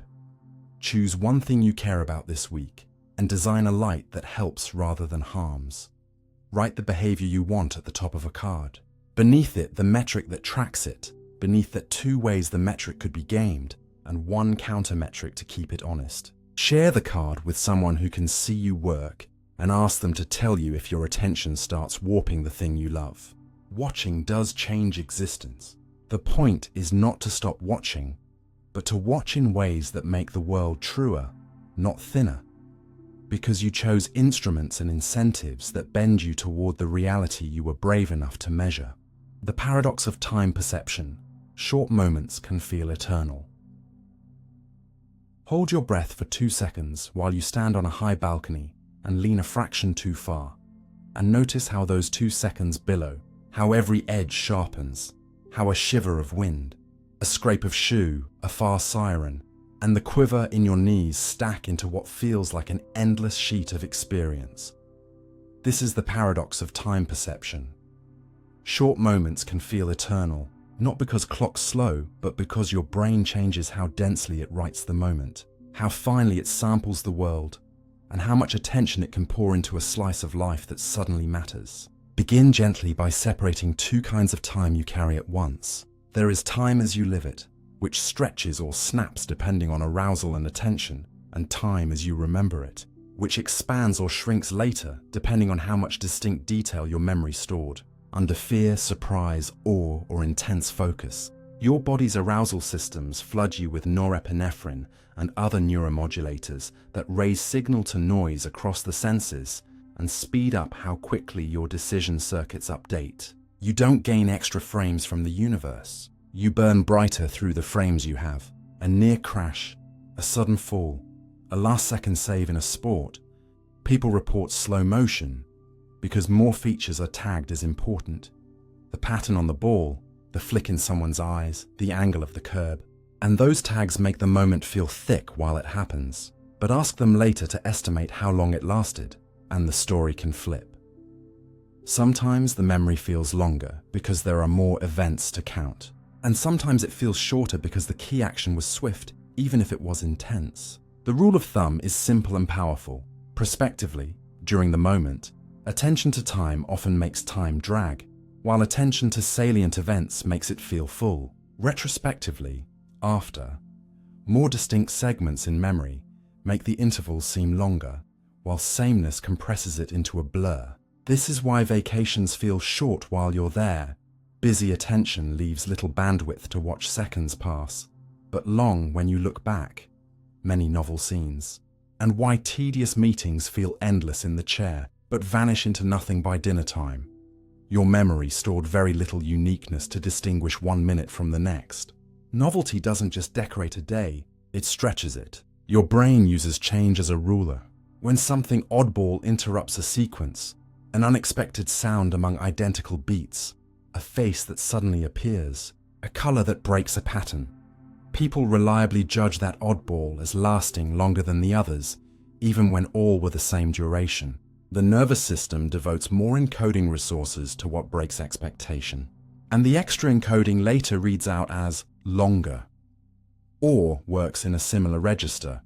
A vast view, a cathedral of trees, a night sky spiked with unfamiliar stars can make minutes feel wider. Part of that is emotional, but part is structural. Attention widens, micro-movements slow, and you collect more cues than usual per breath. Boredom is the mirror image. Low stakes, low change, high predictability. The brain predicts nearly everything and stops writing much down. In the moment, you notice every tick because you have spare attention to monitor time itself. Later, the emptiness in memory collapses the span. This is the strange arithmetic of your inner clock. Fill the moment with meaning and it flies while you live it, but grows in memory. Starve it and it crawls while you live it, but shrinks later. Body signals tug on time too, in ways you can harness. When your heart runs fast, many people overestimate short intervals. When you slow your breathing and lengthen exhalations, intervals feel more spacious. This isn't mysticism. Your interoceptive networks track rhythm inside and out. And when the internal metronome quickens, the brain counts more ticks in the same wall clock period. Music leans on the same lever. A faster tempo with crisp accents makes seconds feel packed. A slow piece with long phrases enlarges them. Social timing also rewrites the clock. The pause before a confession can feel eternal because your predictive machinery is running many what-if scenarios and keeping each in work memory. Shared silence with someone you trust can feel short and rich because the pause is not empty. It's filled with synchronized breath and micro signals that your brain reads as connection. Age and habit bend subjective time in a broader arc. Childhood crawls because every month is crowded with firsts that must be learned. Adulthood accelerates as routines take over and days become copies. If you want the years to stop sprinting, the prescription is practical. Increase eventfulness without increasing stress. Take different routes. Learn small embodied skills that give you feedback. Knife skills in the kitchen, 5 minutes of juggling a new chord on a guitar. Schedule micro adventures that puncture routine. Watch a sunrise from a new spot. Lunch at a park with no phone, a museum room you've never entered.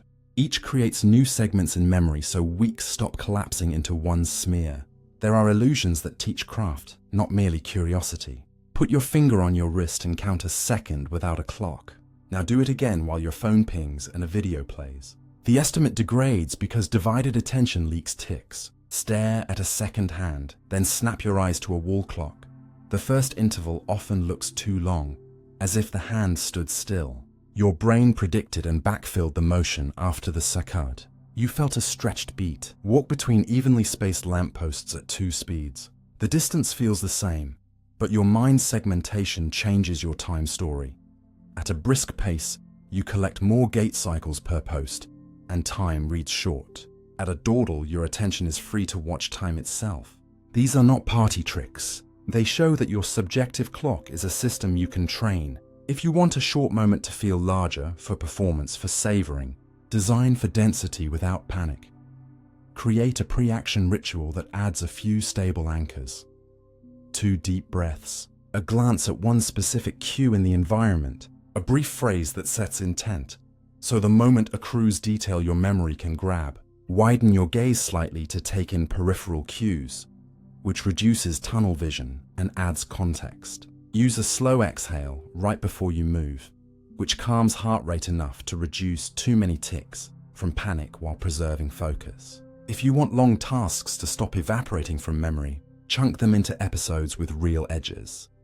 Set a timer for 25-45 minutes. Name the episode, Outline 3 scenes, solve 2 problems, work without switching contexts, and then mark the end with a short walk, a glass of water, or a note to your future self. Now your day has landmarks to stretch in recall. If you want boredom to stop making minutes cruel, fill it with curiosity rather than complaints. Label 3 sounds you can hear, 3 textures you can feel, and 3 colors you can see. Then ask 1 question about one of them. You convert waiting time into learning time, and the drag eases. If you want evenings to stop disappearing, create a small ceremony that signals your brain to write the day in longhand. 10 lines in a notebook, 1 photo you caption with more than nice, a short voice memo to a friend. The act of compressing your day invites your memory to expand it later.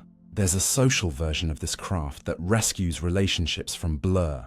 Meals where phones sleep, walks where you trade stories without rushing, small rituals, a song you both hum while cooking, the porch at dusk.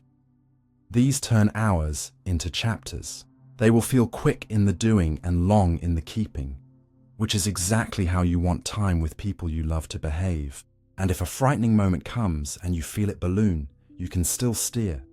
Name aloud 1 concrete thing you see, 1 thing you hear, 1 thing you can do next. Naming recruits frontal control, and taking 1 step gives the expanding instant a frame so it doesn't swallow you. The soft conclusion is this: time in your head is not a conveyor belt you ride, but a tapestry you weave in real time with attention, arousal, and memory. Short moments can feel eternal when your brain turns the sampling rate up and the meaning knob high. Long spans can vanish when sameness makes memory cheap. You can't force clocks to change, but you can become an honest clockmaker for your own life. Build days with edges, collect firsts on purpose, slow your breath when seconds try to stampede, widen your gaze when you want an instant to hold more, and end your nights by stitching a few bright threads into place so that when you look back, you find not a blur, but a landscape. Minutes that felt alive while you lived them and became generous when you remembered. The language paradox. Words explain reality, but also distort. Open your mouth to describe a sunrise and feel how quickly the world outruns your sentence. The sky is not red. It is a gradient that refuses edges. The air is not cold. It is pins on your cheeks and steam from your breath and a memory of last winter. This is the language paradox in your lungs. Words are the bridge that lets us share reality, and they are also the knife that cuts reality into shapes that don't quite fit. So the same tool that explains will distort unless you learn how to hold it. Begin gently with what words do well. They compress. The world is a flood of detail. You don't have time to transmit every pixel of every scene, so you label tree, dog, anger, fraud, and those labels save your life. Fire hollered across a room moves bodies faster than any raw sensory feed could. Stop at an intersection coordinates strangers into safety. Allergic keeps a child out of an ambulance. Language turns private experience into shared action, but compression has a cost. When you carve, you decide where the cut goes. Call a tomato a vegetable, and you group it by kitchen use. Call it a fruit, and you group it by botany. Neither is a lie. Each highlights a different relation. Most categories live like this, and we forget it. Ask a child to draw a bird, and you'll get a robin, not a penguin. Ask for a chair, and you'll get 4 legs, not a beanbag. Words pull toward prototypes. The prototype helps us talk fast, but it also makes us unfair. Penguins become weird birds. Beanbags, not real chairs. People who don't fit a stereotype, exceptions, instead of evidence that our label was too narrow. The world is continuous. Words are boxes. The gap is where arguments and errors breed. You can feel this in your senses. Languages slice color space differently. Speakers who have separate everyday words for light blue and dark blue are quicker to notice the split, not because their eyes are better, but because their categories are. Wine tasters who learn names for aromas truly become more sensitive. To label is to train attention. The paradox goes the other way too. Name a thing badly, and you will literally see it less. Call every knee pain runner's knee, and you'll miss that one case that's nerve, not tendon. Call every disagreement hate, and you'll miss the ones that are fatigue, ignorance, or a correct objection to a bad plan.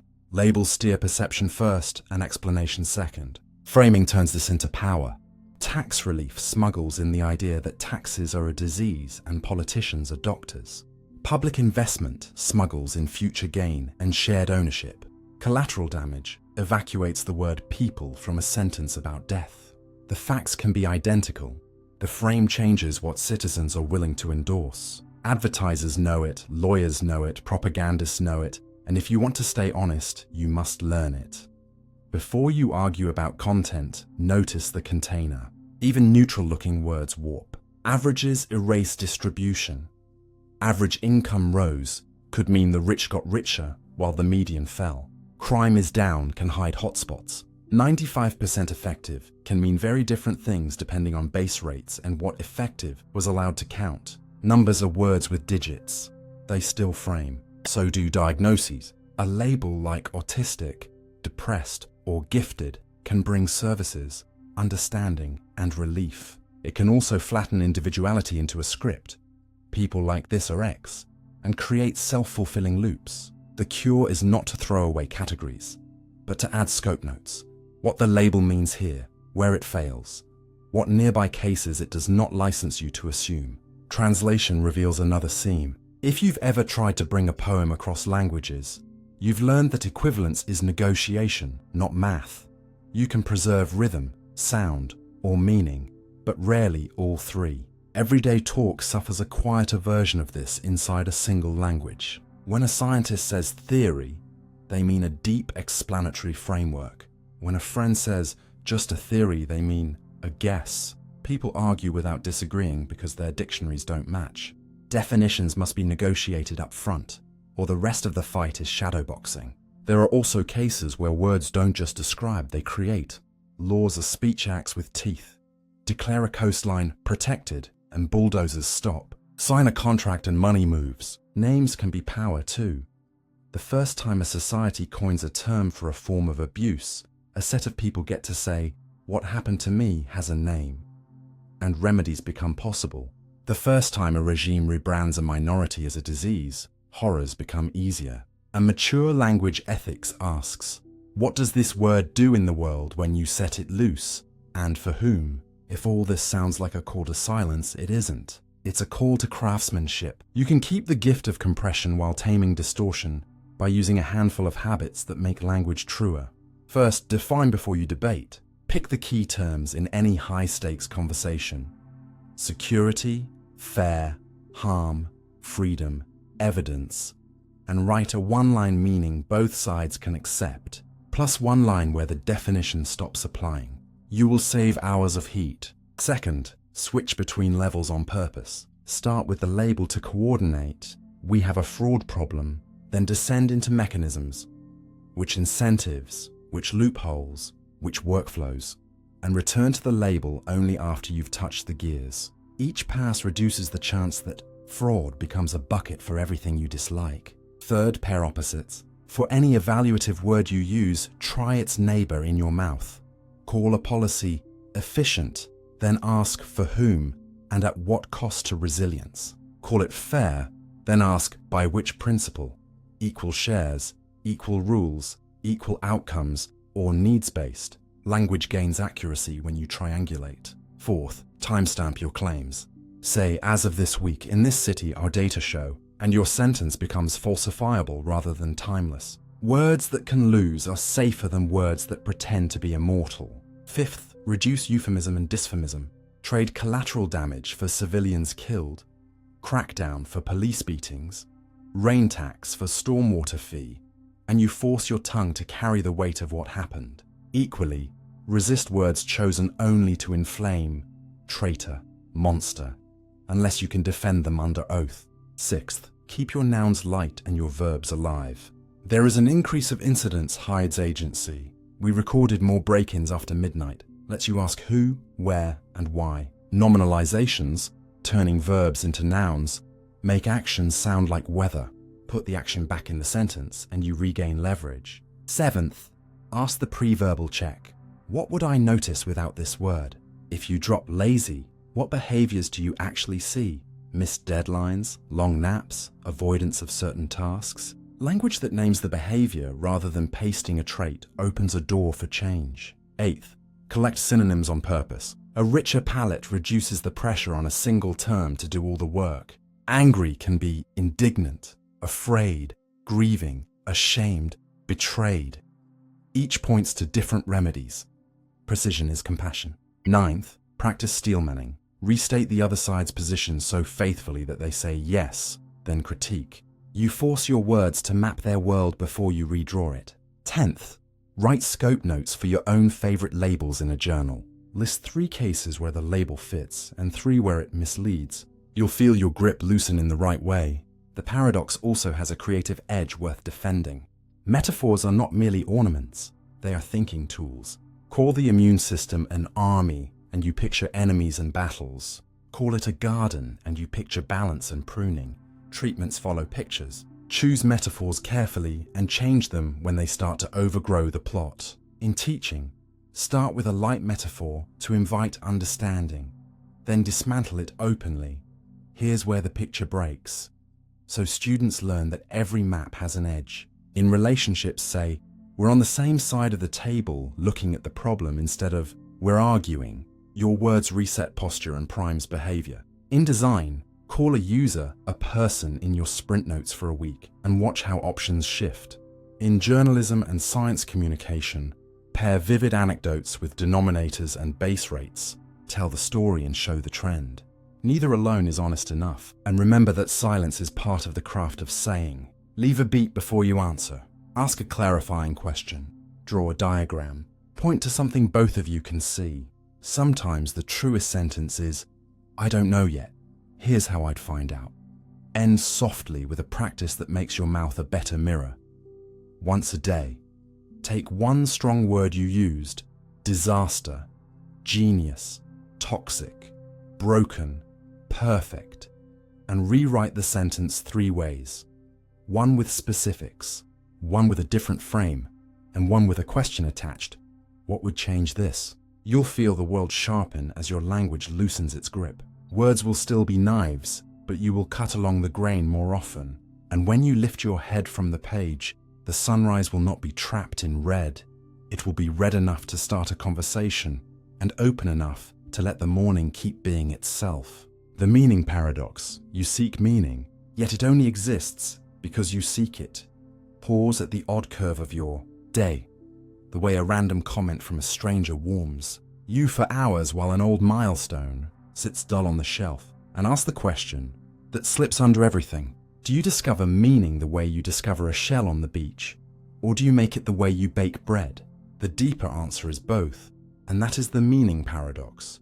You seek meaning as if it were out there waiting, yet it only lives for you because you are the kind of creature that seeks, notices, names, and returns. Begin gently with the biology that makes a why animal possible, because understanding the machinery does not cheapen the music, it explains how the instrument plays. Your brain runs on prediction.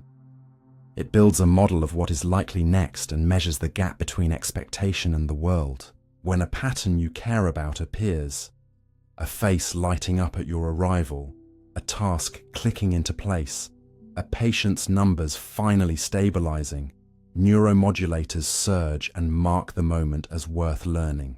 That surge is not pleasure in the shallow sense. It is a teaching signal that says, do more like this.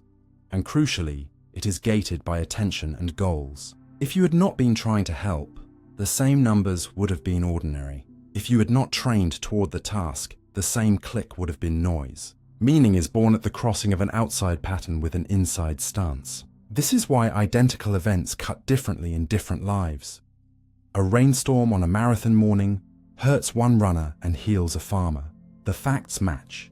The meaning diverges with aims. It is also why passive consumption in excess thins experience. You feel entertained but unstitched because you did not bring a project for the world to answer. Meaning deepens when feedback loops close across time. A conversation that runs for years. A craft that slowly yields to skill. A neighborhood garden that bears because you showed up even on dull days.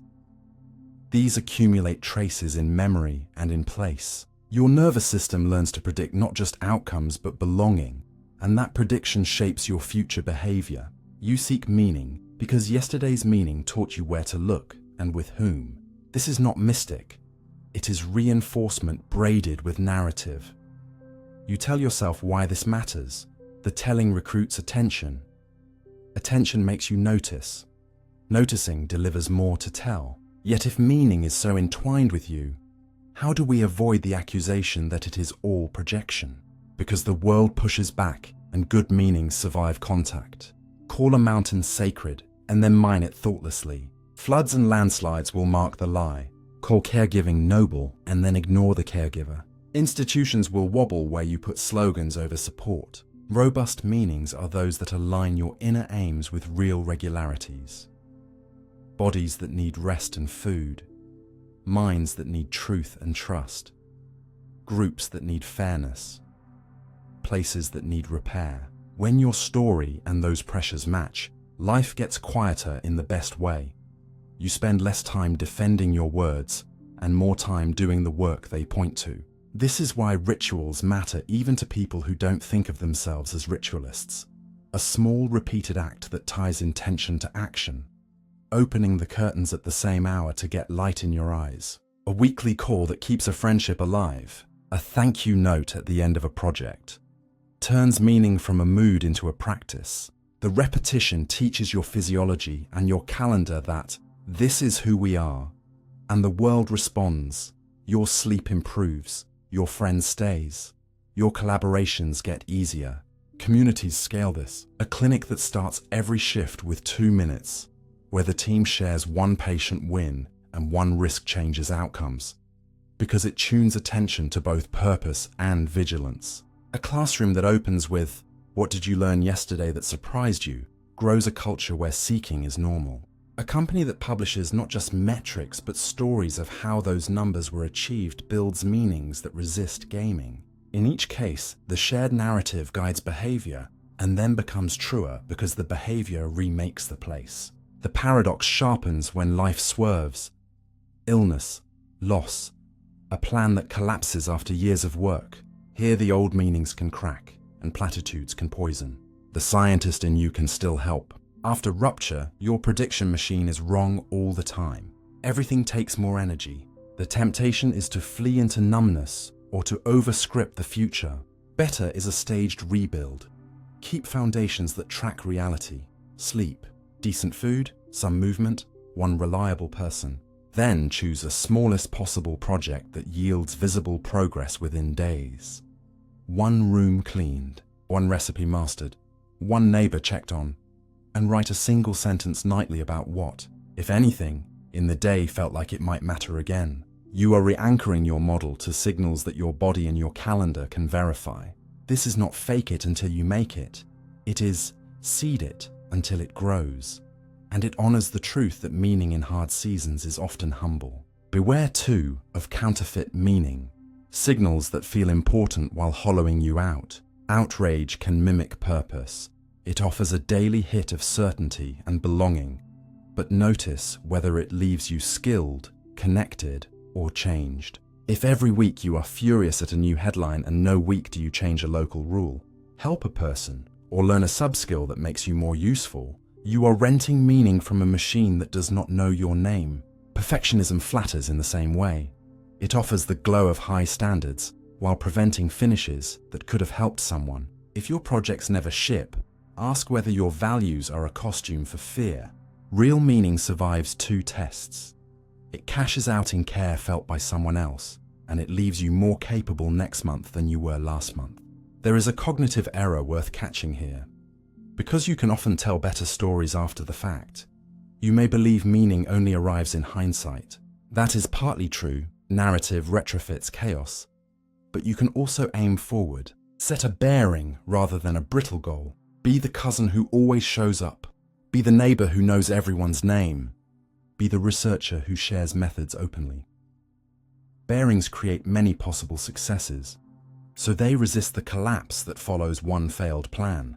They let you improvise under real constraints, while keeping your attention tuned to what will still matter after circumstances shift. If you want a concrete way to grow meaning without grand gestures, run a simple weekly loop. On Sunday night, write 3 very small commitments that could matter to someone, not you. Send the draft that unblocks a colleague. Teach one child a thing you wish you'd learned sooner. Fix the broken latch at home. Add one self-respect action that invests in your future skills rather than your image. Put them on the calendar in time slots you can protect. At week's end, do a 5-minute evidence review. What changed for anyone but you? And what did you learn that would make the next round easier? This loop trains your seeking toward places where meaning is most likely to stick, where world, skill, and care intersect, fold in wonder, not as decoration, but as fuel. Or, the right kind, grounded in contact, widens attention and softens self-preoccupation. A dawn walk that lets you track the first birds by sound. A museum visit where you read the placards instead of rushing. A kitchen experiment where you finally learn why emulsions hold. These are not escapes from life. They are vitamins for the part of you that can notice. And noticing is the root of seeking that works. Finally, keep humility near your tools. You are not a sovereign meaning factory. You are a node in a web. What matters most often emerges between you and others. Shared projects, repaired places, adopted responsibilities, forgiven debts. If your private philosophy of meaning leaves your neighbors untouched, it is smaller than you hoped. End softly with a practice you can keep. Tonight, write one sentence that names a value you want to live this month in words a child could understand. One person you can serve with it this week, and one small act you will do in the next 48 hours. Then do the act and tell no one until it is done. The seeking will have created the meaning, and the doing will have made it real. And when you look back later, you will find that the best parts of your life were built exactly this way. Not by waiting for a grand purpose to arrive, and not by pretending you could invent it from air, but by meeting the world with a steady question and letting your answer become a place, a habit, and a story that other people could feel.